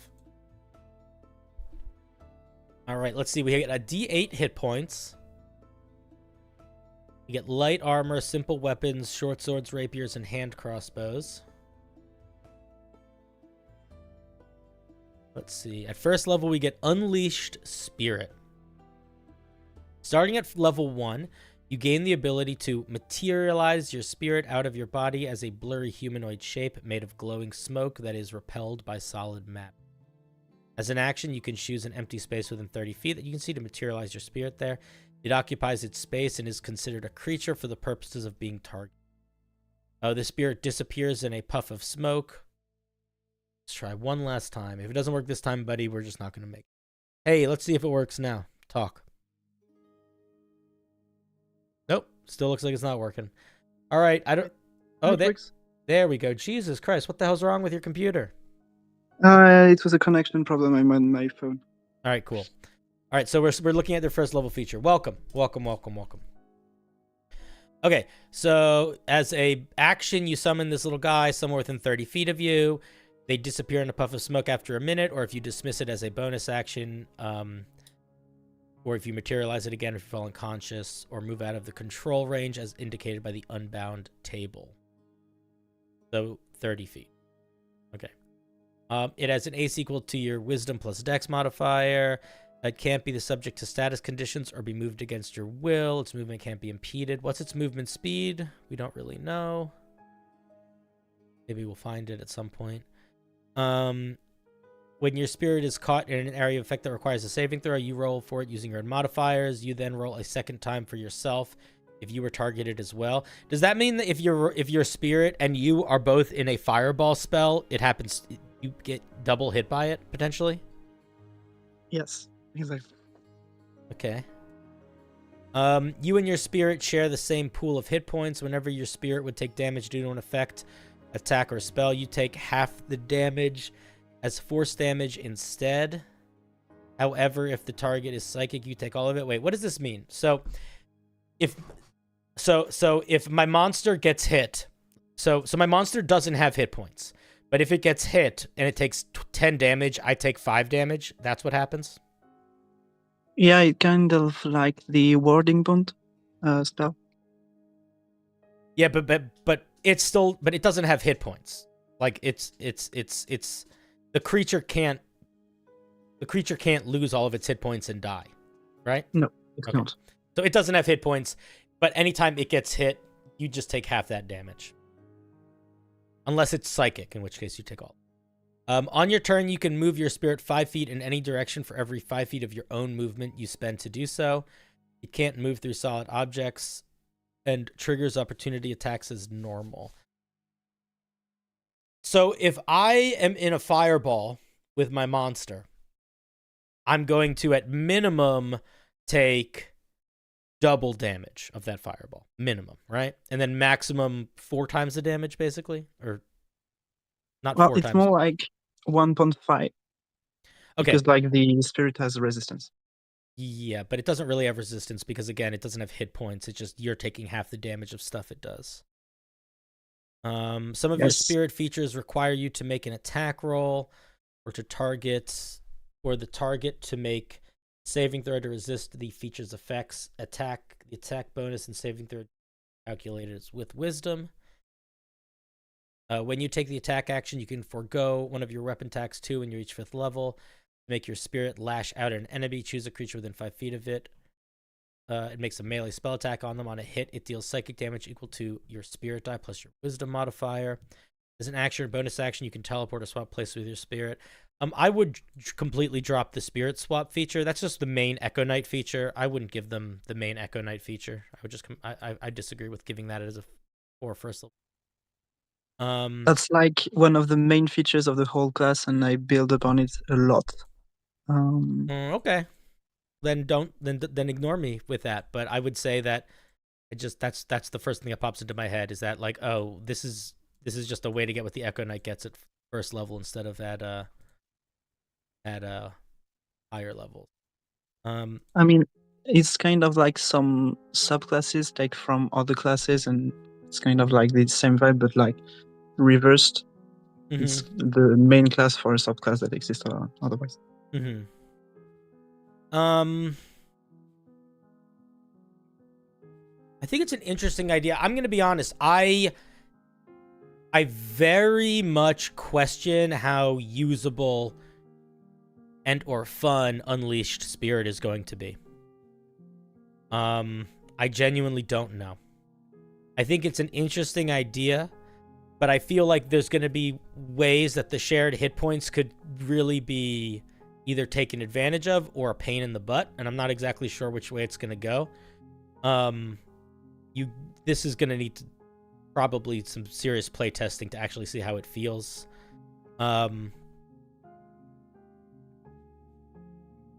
Does the spirit trigger opportunity attacks? It doesn't. No, it doesn't. Okay. So it's not quite an Echo Knight in that regard. You're not really attacking yourself. You're just attacking with your spirit's little die. This does not trigger opportunity attack. The Echo Knight does. This doesn't. This is the attack action. It does. Where does it say it does? You mean trigger opportunity attacks from when others leave its range? Yeah. Oh yeah, no, it doesn't. No, it doesn't. Okay. At second level, you make the most of your inconspicuous appearance. When you roll initiative while visibly unarmed, attacks made against you have disadvantage until you or your spirit make an attack. Cast a spell that affects an enemy, deal damage to another creature, or help a creature to do so. I don't love this. This is like very close to some high level peace domain stuff. I think this is a fine feature. I don't feel like this feature makes sense to give it second level, unless it is only affecting the first round of combat. Like that, the way that this is written, I could go 2 levels of this thing, and then I could just go Cleric the rest of the way, and I could only take spells that affect the battlefield, or Wizard for that matter. And I can only take spells that affect the battlefield, or heal, or give buffs that don't deal damage, and then I could just, everyone would have disadvantage on everything against me forever. Yeah, that was definitely meant just to be on the first round. Okay, yeah, so this should just be the first round. Then we get aspects of the mind. By training your mind, you've developed unique aspects. At second level, you gain 2 aspects of your choice. When you gain levels in this class, you gain additional aspects of your choice, as shown in the aspect table. These are the aspects. Once per turn, when dealing damage to a creature with Spirit Shatter, you can force it to succeed on a Wisdom saving throw, or have disadvantage on their next attack or ability. When you can choose to make your spirit vanish. After you do so, your spirit is no longer materialized. I'm not sure why. What's the benefit of this one?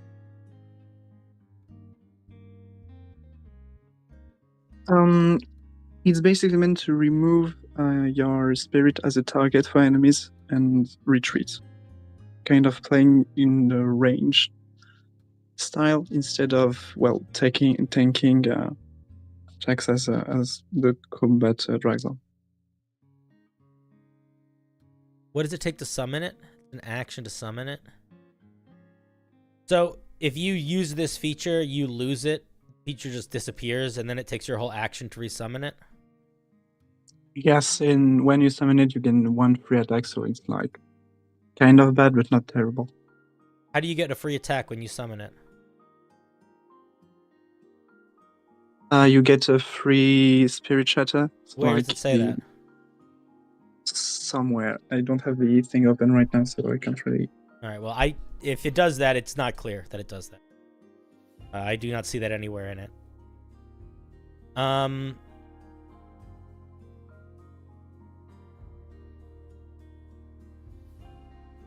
don't know, man. This is a weird one. When you hit a creature with Spirit Shatter, you can push it up to 10 feet away. So these are basically just like Warlock invocation type things. I think the idea is interesting. I don't know if I have faith in the core class mechanic of you sharing a hit point pool with this thing, essentially. I think that is going to be the kind of thing that you're just going to need to test that to see how it feels. I feel like it's a weird... I guess I don't understand why that is the system. One of the reasons why I went that way instead of the you summon a spirit with only 1 hit point that the Echo Knight has is because the Echo Knight can basically use its spirit as infinite cannon fodder and trigger traps and everything, and it's completely broken in that aspect. So I wanted to address that and not really feel well, like... the Echo Knight can't do that. It can't interact with most things. If anyone is using the Echo Knight to trigger traps, that's because their Dungeon Master is allowing it to use rules as not intended. That's neither here nor there. I just mean I don't know if having essentially permanent warded bond with a creature is going to end up being good or not. I really don't know. Yeah, like Data said, the Echo Knight really can't interact with most things. It can do exactly what it says it can do and nothing else. It basically can make attacks. And that's pretty much it. Is this character still usable? I think it is. Well, it's not really 2 characters, right? You're summoning this little spirit guy, and the spirit guy, these are the only 2 things it can do right now. So it's not like the spirit guy is doing a lot of things either. Literally just these are the only 2 things it can do. So it's kind of fine. I guess, yeah, I mean, I just don't know. I disagree with getting teleporting at level 1. I think that's just too strong. If you want to give it at a higher level, fine. I think it's just too strong at level 1. I also don't know how I feel about elusive now that you explained that you get to do your damage, you can summon it and make an attack every turn, because then it sort of feels like, what's the point in the swapping of hit points? Like it's, I don't know, then it just becomes, you're sort of giving it, it no longer has, I feel like it's like losing the core mechanic of it being another thing on the battlefield, and it's just turning it into like a really convoluted way to give you a ranged attack, which I don't know I agree with. I still need to know if healing it heals you. Does healing it heal you? It doesn't heal, so I don't think healing it heals you. I don't think it's a creature that heals, because I don't think it has hit points. That's what I would say to that. We're getting too much at 5th level. What are they getting at 5th level? You can attack twice.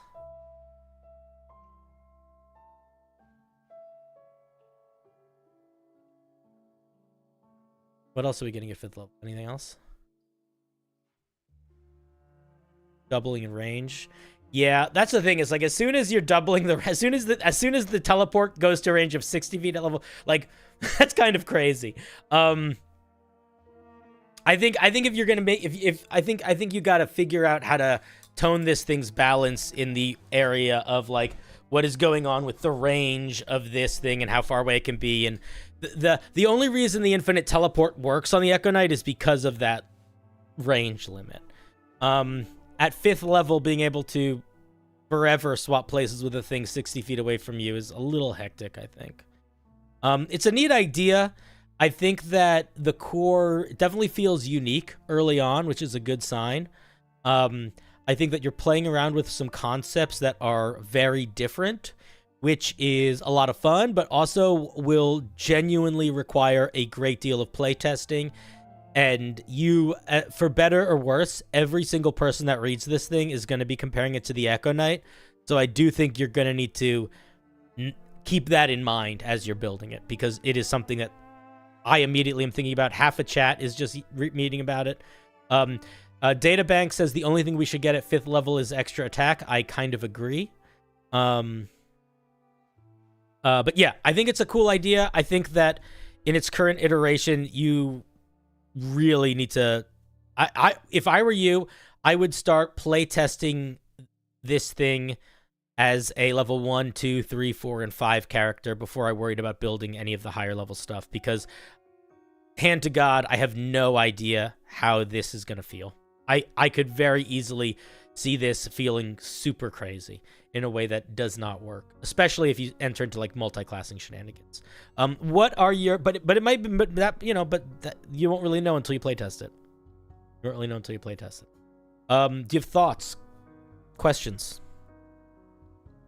I mean, like, it's kind of surprising to have like such a complicated feedback, so I don't really know how to take it. But basically, do you feel like the core mechanics could work? Is it just that tweaking the numbers and what is actually allowed should be important? I don't. My gut says this core mechanic of the damage splitting, I don't like it as a core mechanic, but that is very much my opinion, and which is why I'm saying, like, I don't want to just tell you it doesn't work, because it might work. But if a player came to me with this, I could see it being an issue. I could see it falling apart in a number of ways. I just don't know. Like, my first thought is, like, this character is just going to immediately die in a fireball. Like, it's just Or like what happens when there are effects that you know. Yeah, I don't know. I'm not sure. It's like I don't love the idea of a spell essentially being permanently on. And then I also really don't like the first level teleport. But again, these are my gut feelings, and it sounds like this is like a core mechanic that you push. And you're like, this is like a really important part of it. So if that's a really important part of it, then you just got to playtest it and see if it works. But my gut tells me first level teleport and splitting of the HP is not going to work. That's why I'm sort of saying, like, I don't know, because if those two are really important to you, then you should try them. But it's a lot, and it's a lot of hectic stuff. Okay, well, I'll keep that in mind in playtesting. I will start that quite soon, so thank you. Yeah, I think it's a neat idea. I just don't know if this is the way that I would go about it. But if it works, then I might be wrong, because I don't know. All right, those are my thoughts. Thank you very much. Oh, just a quick question. Would you have any suggestion on how you would go about it right now, or would it require some thoughts? Yeah, if I was going to make an unleashed spirit like this, what I probably would do is I would probably make it where when I summoned it, I sacrificed a certain amount of my hit points, and however many hit points I sacrificed were how many it had, and my hit points couldn't be raised beyond that amount until it disappeared. And then when it disappeared, however many hit points it had left, I would regain. I don't know if that would work better or not, but that's the first idea that comes into my head. Oh, that's really interesting. Thanks. Yep. But again, that might not be better. That's just the first idea that came to my head. Because normally when you're doing like a summoner type thing, it's going to have its own hit points. That's just traditionally how it would work. Or it would be like an Echo Knight where it really doesn't have hit points. It's just this sort of on or not on. But again, this might be totally fine. So that's why I want you to play test it before you decide you need to change anything. Yeah, I will. I just wanted to have like other options I can think about. Yeah, I would some sort of hit point sacrifice or having it have more of a on-off mechanic and having it be limited in your ability to summon it in some way. Excuse me. All right, thank you very much, buddy. I appreciate the call, champion. Thank you. Yep. All right, guys, let's give Kelkaan a round of applause. Very interesting idea. Very interesting idea. I will say, I want to point something out. I do want to point something out. That for an idea for a brand new class, this is a cool idea. Like, a lot of times when we see class ideas that somebody has where they're like trying to write something new, my immediate thought is, why not just make it a fighter subclass or a rogue subclass? And this is one where I immediately understand its own idea very quickly, and it feels like it could exist as its own class. So I am a fan of it that way. 2 months of work there. So one of the things that I've talked about before with people, and I'll repeat it again. I want to say, I very strongly encourage you, if you are designing a class, don't worry about designing the whole class. Design level 1 through 5. Or design level 1 through 10. And worry about getting that right before you worry about anything else. Because, for example, for Kelkaan, if they play test this and they realize this core mechanic doesn't work, that is a lot more stuff they have to think about how that affects everything else. And maybe it does work, and maybe you don't need to worry about it past higher levels.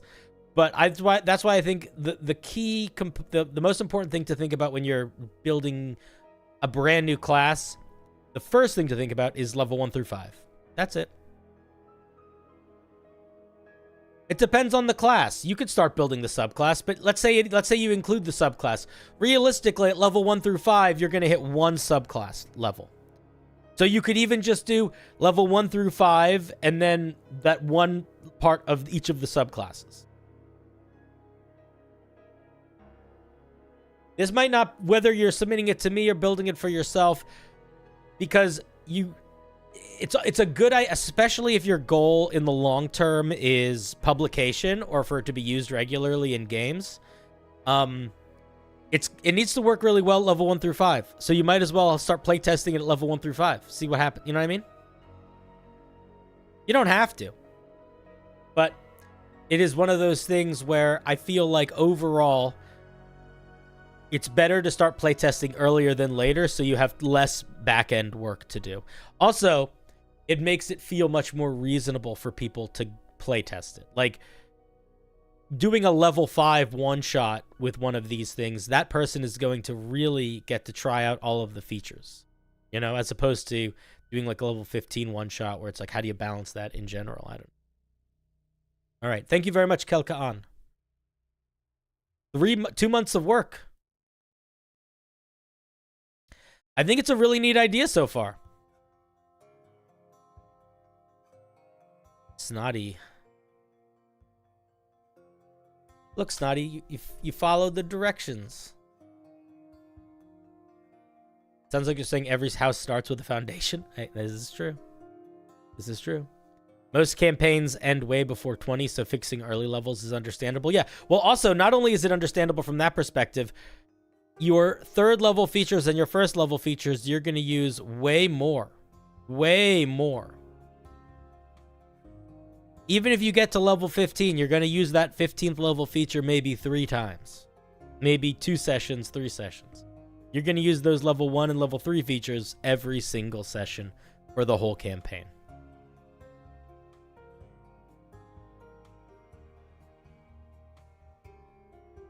Are you on the wheel? I don't know. Do you see yourself here? I don't see you here. You almost certainly did not submit to the right form. How? Let me guess. Let me guess. I'm gonna guess what you did. I'm gonna guess you looked at the video description, you didn't read the fucking sentence, and then you clicked the link, and you didn't read the link, and you submitted there. And if you didn't read the sentence and clicked the link, and then you didn't read the link and then submitted, it would be very understandable for you to think you'd be on the wheel tonight. But if you read the sentence and then clicked the link and then read the fucking link, you would see that that form is for tomorrow's stream on Twitch. And if you would like to submit a piece for tonight, which is not tomorrow, it is neither the 20... Too many steps? It's not too many fucking steps. It's reading a goddamn sentence, Mason. Shut the fuck up. Idiot. Timing you out. Dummy. It's reading the goddamn words. Hey, Chandler, what's up? Clickety clickety clickety clickety clickety clickety clickety clickety clickety clickety clickety clickety clickety clickety clickety clickety click click click. Bum bum bum bum bum bum bum bum bum bum. Not dyslexia.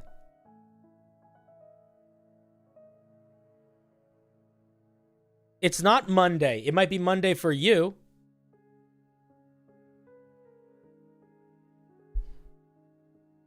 It's Sunday night, my guy. Gina, I'm just yelling at people because they don't know how to read fucking forms. They ignore dates, they ignore sentences, they ignore rules, and then they ask me why things aren't where they are, and I have to repeat myself 1,000 times that maybe they should read the fucking sentences before they click and submit things.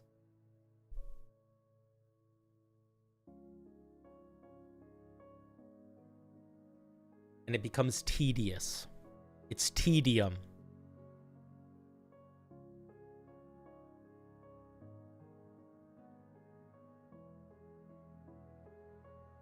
I'll tell you what. If you just read the Monday, how about the Twitch that is mentioned twice in all caps? You fucking dinguses. You goddamn hooligans. Are we on Twitch right now? I want to reach through the screen and I want to grab your eyeballs. I want to suck them out of your head. I want to turn them around so you can look at yourself and you can see the foolishness that I see. So ArcDev, yeah, it looks like you submitted for tomorrow's stream on Twitch. Hope you show up.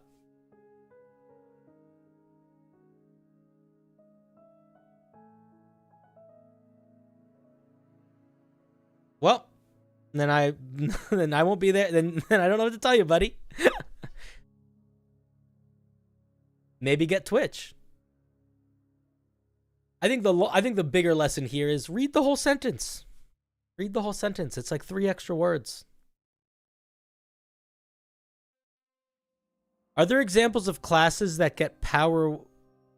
Are there examples of classes that get abilities that power-wise might be a little early compared to the rest of classes? I mean, warlocks are a little front-loaded, I guess.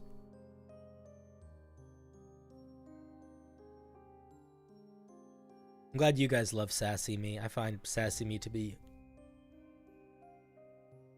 frustrated. All fine. All fine. Puts me in a great mood.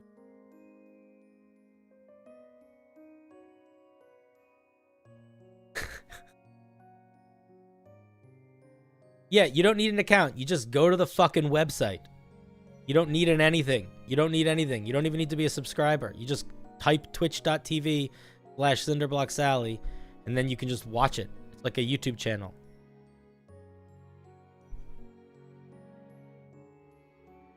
I mean, like getting it an ability that is compared to, say, a 3rd level spell as a 4th level character. What? I don't know what you mean. Druids do not get polymorph early. They get wild shape. I guess that's polymorph early, but it's very limited.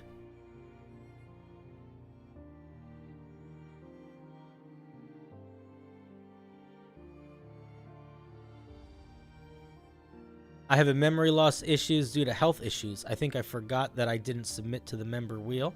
I'm sorry, but I was literally asleep when you posted the link for tomorrow's wheel. That's okay. You can always double check. The thing is, even if you have a thing going on that makes you forget things, you always have the ability to click on the link and it will show you whether you submitted something or not. So you can always check. And each submission form has the specific date and location of the thing. And you might say, but Cinder, it's 8 a.m. for me right now. And I would say, how long have you been here? You fucks. I am Eastern Standard Time. I have always been Eastern Standard Time.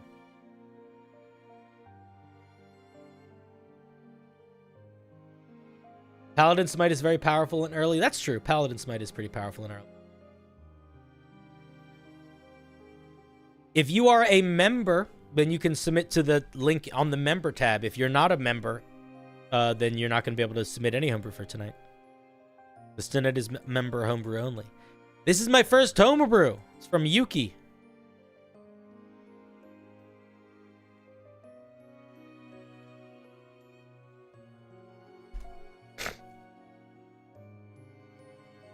Let's see if Yuki was somebody that wanted to come on stream. I see Yuki. Yuki, I'm going to pull you on. Let's see if you want to talk. Hey, Yuki, did you want to come on stream? Hello. Welcome. How's it going, buddy? I'm good. God, one second. I need to mute my computer. Echo, echo, echo. It's Sorry about that. And he's Echo Man. Was I still? Am I good now? Yeah, you're good. Oh, I'm a huge fan of your YouTube shorts. I'm a huge fan of you, Yuki. Thank you. Thanks for submitting a piece. So this is called Rapid Decay. Yes, this is from my Strixhaven game where my character's like, I'm going to create a spell. So this is an in-character spell I created.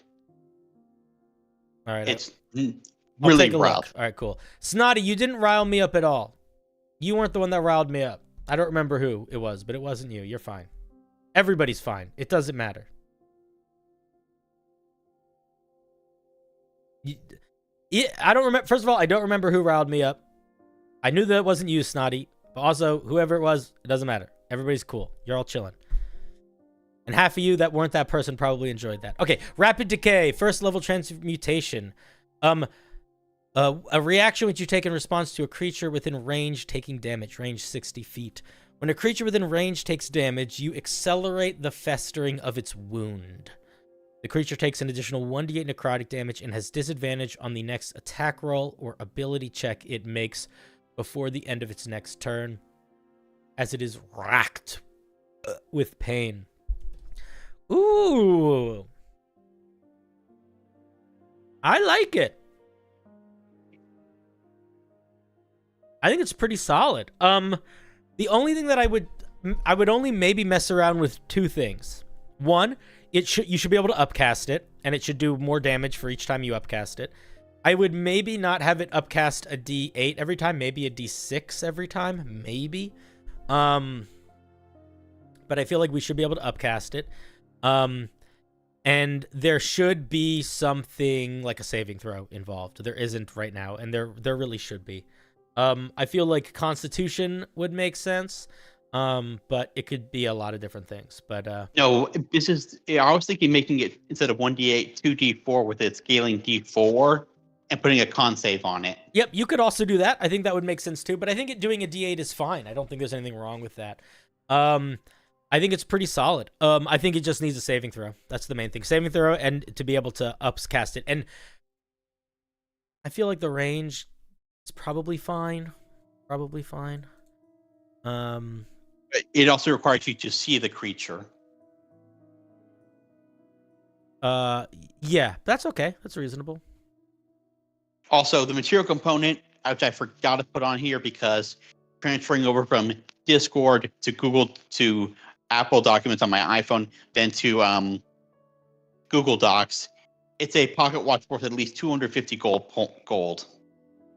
Oh, I don't think it needs that. I don't think it needs such a. I don't think it needs an expensive component cost. It's not that powerful of a spell. Well, I've asked other people about it, and they said that it could use it because of the disadvantage. But I'd rather take. But yeah, again, but Vicious Mockery gives disadvantage. I mean, giving Guiding Bolt gives disadvantage. Vicious Mockery gives disadvantage.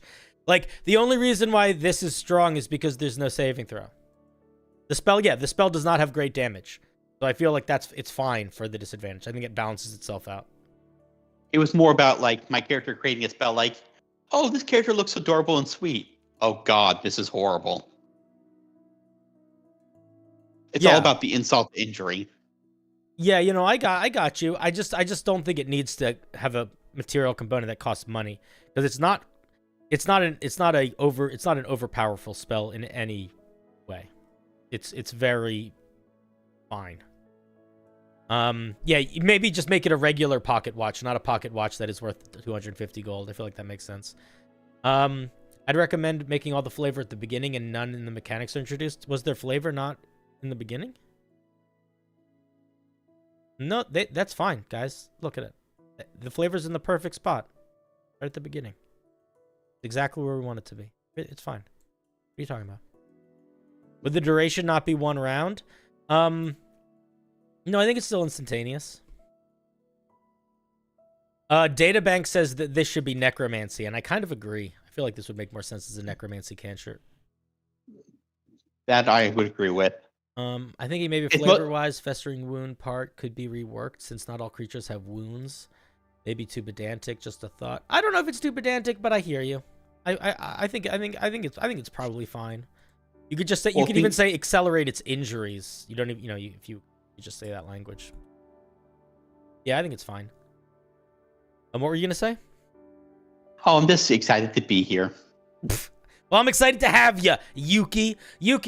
Overall, I think it's solid. Get that saving throw in there. Make it scale. Make it so the material components is just a watch, not a watch that costs 250 gold. And other than that, I think it's solid. Do you have any questions, thoughts, concerns, yearnings? Oh, if you want to put this on your Patreon after I finish it, I'll send it over to you on Discord. Nah, that's fine, man. I'm not gonna do that. But you could post it on my Discord, and people could just have it if they want it, or you could post it on Reddit and share it. The only stuff I put on my Patreon is stuff that I make, because I'm not trying to make money off anybody else's stuff. No, I don't really care about making money.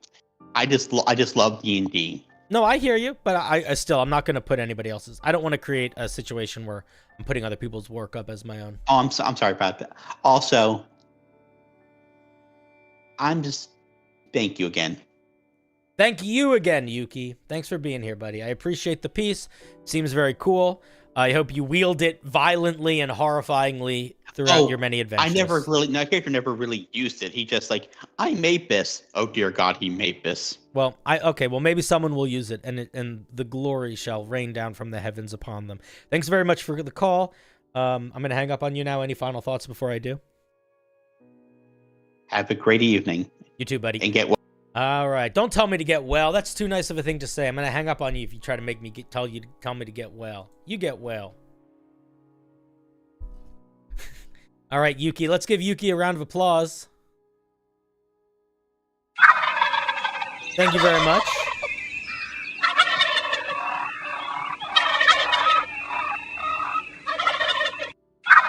You wish my mom would get well? That's the kind of compliment I need. I appreciate that. You're home, Tradosio. Welcome. I hope the drive wasn't too bad. Should I change? You know what? I'll change the video description so you guys can read it more clearly. Member review tonight. Member review stream. Are you a member?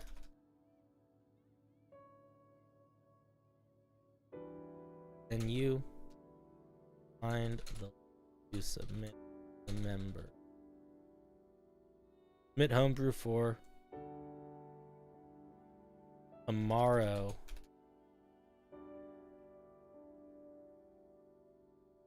Which? Is this going to make a difference? Probably not. Maybe it will make a little bit of a difference. We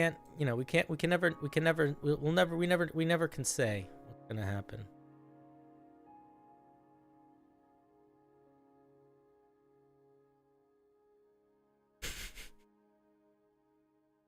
Where is the pool? The pool's at school. Pool is at school.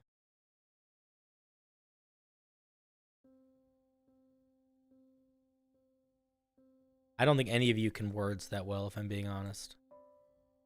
Where's the poll? What poll? I know I chose to misread it because I don't know what the fuck you're talking about. Poll for what? For dancing? I've put those days behind me. You're right, Dylan. I shouldn't try to placate the people that aren't reading. You thought I was making a poll? What kind of poll? A poll for what? A poll for how bad are people at reading? All right. Eudosia, I'll try to spin you next. You words good sometimes. You words okay sometimes. Not all times. None of you words well. Almost ever. But I still appreciate you trying. That's all that matters, is trying. How many subs for a pole dancing stream? I could get a pole dancing quick. I just need to get a pole and teach it to dance.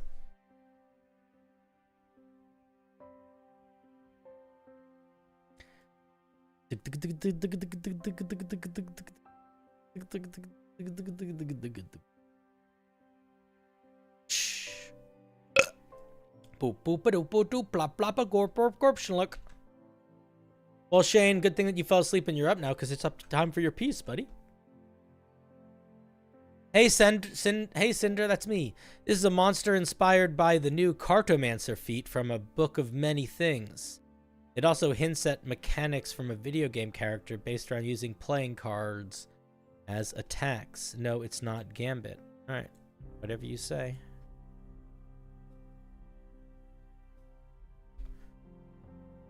Do you want to come on stream?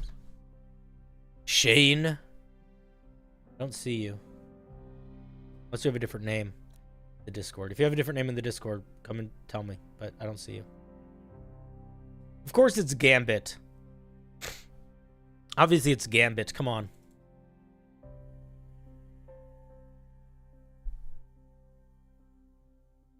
I've enjoyed many of your shorts. Very entertaining. Good. I'm glad, Mason. I've enjoyed many of your shorts. All right, I pulled Shane in. Let's see if they have their mic set up when they unmute. That's the question. Shane, hello. Hey, Cinder. Hey, how's it going, buddy? I'm all right. So this is Gambit? No, this is actually based off the League of Legends character Twisted Fate. Oh, yeah, guys, everybody shut up. Bunch of fucking nerds talking about Gambit. This is Twisted Fate.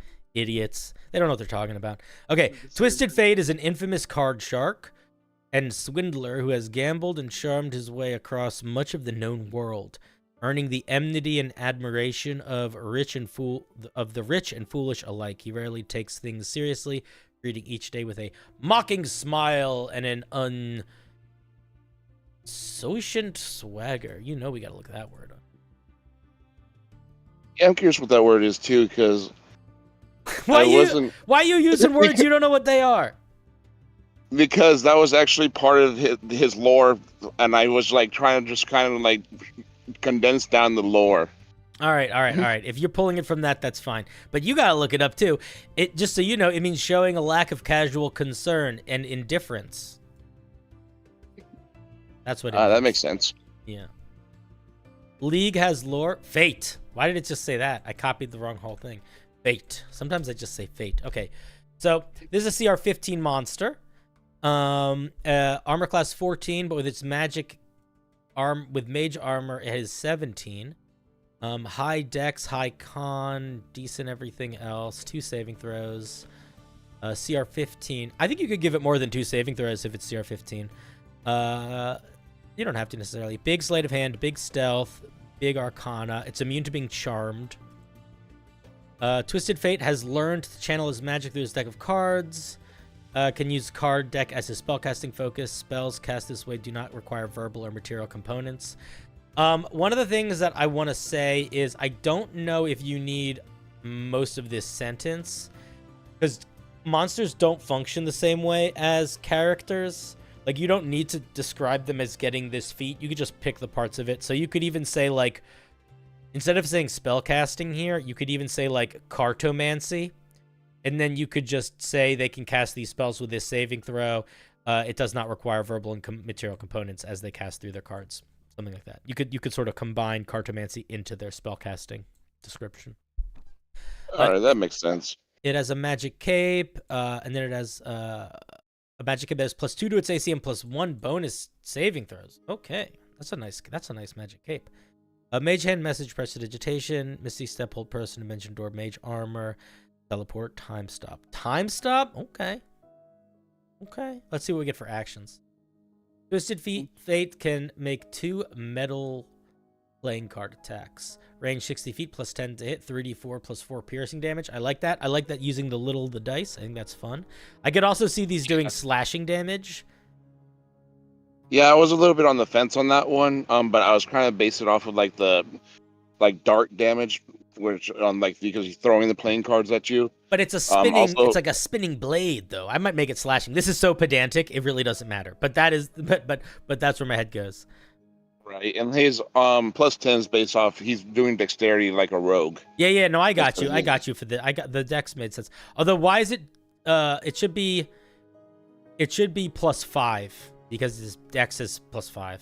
The damage should be +5 here. All right. That's because when I was referencing the damage on the dex, I was looking at like other dex-based ones, and I saw monsters, and I saw a +10 on there, and that's where I got that math from. So the way that you build this math is the same way you would build it for a character. So if this is a dexterity-based attack, it would be dex, which is +5, plus proficiency bonus, which is +5, so that's +10 to hit. But the damage, just like if you were a character and you had a 20 in dex, your arrows would deal 1d8 +5. This +4 should be the dex modifier, which is +5. So you want this to go up to 5. The math behind monsters is exactly the same as the math behind characters in terms of how their attacking works based on their stats. Yeah, I see what you're talking about on the +5. That was just a typo on my end then. That's all right. No worries. Twisted Fate. Okay, then it has magical deck as an all. Okay, so it can only do this once a turn. It draws one of its cards at random. And you roll a d4 to determine. It gets a blue card. Yeah, kind of like the Beholder's eye rays. Mm-hmm. This does 3d6 plus 4, and it regains hit points equal to half the damage dealt. Hurls it at a 20-foot area up to 60 feet away. Switch that language around. It's going to be so much easier to read. Hurls it at a point it can see within 60 feet, period. And then it explodes in a 20-foot radius or whatever. But put the range before you put the radius. Look at the fireball spell as an example. That's exactly where I pulled that language from, actually. Really? Is that how fireball is written? Is that how fireball is written? Fireball's stupid.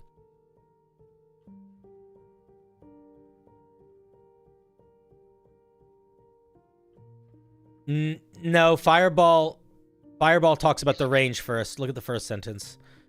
Oh, then I must have mixed it up in my head because I was looking at the language of Fireball when I was writing that part. Yeah, you still just want to put that first. Because the reason why Fireball doesn't say the range in this part is because of the nature of it being a spell, and the range is put up here. But it does say point you can see within range before it talks about the radius explosion. Okay.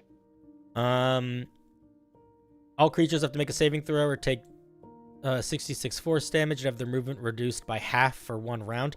1 round doesn't mean anything. You need to say specifically when, how long this lasts. So have their movement speed reduced by half until the end of their next turn, until the start of Twisted Fate's next turn, something like that. You got to put it at a specific spot in the encounter.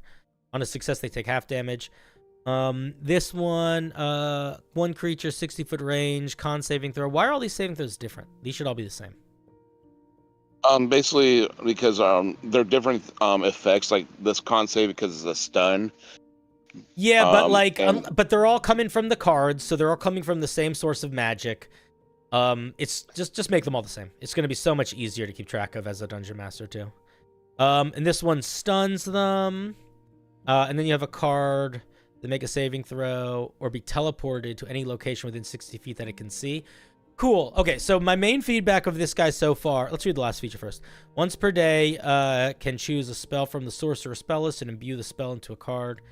The chosen spell must have a casting time of 1 action. It can't be above the 8th level. Card remains mute for 8 hours. So this doesn't feel like a CR15 monster. This action economy is really bad. Basically, the damage is super low. So here's what I would suggest doing. First of all, I would change its multi-attack so that instead of it doing 2 metal cards or a magical card, it would do 2 metal cards and a magic card every turn. It should just do all 3 of these. Minimum. Yeah, I went back and forth a little bit on trying to figure out where to place them on the CR list.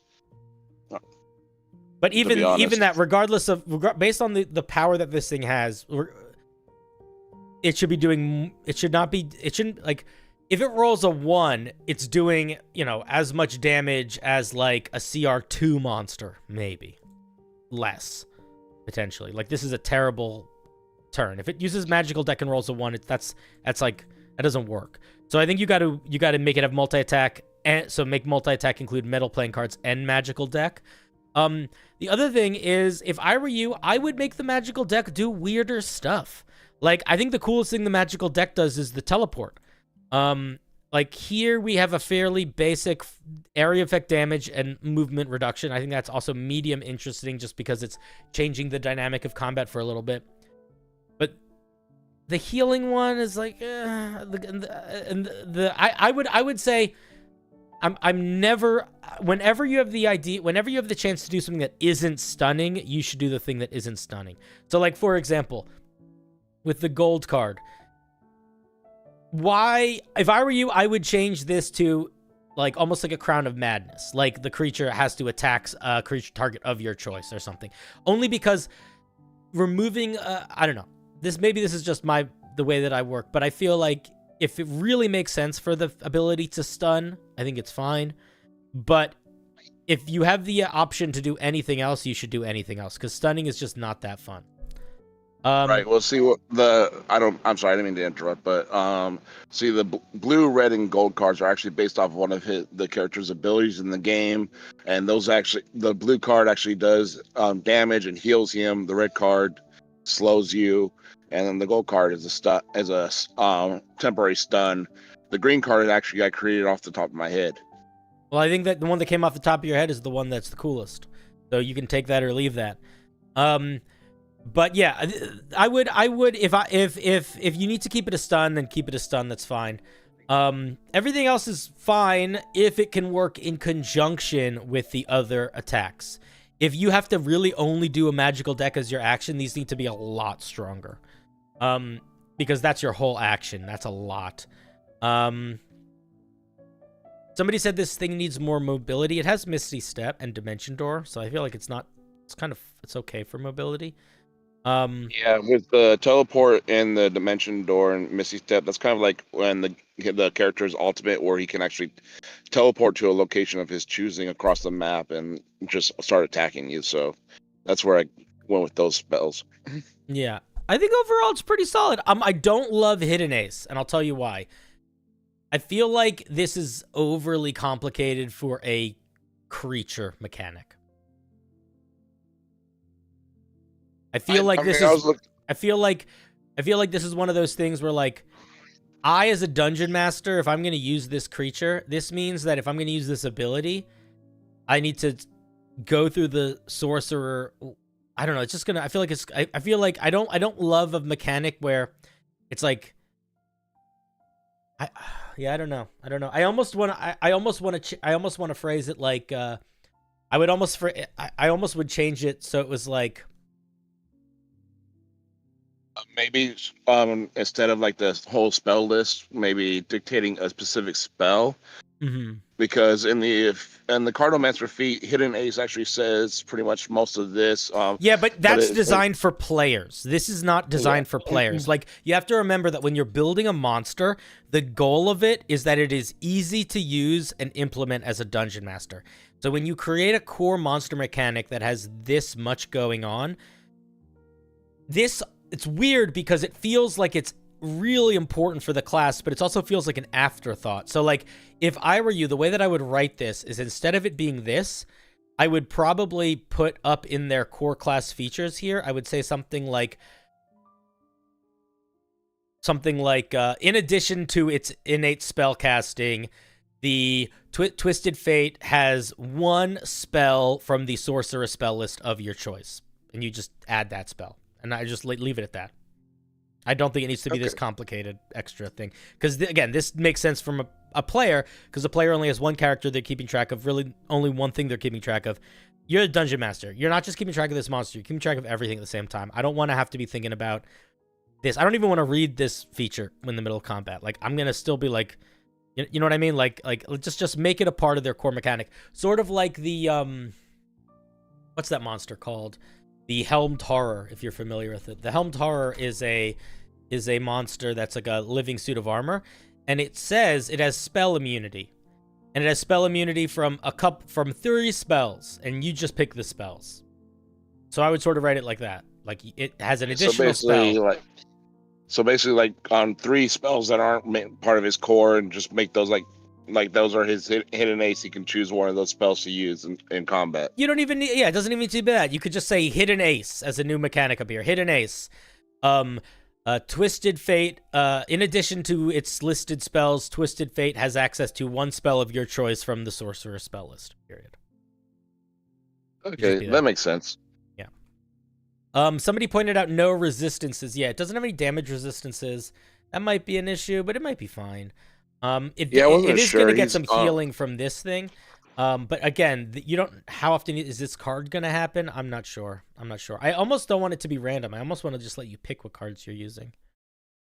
That might also be better.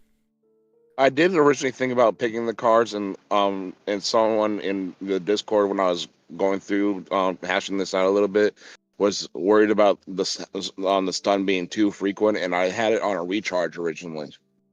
Well, what you could also do is, if you're worried about the stun being too frequent, you could have them pick the card, and then you could say they can't use a card again until they've used all 4. Okay, that makes sense. I like the idea, though, and I want to say that this is not the first time I've seen a piece that was inspired by something like League of Legends, where a character has very specific, like, I hit a button and it does a thing. And I will say again, I think that is a good place to start from design of a monster. I think that there is some stuff here that can be tweaked for sure, but I think the core idea is solid. I like it having a pretty base attack that is decent, and then on top of that, this shifting extra thing. I think that's cool. I think that although I don't love the structure of Hidden Ace, I like the idea that it has a little bit of customization to it. I think that the other thing that I think that it should have is, I think, two things. One, I think it needs a melee version of the playing card attack. Just because if a creature's right in front of it, it still should be able to have an attack. And it could be almost the same as this, just make it a melee attack. Because currently, if a creature's within 5 feet of it, it just can't... Everything is at disadvantage, and that's lame. And then the other thing is, I do like the idea of it having something else in the action economy. So I would encourage you to give it a reaction ability. I'm not exactly sure what that should be, but maybe there are some card mechanics or some disrupting feature that you could tie in with like a disrupting card of some sort, or I don't know. I don't know the creature that this is based off of enough, but something that is a reaction to something else happening, I feel like would benefit this creature. Because it doesn't have any reaction mechanics at all right now. And you're gonna feel that lack of reactions or legendary actions. You're gonna feel on a CR15 monster for sure. Yeah, I wasn't really sure what to write down for the legendary actions or reaction on this one yet. But like, this is like you said, I know it's a solid base, but this is still a work in progress. Yeah, I like it. I think it's solid. What I want to say is the other thing that you could do is, maybe one of these cards would be better made as a reaction feature. Maybe. Somebody said that the blue card in the game is like a mana absorbing card. Is that true? Yeah, it gives you mana, but it's, we don't really do mana here in D&D, so what you could do is, if you wanted to, is you could turn this into like an alternative counter spell, and the blue card could be a reaction. And it could be, when a creature casts a spell or does something, it can use the blue card. And it could, like, you don't get mana, but maybe it could absorb some of the damage and infuse that damage into the next card it throws. Maybe it could recharge some of its spell slots. There's things you could do there if you wanted to do that. That is a place that I could see fitting as a reaction if you wanted to tie that reaction to the casting of spells. But yeah, those are my main thoughts. I think it's pretty fun. Yep.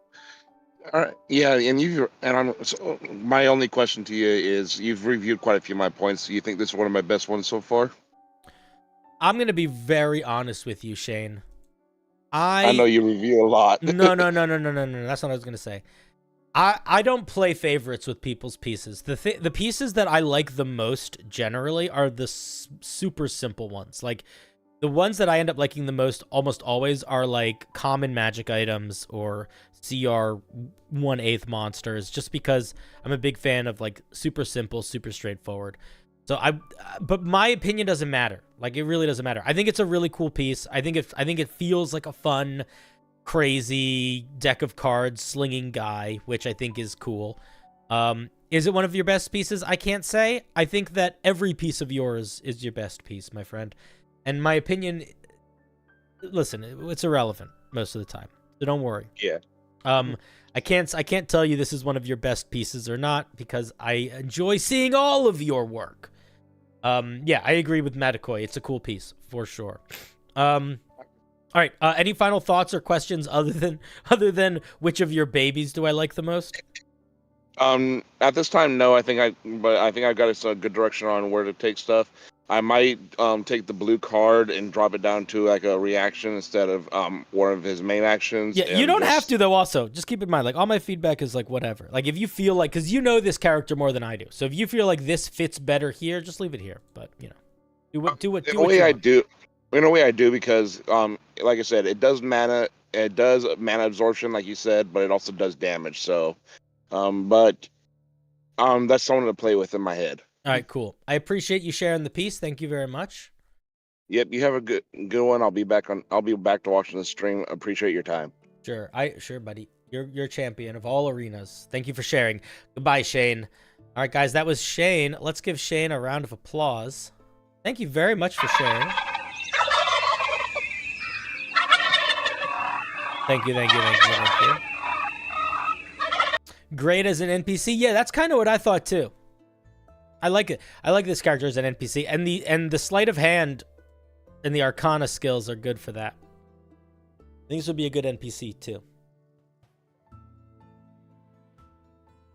You could also give this guy... Oh, fuck. I shouldn't have hung up on Shane. Shane, if you're still watching, I would also consider you could give this guy other things that are card-based. Like, you talk about how he has some special equipment. This guy could have a deck of illusions. You know? Consider giving this guy some magic items that are card-based, too. I'm really, really glad Cinder has moved mostly to Twitch because YouTube has decided to wage war against its own users. I'm not familiar with what you mean, Olivia, but I'm glad you like that I'm moving on to being on YouTube and on Twitch and not just on YouTube. A lot of people don't like it. A lot of people are like, ah, and I'm like, ah, back at them. I might end up being, I might go back to full-time YouTube at some point. We'll see. We'll see. We're doing an experiment. We're going to see at the end of 3 months if it's more valuable for me be on YouTube and Twitch or just on YouTube. An experiment. It's an experiment called Cinder wants to be able to pay his rent. YouTube's reply system is so bad. Are my replies showing up with a highlighted name? It's not for me. Have I looked at simul streaming? I have. I think I might do it at some point, but there are certain things that I do that is not no bueno with at the moment. Deck-based magic might also draw some cards that are bad for the caster. I wouldn't do that on a villain. I would do that on like a magic item though. You have more concurrent viewers on Twitch? I don't know if that's true. It might be. I certainly feel like it's the cool thing about streaming on Twitch is that there is the D&D section. So you can like see the category of D&D and you can find me very easily. Like more often than not, like the new people that I get on Twitch are almost always people, like I get a lot more new people on Twitch, I think. I have a wider reach on YouTube just because I have a lot more followers on YouTube, but I feel like my streams pull new people to the community more on Twitch than they do on YouTube. I really can't type in chat and see the stream at the same time because an ad's in the way and because chat is incompatible with theater mode. Ugh, that's annoying. You're old? Hi, old. I'm Cinder. Cinder, I'm creating a CR2/3 monster. It's basically a moving corpse that extracts powers from creatures that she has eaten. Like if she eats a raven, she can now use raven wings or things like that. That's an interesting idea. I think you got to be real organized in how it gains what it gains. What should you use as a base? I don't know, something simple, slimy. You wonder if there are new people today? There might be. There might be. We don't know. We'll never know. Look at this amazing new word we all learned. Thank you to Shane. Insouciant. Insouciant. Insouciant. Insouciant. Insouciant. I love when we learn new words. Didn't realize how bad YouTube Live was until we went to Twitch. Yeah, the emotes on Twitch are good. Well, we'll be on Twitch tomorrow. And then we'll be on Twitch again on Wednesday. And then we'll be on Twitch again maybe Thursday night after my Thanksgiving, depending on how I'm feeling / how awake I am. Yeah. We're not streaming on Tuesday this week. Unfortunately. Unfortunately.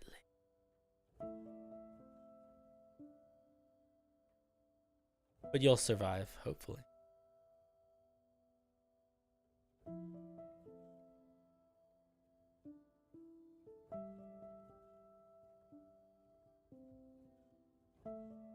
But has YouTube, like, has this been a change? Like, was YouTube not... You're saying YouTube imploded itself out of greed. I feel like YouTube, the chat has always been like that. I don't think this is new.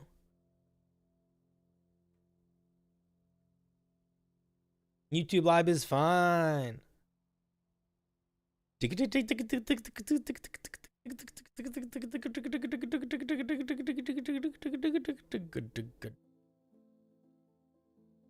Snotty.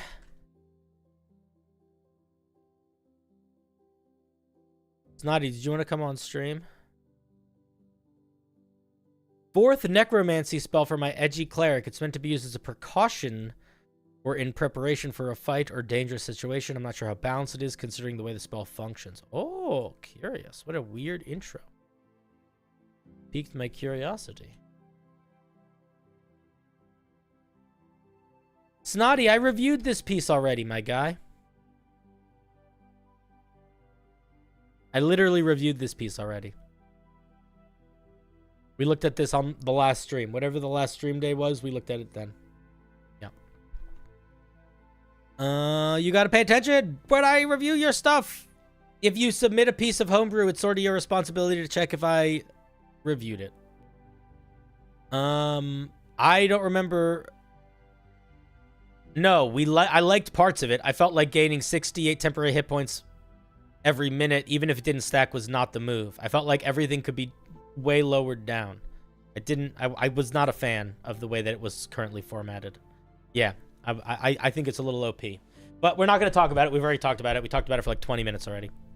So, I think it was the last stream. Good luck. You can go back and find it. And we shall talk about it then if you want to. Or we already talked about it then. So go back in time and read that. Oh, yeah. Also, I felt like you got to pick either a darker picture or you got to do something because I don't like the picture behind the white letters here. It's too unclear. I feel like I have to highlight it to read it clearly. It was last stream. Databank just timestamped it. Boom! Click. All right, Snotty. Thank you very much. Let's give him another turkey gobble.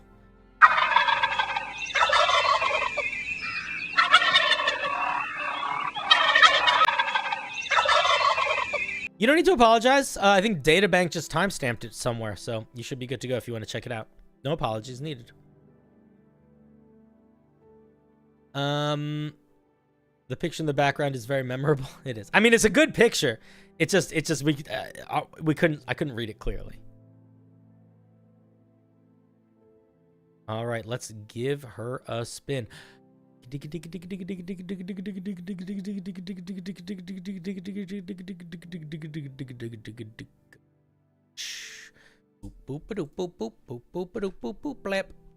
Lucy. Is this Lucy in the sky with diamonds or just a different Lucy? Hi, Cinder. I was hoping to come on stream for explaining anything, but it's a school night, so yeah, don't worry about it. I don't know if I'll be able to. It's fine. Anyways, I hope you enjoy reviewing my new one-shot, Queen of the Rain, inspired by Rustage's One Piece D&D. I'm so curious what you're about to send me.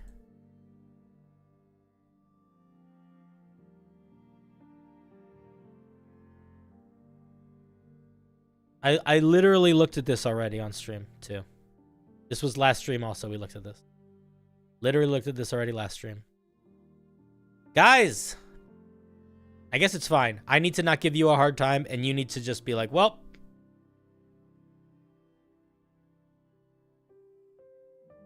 Yeah, we looked at it already. We reviewed one of the monsters in it. You know what the problem is? The problem is I just need to not get upset about it. I need to just be like, well, you messed up. It's fine. All right, next is Duke.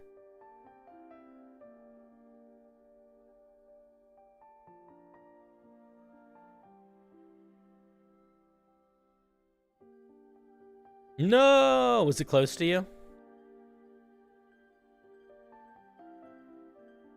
Close to you? This is a Paladin subclass I made for one of my players. Interested in your thoughts on its strengths. Also, stuck an idea for a capstone for this subclass, but hopefully you and chat can help with inspiration. Chat, will you remind me that the capstone is not set in stone here when we get to there?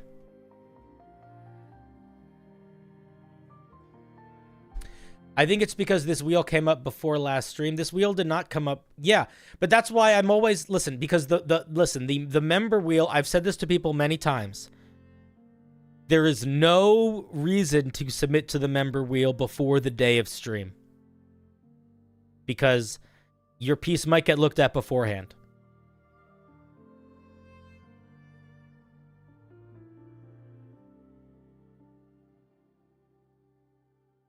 Duke is here. Let me grab them. Hey, Duke, what's up? Duke, when you have a moment, you can unmute. Hello. Hey, buddy, how's it going? It's going very well. So we got an Oath of Liberation, eh? Yes. And you're not positive on the capstone? I've had some Oh, ideas. it's not anything even here yet. Okay, cool. Well, we'll get there when we get there. Let's start at the beginning. Okay. Oath of Liberation. No one should stand by. Wow, that's a weird way to start a sentence. Not you, me. No one should stand by while the weak are subjugated and exploited by the strong. Those who take up the Oath of Liberation do so to be the bulwark of those in chains. Don't stay those in. You want to get.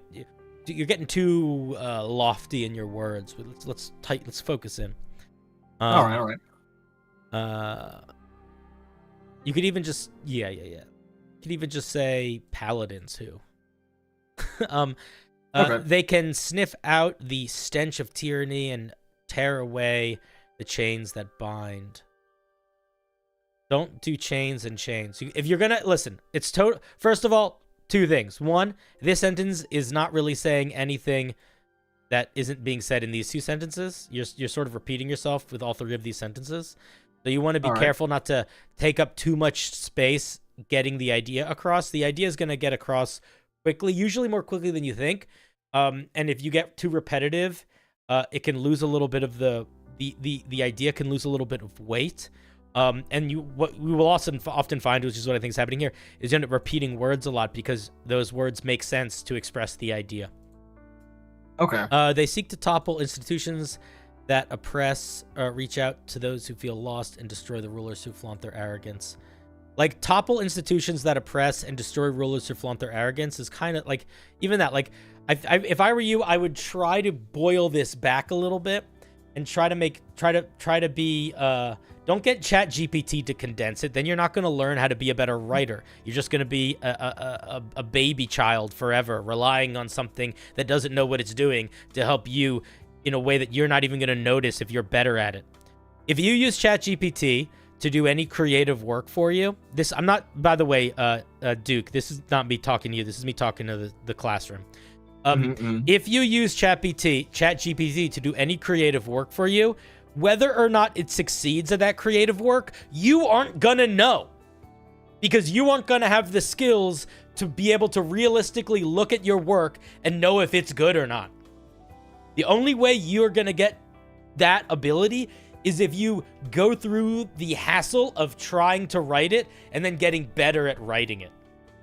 If you rely on something else to do your work for you, you will forever be unsure of if your work is good or not. And you will either just assume it is and be woefully wrong, or forever walk unsteady. And we do not want to forever walk unsteady, friends. That's no way to live. I'd much rather you fall 1,000 times so that you can walk 2 confident steps than for you to walk shakily forever. Okay. But what if I want to suckle the teats of my cybernetic overlords? Listen, the cybernetic overlords are hooligans. Don't worry about them. Understood. Okay. It should have more than 2 tenets. Let's read them. Equality. All shall be judged by their actions, not the circumstances of their birth, blood, or wealth. Those who subjugate others are met with crushing judgment. Okay, you need at least one more tenet. And I would say that tenet should probably be the opposite side of opposed tyranny, which should be about, you could make it something like,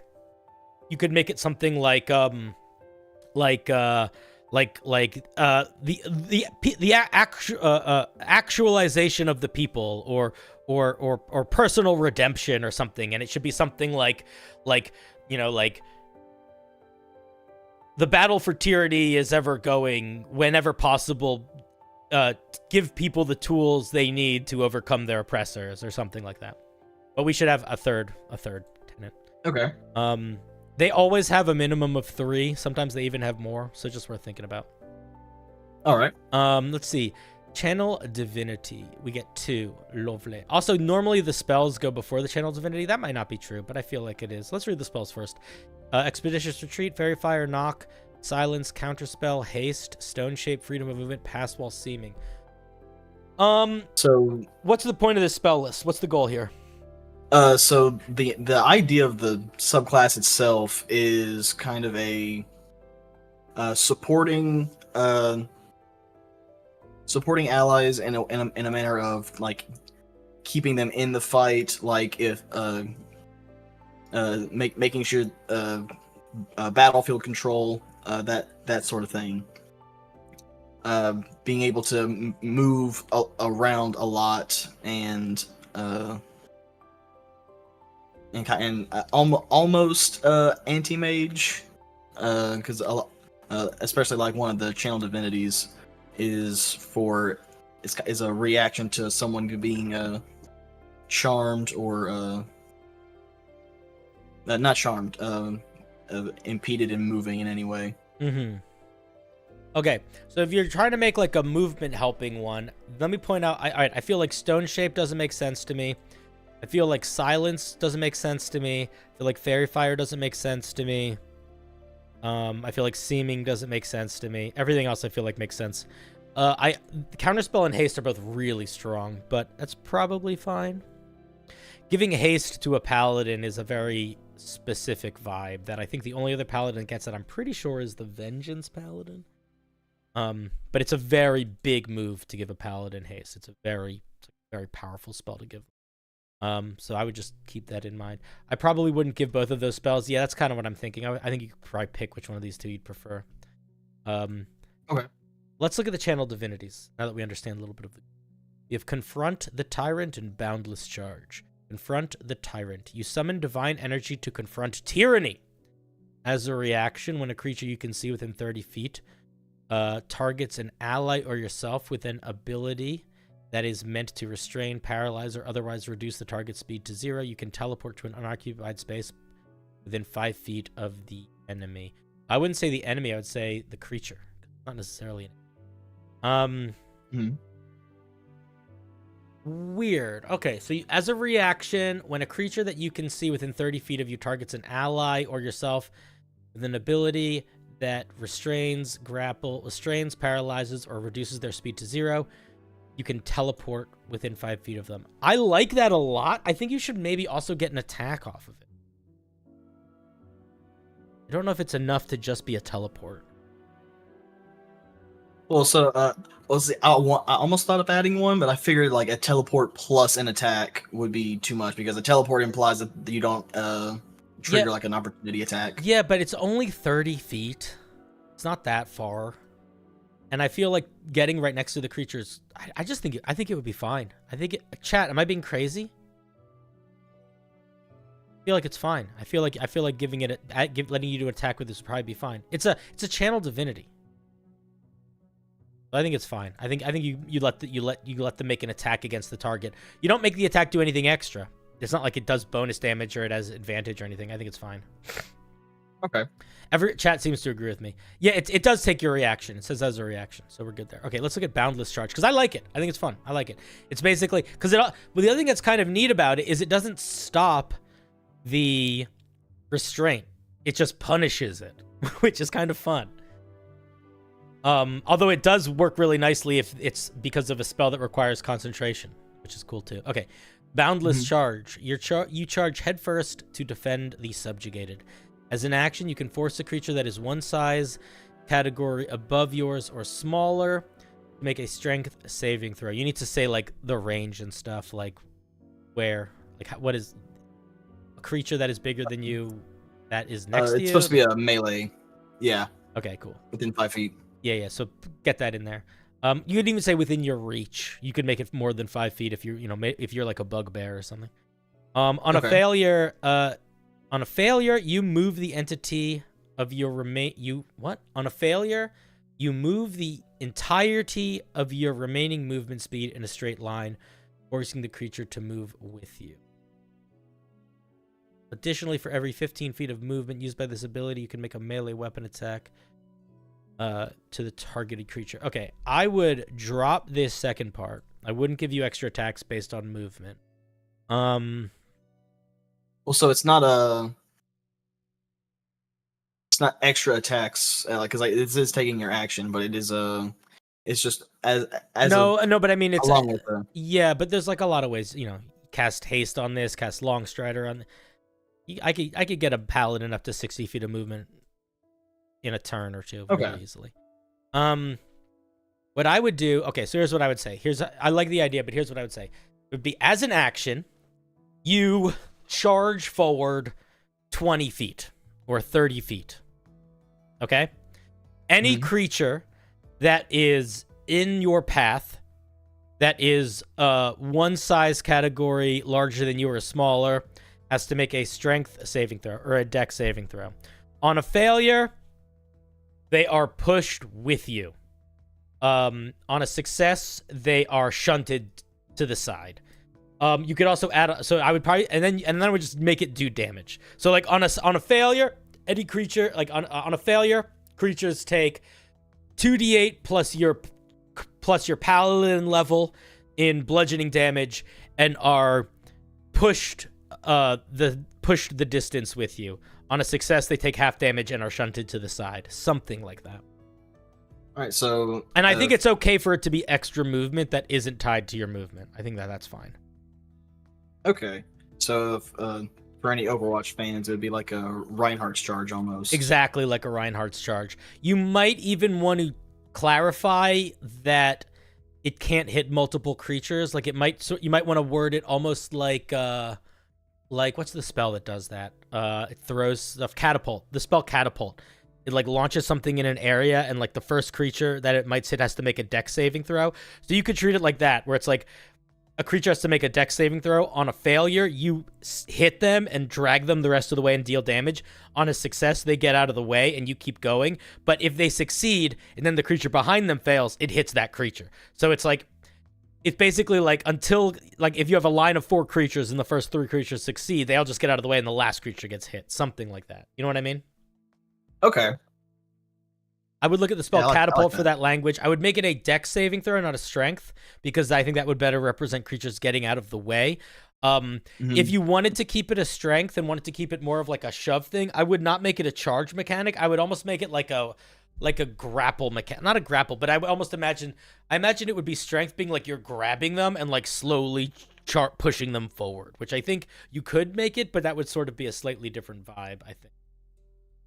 Reinhardt is better than the damn hamster. Snotty, I will time you out. Reinhardt is fun and fine, but the hamster is the best tank in no question. No question. Comment. I'm a Reinhardt main. I love Reinhardt. He's great. I just I get bored playing him very, very quickly. I get bored playing him unless the team that I'm playing with is very comfortable and knows how to handle playing with a ridiculously aggressive Reinhardt. Because I don't shield that much. I'll shield a little, but we're mostly swinging and charging. Oh, I just charge the back line and pray. Nah, you don't need to pray. Just Hammer does that for you. All right, let's keep going. Let's keep going. But I think I like the channel divinity overall. I think they're pretty solid. What was the other one again? Oh yeah, the reaction, teleport, and the movement. Oh, they're both sort of movement. The one thing that I will point out is they are both. Well, it's fine. It's fine. They're different enough. Aura of Indominance. Shield hopping is good too. Your very presence stomps out the encroaching will of oppression. While you're not incapacitated, you and any creatures of your choice within 10 feet of you have advantage on saving throws against being charmed. Additionally, when you or an ally within range succeeds on a saving throw against being charmed while in the range of the aura and can see the creature causing the effect, the targeted creature can use a reaction to inflict 2d6 psychic damage on that creature. Almost feels like it's too much. Is there another paladin that gets a charm thing? Because you already kind of get an you get the bonus to saving throws from your big aura anyway. I don't know if there's another paladin gets an anti-charm thing. This just feels a little clunky to me, but maybe it's fine.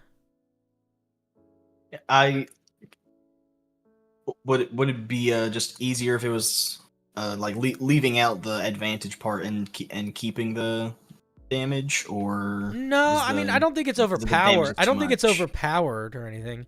It just feels a little clunky. So clunky how? The way that it's worded, and I have to think about it. Additionally, when you or an ally within range succeeds on a saving throw against charmed.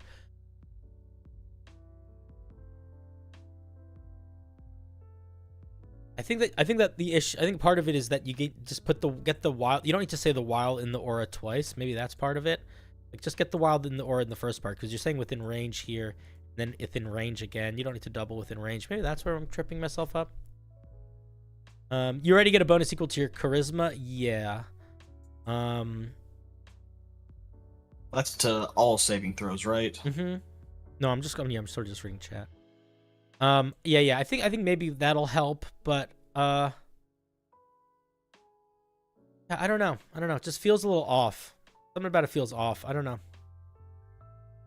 I don't love it. Just turns on everybody gets a thing where they can use a reaction to deal psychic damage. I don't know. It was like limited to charisma modifier times per day. I don't know. I'm not. This doesn't like it just. Yeah, I don't know. It just doesn't feel like the kind of thing that. I don't know. I'm just not seeing the fiction of it, I guess. Like if I were you, I would make this, maybe limit this last part to just something you do. Like, you and creatures within range of your aura have advantage on saving throws against being charmed. Additionally, when you or an ally within your aura succeed on a saving throw against being charmed, you can use your reaction to inflict 2d6 psychic damage to the creature that was attempting. Like, that would work better, I think. But there's something about it making all creatures get their own reaction to do this. I just don't think it works well yet. Okay, yeah, because that 18th level, it gets super buffed where basically everyone in the party could do that. Yeah, the buff is fine. I think I would just limit it to just your reaction. Okay. Let's see what you get at 15th level. Autocrats. Oh, not autocrats. Justice for all. Autocrats are put in their place at your will. Just say you put autocrats in their place. Don't write it in the passive. Whenever you say something is something, and you can just switch that out for the verb, I would switch it out. So yeah, this is passive tense. Let's get it to active tense.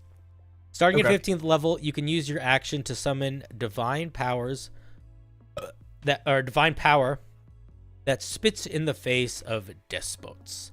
You can choose one of the following abilities.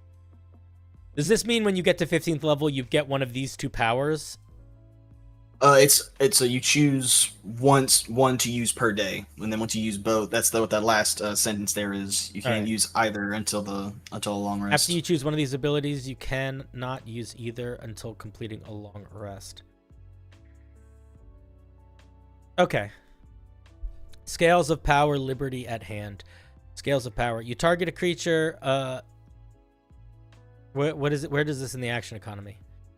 Oh, it's yeah. See, I don't know. I don't like. If you're gonna give us two things, don't describe that it's an action up here. Put the action economy in the actual feature. As an action, you target a creature that is larger than you, and force that creature to make a con saving throw. Creatures that have another creature charmed, frightened, or restrained have disadvantage on this saving throw. On a failure, the creature swaps size categories with you, meaning if you're medium and the target is large, you would become large, and the targeted creature becomes medium. This effect lasts for 1 minute. Additionally, while your size is changed this way, you deal an extra 2d8 force damage to the targeted creature, and the target creature must subtract 1d8 from its damage rolls. This is too powerful, and it's also too much. I think the size switching is a fun idea. I like it if this was a movie. I think that this, though, should not be that. I think it should just go down by one size category. I don't think it should switch with you. I don't think that makes sense. I think it's too easy to juke and take advantage of. I also think that this is a lot of extra damage, and this is a lot of negative effects. I would cut all of this down. Make it an action to enlarge yourself and save reduce on the target. I don't know how I feel about that. So that was kind of the idea was just making it like a better enlarge reduce. Yeah, then maybe just do that. Honestly, I think a better enlarge reduce should be your 20th level feature, probably. But I don't like the idea of swapping. I don't think you should be able to swap sizes with like a giant creature and then you're giant and it's medium. I just don't like that. I don't think it works. I think that you can make a creature get smaller. I think would be fine. And maybe it gets some more extra diminishing features, but I don't agree. And I also don't feel like it makes sense for you to suddenly get like a super hunter's mark on it. I'm just like, this is not like what we're starting to enter into with this is we're getting in. This is like a vengeance paladin is what it's starting to feel like now. And I just don't feel like that's the vibe here. Like that's not anything of what we're selling for the flavor of any of this. It really feels out of left field. Honestly, I might just change this whole one. I like the idea that you can make a creature smaller, but that's kind of the only part of this part that I think works. Let me look at the second one. Any creature of your choice that you can hear or see. Any creature of your choice that you can hear or see you. What? Any creature of your choice that you can hear or see you. I think that that first "you" is out of place. Okay. Any creature of your choice that can hear or see you are freed from their bounds. Mundane bonds such as chains, rope are burned away by divine fire with no harm to the creature they hold. If the bonds are magical in nature, including spell effects such as Charm Person, Hold Monster, Magic Circle, you can roll an ability check using your spellcasting modifier against the same check of the creature that cast the spell. After your... I think that this needs to be... I like this idea, but I think it needs to be majorly focused in. So I would probably not have it be something where it's unmagical bonds instantly break and magical ones require you to make a bunch of rolls and have its range be infinite. I probably would make its range 60 feet or 30 feet and not have it be they can see or hear you. If they want it to be range they can see or hear you, make it single target. And then I think for this last part, I feel like it. I don't know. I feel like it should be almost like I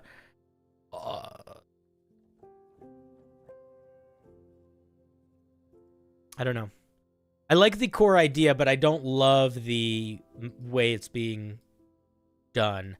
I'm okay with non-magical bonds instantly breaking, but I almost feel like that's not the best way to do it. I feel like it might be better to just talk about it in terms of from a mechanics perspective. Like any creature of your, like, you know, a creature that you can see or hear, that has its movement reduced, that has its movement reduced in any way, has that ability gone away. Like you don't need to tie it specifically to it being chains or ropes or spells. I think you could just say a feature that does that. Also, why would Charm Person be bonds? Like that's a weird example. Like the examples that you're giving are making me feel like this is very unclear as to what this affects. Well, like mind control kind of stuff. Yeah, but that's the thing is it's like that's not bonds. I mean, that might be, if that's bonds, then this is a very different. Like you like it's. You see what I'm saying here? Like there's a big difference between you are bound in the literal sense and you are bound in the metaphorical sense. You see what I mean? I guess, but like in the context of a spell like Charm Person, but that doesn't bind. Like I would argue that I would never in a million years guess that Charm Person would be affected by this ability. The way that it's written. Okay. Because bonds in D&D are like very literal. Like that when you're building mechanics, you really need to be thinking about things as mechanics. And if you leave things up to interpretation like that, people are going to just completely misunderstand that. And this is going to lead to arguments at the table because people are going to be like, well, technically I feel like polymorph is a way of being bound because, you know, I didn't want to be a fish. But polymorph is not a spell that binds anyone at all, you know? Or, well, technically this illusion spell is binding me because it's sort of limiting my perspective and that's oppressing me. You know what I mean? Like you need to be very specific into what mechanically is happening that this is affecting. Okay. I like the idea. I think you need to get really focused in on what this is supposed to do mechanically and write it that way. I don't know if this needs to be two separate things. I feel like you could probably just take Liberty at hand and make it the 15th level feature. And if you express more clearly the mechanics, you'll be able to better understand how potentially powerful this is. And then you also have a lot more space to make it more powerful if you don't try to squeeze it in on top of Scales of Power. For 20th level, I feel like you should take your core idea from Scales of Power and put it at 20th level. And it should be like, at 20th level, maybe it's like an avatar state. But instead of it being a traditional avatar state, it's one where you like almost give it to someone else. You know, at 20th level, pick 2 creatures of your choice. One of them gets reduced and one of them gets enlarged, and other things happen. That one that gets enlarged could be you, but it doesn't have to be. Okay. I would go in that direction. That way, like, would you say keep the... so like the second sentence, creatures that have another creature charmed, frightened, or restrained have disadvantage on the saving throw. Would you say keep that? I think it depends on how you decide to rebuild this. I think it really depends on what you mean by bonds. Oh no, I'm talking about on a Scales of Power. The second sentence, giving disadvantage to a creature if it has anything charmed, frightened, or restrained. Oh, depending on what you make this thing do. Maybe it might not even need a saving throw. It could just happen, depending on how powerful you make it. Okay. But yeah, I think you keep that. I think that's fine. I also think that you could take aspects of the second part here and just infuse it in. So, like, the creature that's enlarged gets to deal extra damage, and you don't need to make it to the single target. It could just be always extra damage. And the creature that gets smaller has less damage. I think you could do all of that in there, too. Okay. This is my first subclass, so I'm learning a lot. It's a really interesting idea for a subclass. Paladins are not a bad place to start with a subclass because there is a lot of structure to them, especially at the earlier levels, which can allow you to build with a little bit more of a guide line, which can help quite a bit. Yeah, pretty cool idea. Do you have any questions, thoughts, yearnings, aspirations? I do have one question. Sure. Have you ever heard of a product called Ovaltine? It is a chocolate powder that I use to make my chocolate milk fairly regularly. I haven't had it in a while. Are you coming to the table with the argument of Ovaltine as the superior chocolate drink? I don't accept anything else except hot chocolate. If we're just saying chocolate drink. Okay. Well, listen. I'm not gonna call you a loon or a crazy man because I don't remember exactly how Ovaltine tastes, but I will tell you that I do very, very vaguely remember Ovaltine and remember thinking it's pretty good. So with that in mind, I'm not gonna disagree with you, but I will also just say that Ovaltine at the end of the day, It's no Yoo-hoo.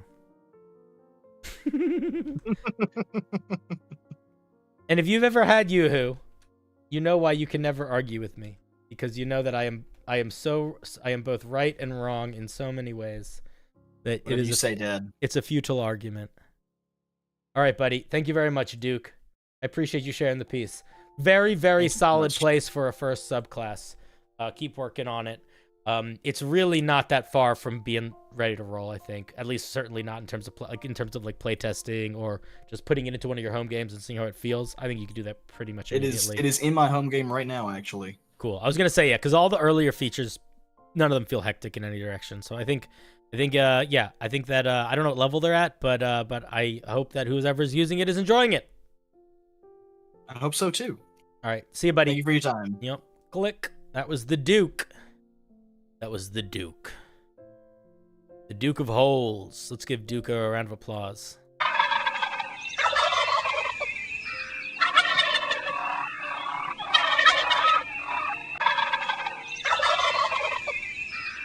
He did well. We all do well on occasion. Sometimes we all do well. Sometimes we all do unwell. Sometimes.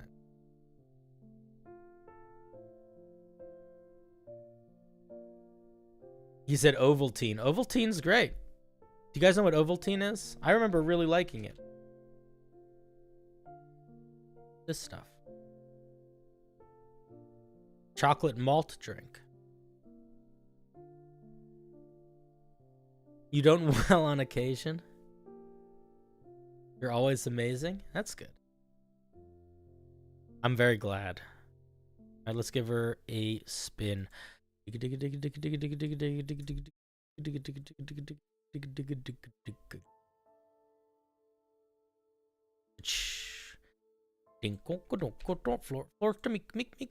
this is DM Buildo. Let's see. I wanted to make something new and unique, but then I was like, nah, so I made a Dragon Barbarian. Curious if that's what you made. Oh, it is what you made. Oh, Dragon Slayer Barbarian.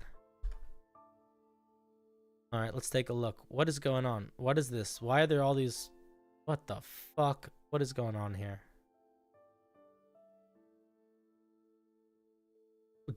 Why is there writing like this in the middle of the document?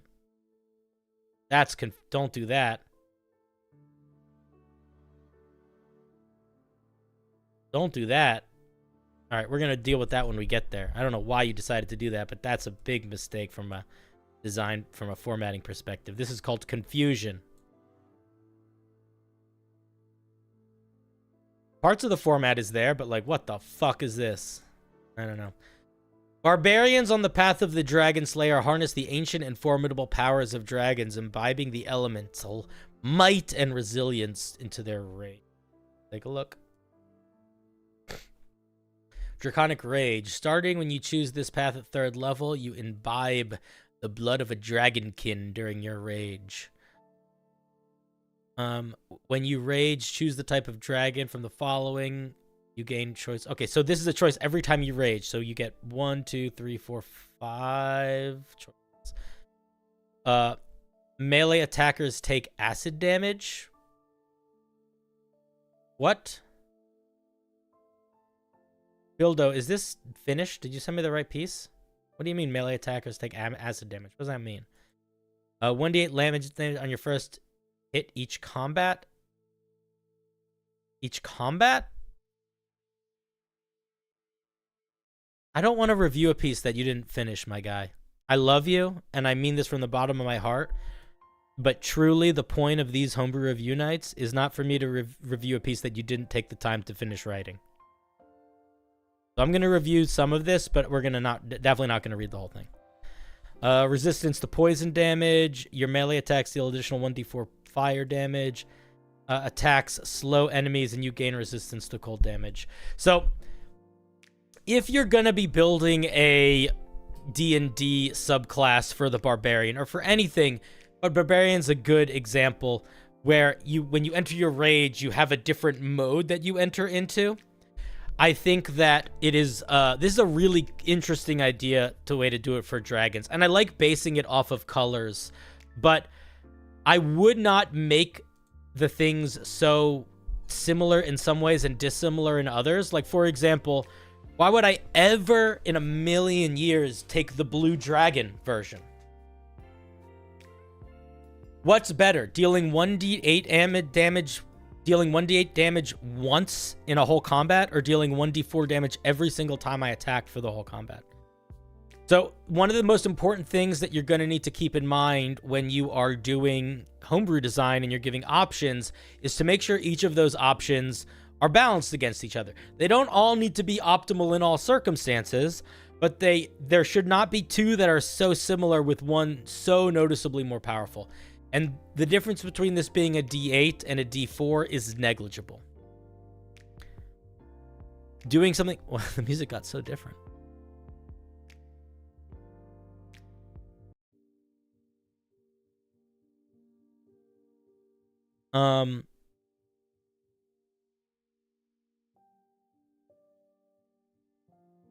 Maybe. It's not what it says, though.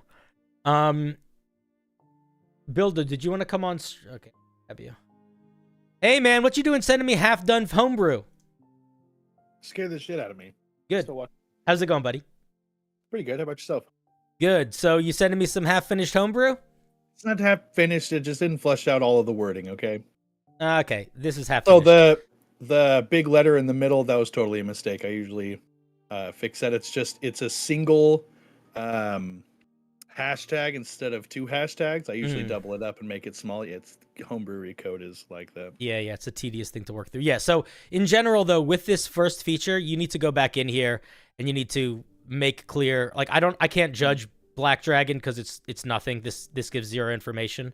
Sure. The idea would be like thorns, like you take damage for like melee. I understand the idea, but like worded better. But yeah, it needs to be worded better. It also like, is it happening every time you take damage? Is it a reaction to use? Like all of that is going to have a huge impact on how balanced it is. I would not just make it anytime you are hit, they take damage. I would probably make it a reaction, or make the damage so small that it can be done a lot and it's okay. I feel like if I were you, I probably would pull back on this and try to find more maybe just lean into 2 each not each level. Not even 2. Like if you want to do a bunch, but you want to make them sort of more balanced against each other. Like I'll tell you what I would see, like I'm not saying to do this, but one that I could see make a %1,000,000 sense is whatever one you pick, you gain resistance to that damage type, and once per turn you deal extra damage of that damage type. I don't think you need to do that, but like there should be a little bit more of a rhythm where they don't feel all over the place in terms of what they're doing. Or if they are going to be all over the place in what they're doing, really make them all over the place. So don't make 2 of them give you resistance to 2 different damage types. Don't make 2 of them do damage on attacks. Really make them all something dramatically different, or make them much more similar. This is 2 in between those 2 ideas. For sure. Let's take a look at, because because the other thing is if you do make them similar, it's easier to put more in because you're just sort of basing it off of damage types at that point. Sure. Let's look at the 6th level Dragon Resilience. At 6th level, when you finish a short or long rest, choose one of the following benefits that last until your next short or long rest. So we get Scales of Strength, Dragon's Vigor, or Predatory Senses. You can add your proficiency bonus to your armor class. I don't like that. You know I'm not going to like that. Let's look at Dragon's Vigor. Why? Let's not skip that. Why don't I like that? I don't like abilities that are just your armor gets higher. I think that is almost always the decision to make, and it sort of makes it so players feel like they're doing something wrong when they do other things. I also feel like it fucks with bounded accuracy. I think that doing something where you get little bonuses to your armor, like a riposte or a shield reaction, is good. But the static bonus feels like a lot to me. I would ask, how would you represent the scales? Because that's what I was going for, was trying to represent the scales of the dragon. Maybe the reaction shield? I don't know. I would maybe do it like a minor damage reduction. Every time you take damage, you reduce that damage by, 1 or 2. That's or reduce that damage by an amount equal to your proficiency bonus.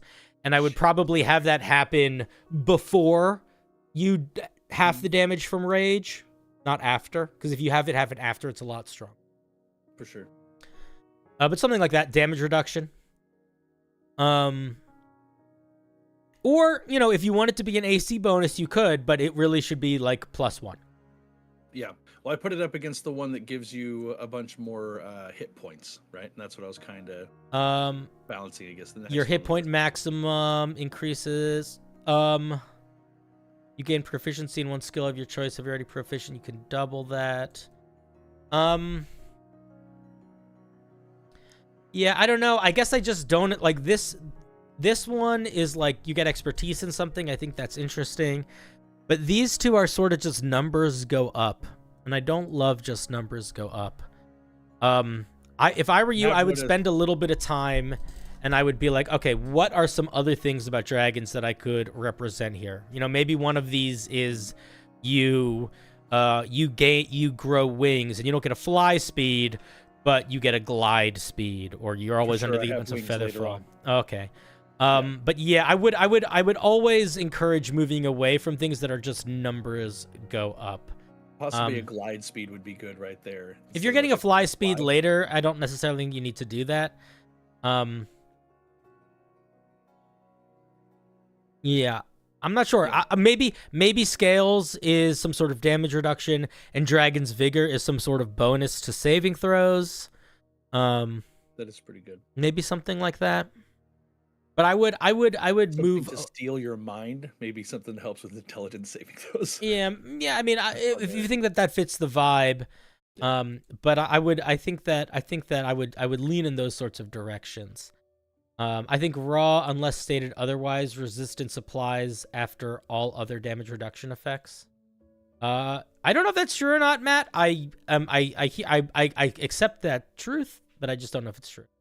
Oh, having the damage reduction be tied to your rage bonus is not bad.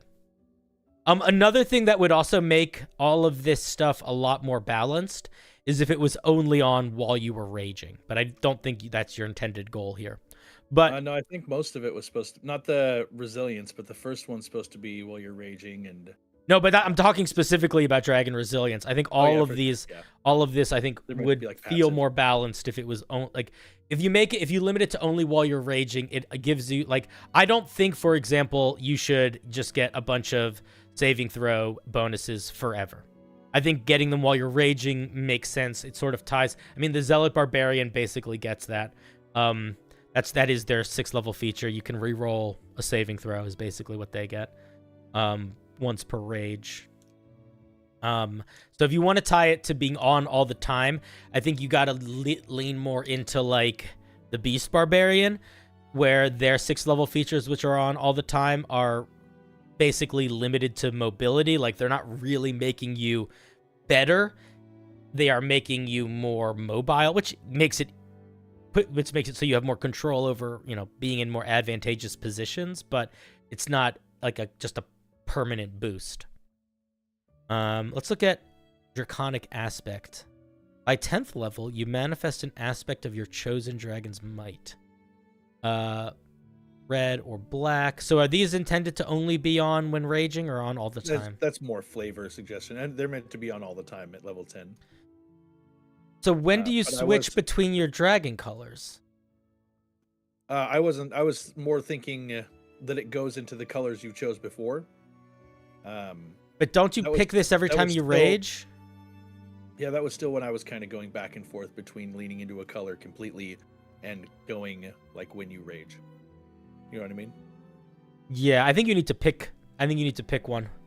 Based on the 3rd level feature, it sounds like you're picking a color when you rage, so I would just lean into that one. So then this should only be on while you're raging. For sure. Or don't make it that and just make it so at 10th level you pick one and then you don't tie them to a color, because none of these need to be tied to a color except for the for sure. light one. I just think I didn't clean it up when I was done messing with it. You gain okay, so this is a fly speed. You can use an action to frighten creatures around you. This is the Berserker Barbarian's 10th level feature, I feel like. Is it? I believe it. I don't play much Barbarian, so that's why I'm branching out, trying to make more Barbarian I think that's there. Let's just check. Yeah, Intimidating Presence. I'd come up with something different for that. For sure. I was just thinking Dragon Fright, you know what I mean? Yeah. Move and climb on surfaces, freely ignore difficult terrain. I think that for the 10th level feature, if I were you, I would. I get the Frightful Presence thing, but I go back and read the Berserker Barbarian. You got to make sure it's different than that. Yeah, for sure.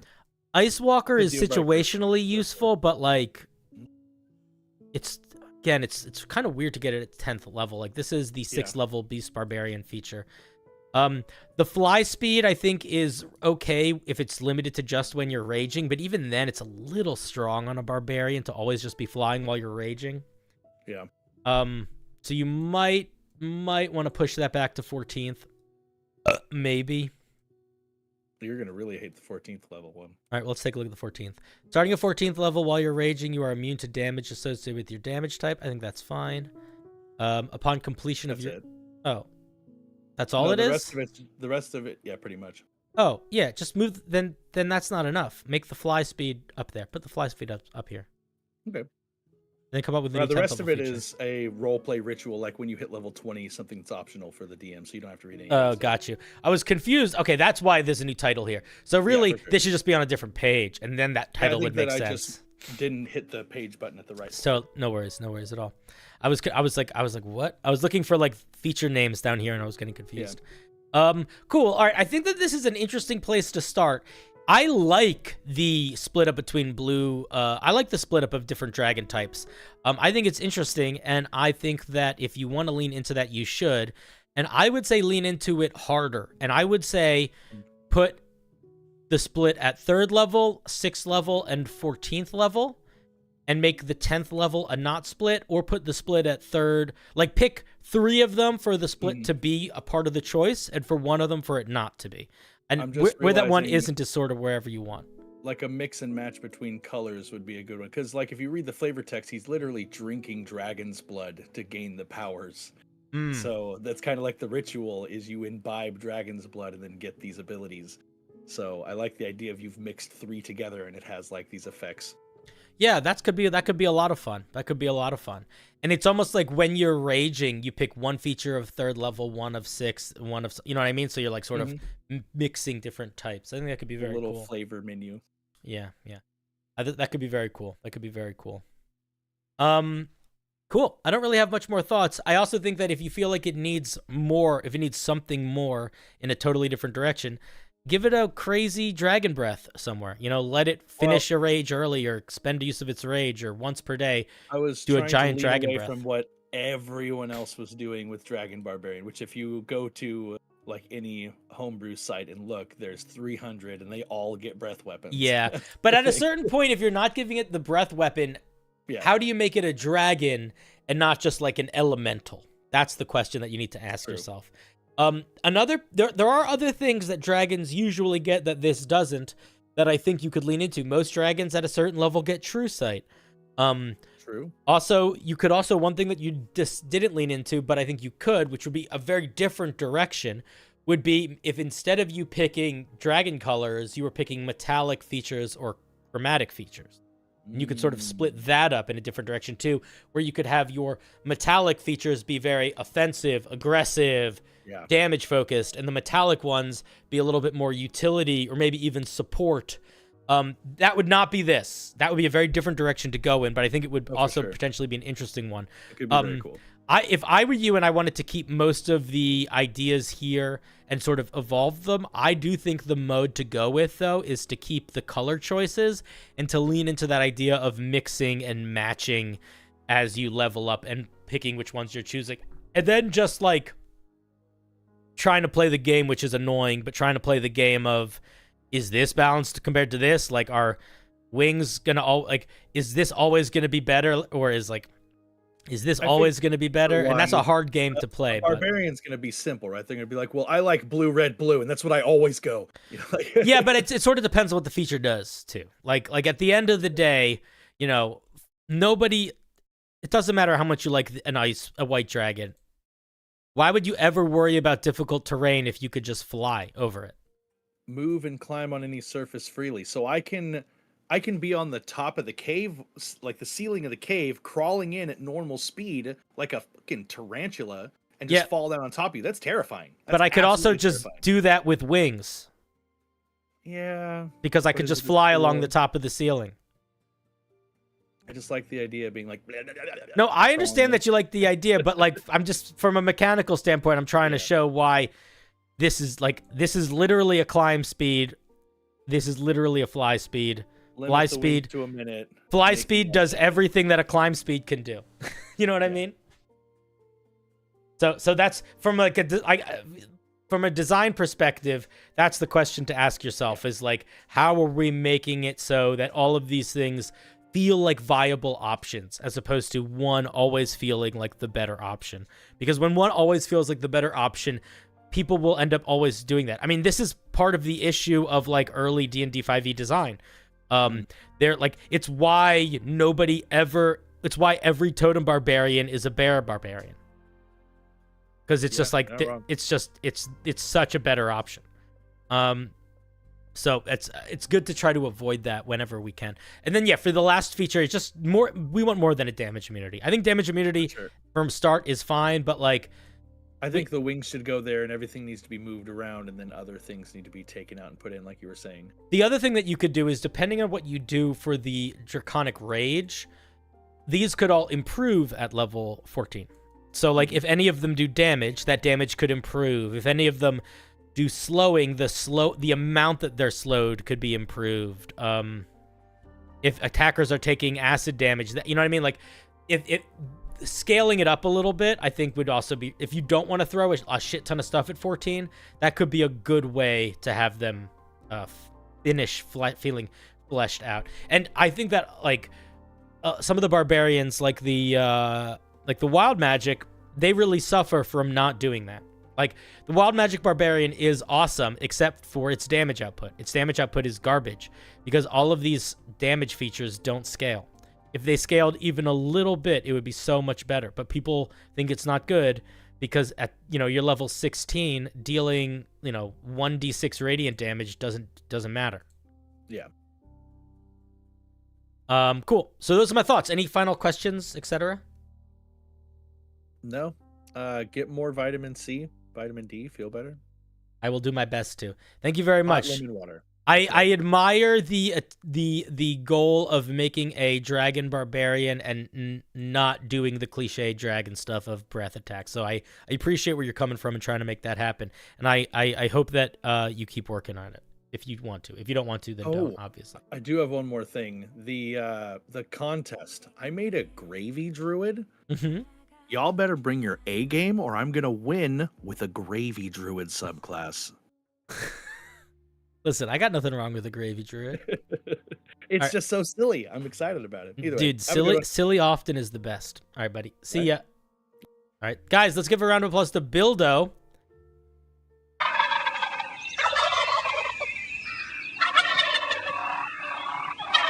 Thank you very much for sharing, Bildo.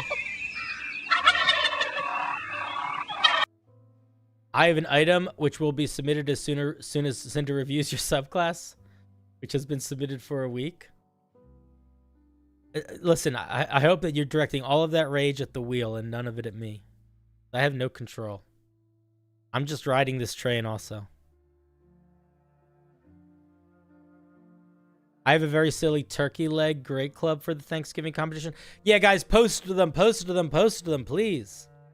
I know I said something about the Reddit ratings matter, but I think we're just going to do votes probably, because I think having Reddit votes matter makes a lot more sense if there's like 20 plus people participating, but it seems like there's not a whole lot. So I think we'll just let chat do the voting most likely.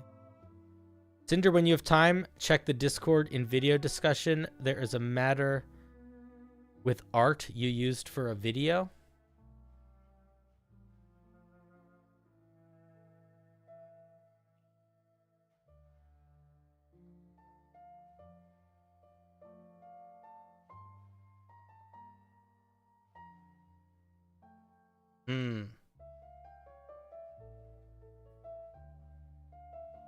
All right.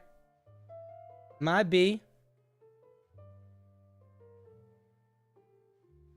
Can take that down if that's a big issue for you. I can tag you in it and pin you in it. Do I really have to research Thanksgiving just to do this? It's really your call.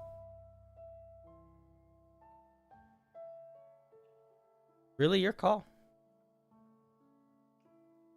All right, let us give this a spin.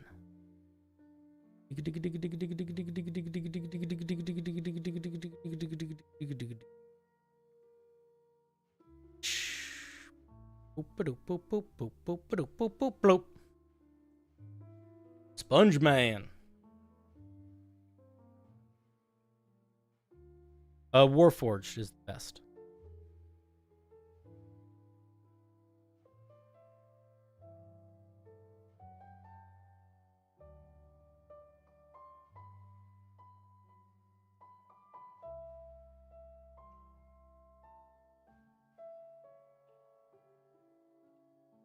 Why? Because it's the best.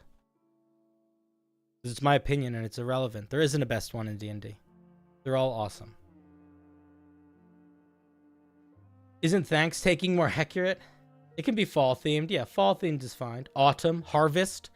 It's the harvest. That Thanksgiving is the season, is the harvest holiday.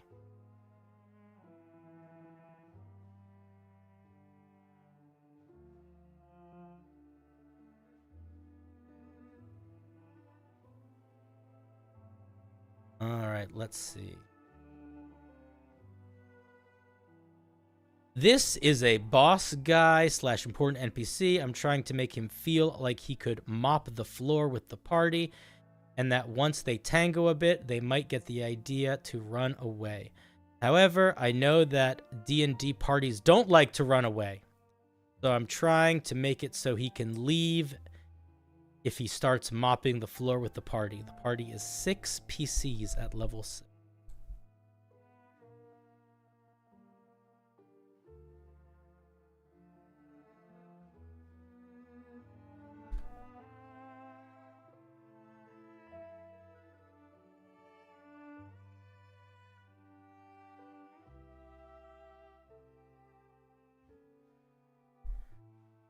Lord Forkaistis, the half-elf hero.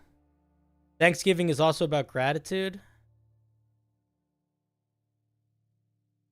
One tiny detail. If you got your bonus action title down here, hit enter a couple times. Get it tied with the bonus actions.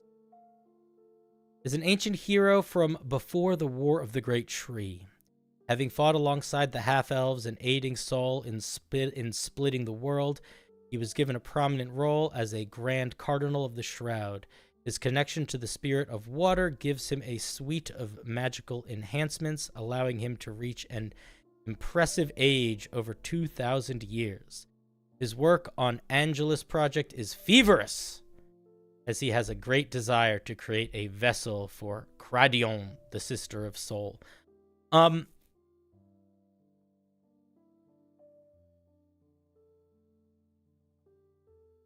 This flavor text is very in-world, which is fine for a boss in-world, but it doesn't really tell me anything about what this guy's supposed to be. That's okay. 2,000 years old. I don't think 2,000 years old is average for an elf. I feel like 2,000 years old is reasonably... what's your word? It's reasonably...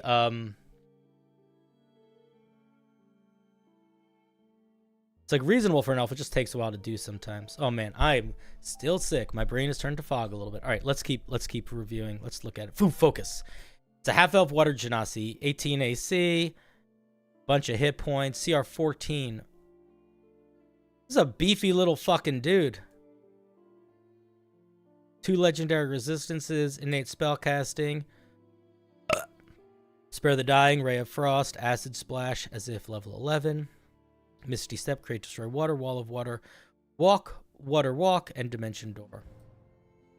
Due to the runic enhancements placed on this armor, Forkaistis has protection against non-physical attacks. Creatures cannot have advantage on melee attacks against this guy unless Dispel Magic is cast to disrupt the runes. Once dispelled, the runes reactivate after 1 hour. Oh, yeah, that's kind of cool. So nobody can have advantage. No melee advantage on this guy. Half elves within 15 feet have advantage on wisdom saving throws and cannot be charmed. Very unique feature. I'm going to be honest. If you're going to be this focused, where we're just half elves are affected by this, I would make the radius bigger. I would make the radius bigger. Makes 3 attacks with his weapon, can replace one of them with a cantrip. Plus 10 to hit, 1d6, plus 5 slashing and force damage. Ray of Frost. I think the Ray of Frost is just here to represent the cantrip, I guess. The damage feels kind of low for CR 14. Let's see what else it has. It undergoes a transformation wherein he sprouts angelic wings. With Celestial Light, he gains a 40-foot fly speed, resistance to radiant force and necrotic damage. It cannot be grappled or restrained. This transformation lasts an hour until he loses concentration as if concentrating on a spell. Okay, so he becomes a big radiant boy. And he has bonus actions. Once per day, calls upon the power of the Undying to strengthen his allies. Choose up to 3 creatures he can see within 30 feet. Each creature gains temporary hit points and has advantage on attack rolls while these temporary hit points remain. That's pretty cool. Aqua form allows his body to adjust its structure, become more like water until the start of his next turn. He is resistant to bludgeoning, passing, but vulnerability to cold damage. I wouldn't give him vulnerability to cold damage. That feels weird. I get it from like a mechanics perspective, but I feel like if this is like a water dude, he should never get vulnerability to cold damage. I would pick a different damage type. The other thing is I think this guy just needs more damage. I think this guy just needs more damage. Legendary actions. He can make a 15-foot reach version attack with his blade. He can make it so the next attack against him has disadvantage. Moves in a straight line. When he moves within 5 feet of a creature or an object that isn't being worn or carried, it takes 1d6 bludgeoning damage. A creature or object can take this damage only once during a turn. That's not that much damage. Okay. Main feedback. It's a lot of hit points for a little guy. And I feel like he needs to do more damage. I think his main attack needs to do more damage. And I think this wave dash needs to do more damage. All of these features are... I like the Unleash the Tides.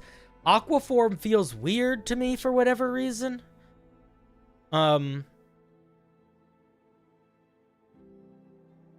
Getting resistance to bludgeoning, piercing, and slashing damage for a round, I think is cool as a mechanic. But I want to see the downside to it be different than vulnerability to cold. Maybe, like if the idea is that he's becoming more like water, maybe some of his stats go down. Maybe he has less armor class. Maybe his attacks change a little bit. Maybe maybe his con save goes, he gets, a penalty to his strength and con saves as he's more watery. But I feel like the cold damage vulnerability feels off for a water genasi type superhero. Bro, my cousin wants to do a Final Fantasy themed one shot. I just had such a good idea. Very cool. All right, I don't really have more thoughts. I think that it's a neat idea. I like the half-elf hero thing a lot. I like the Undying Leathers. I think is a cool little mini mechanic. It needs to do more damage in all the places. And Aquaform, I also feel like Aquaform, you should allow him to like take the water elemental vibe where he can like squeeze between objects and stuff. Like allow him to really like, turn into Aqua and like move through bars, in a wall, or you know what I mean? Like move through prison bars or squeeze through really small spaces for a turn. I think that would be cool. So I would let the Aqua form be more Aqua. And those are my thoughts. Them's my thoughts.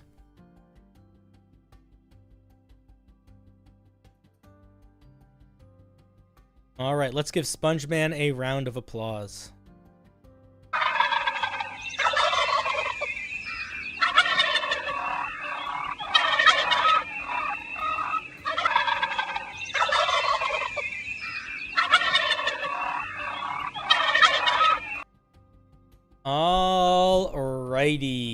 Alrighty. Done. All right, friends. We are going to be wrapping up. I am tired. I'm still a little sick. And it is time for us to say our farewells. So, I will be back tomorrow on Twitch. Feel free to stop on by. If you are somebody that wants to submit Homebrew, the link is in the video description right now. Tomorrow we will be starting probably on 7 p.m. Eastern Standard Time. And yep, come on by to Twitch if you haven't already. It should be a really good time. And I am tired and my head hurts and I love you, and we're gonna have a, have a good night, everybody. We'll be back tomorrow. Be good to each other.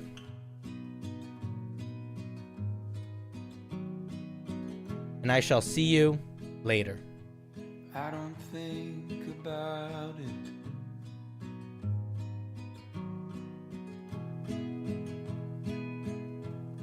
About you leaving me.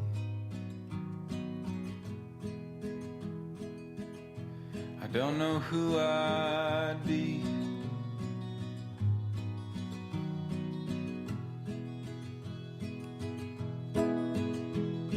Would everything we built just turn to broken leaves? I don't think about it.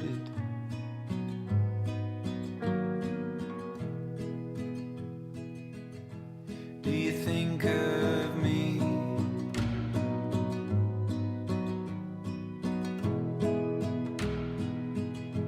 Walking out that door.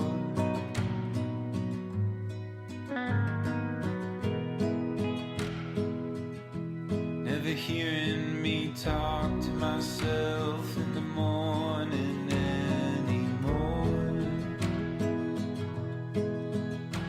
Would it all just turn and turn and turn and turn and turn and turn? You don't think about it.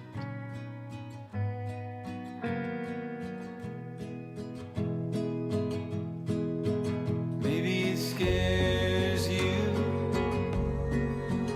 like it scares me. What do we do with all the possibilities? Doesn't it scare you like it scares me? What do we do with all the possibilities? We don't think about it.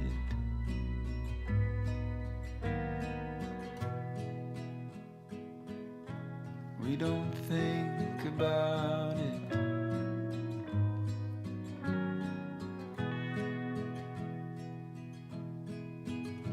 We just fall into each other's arms,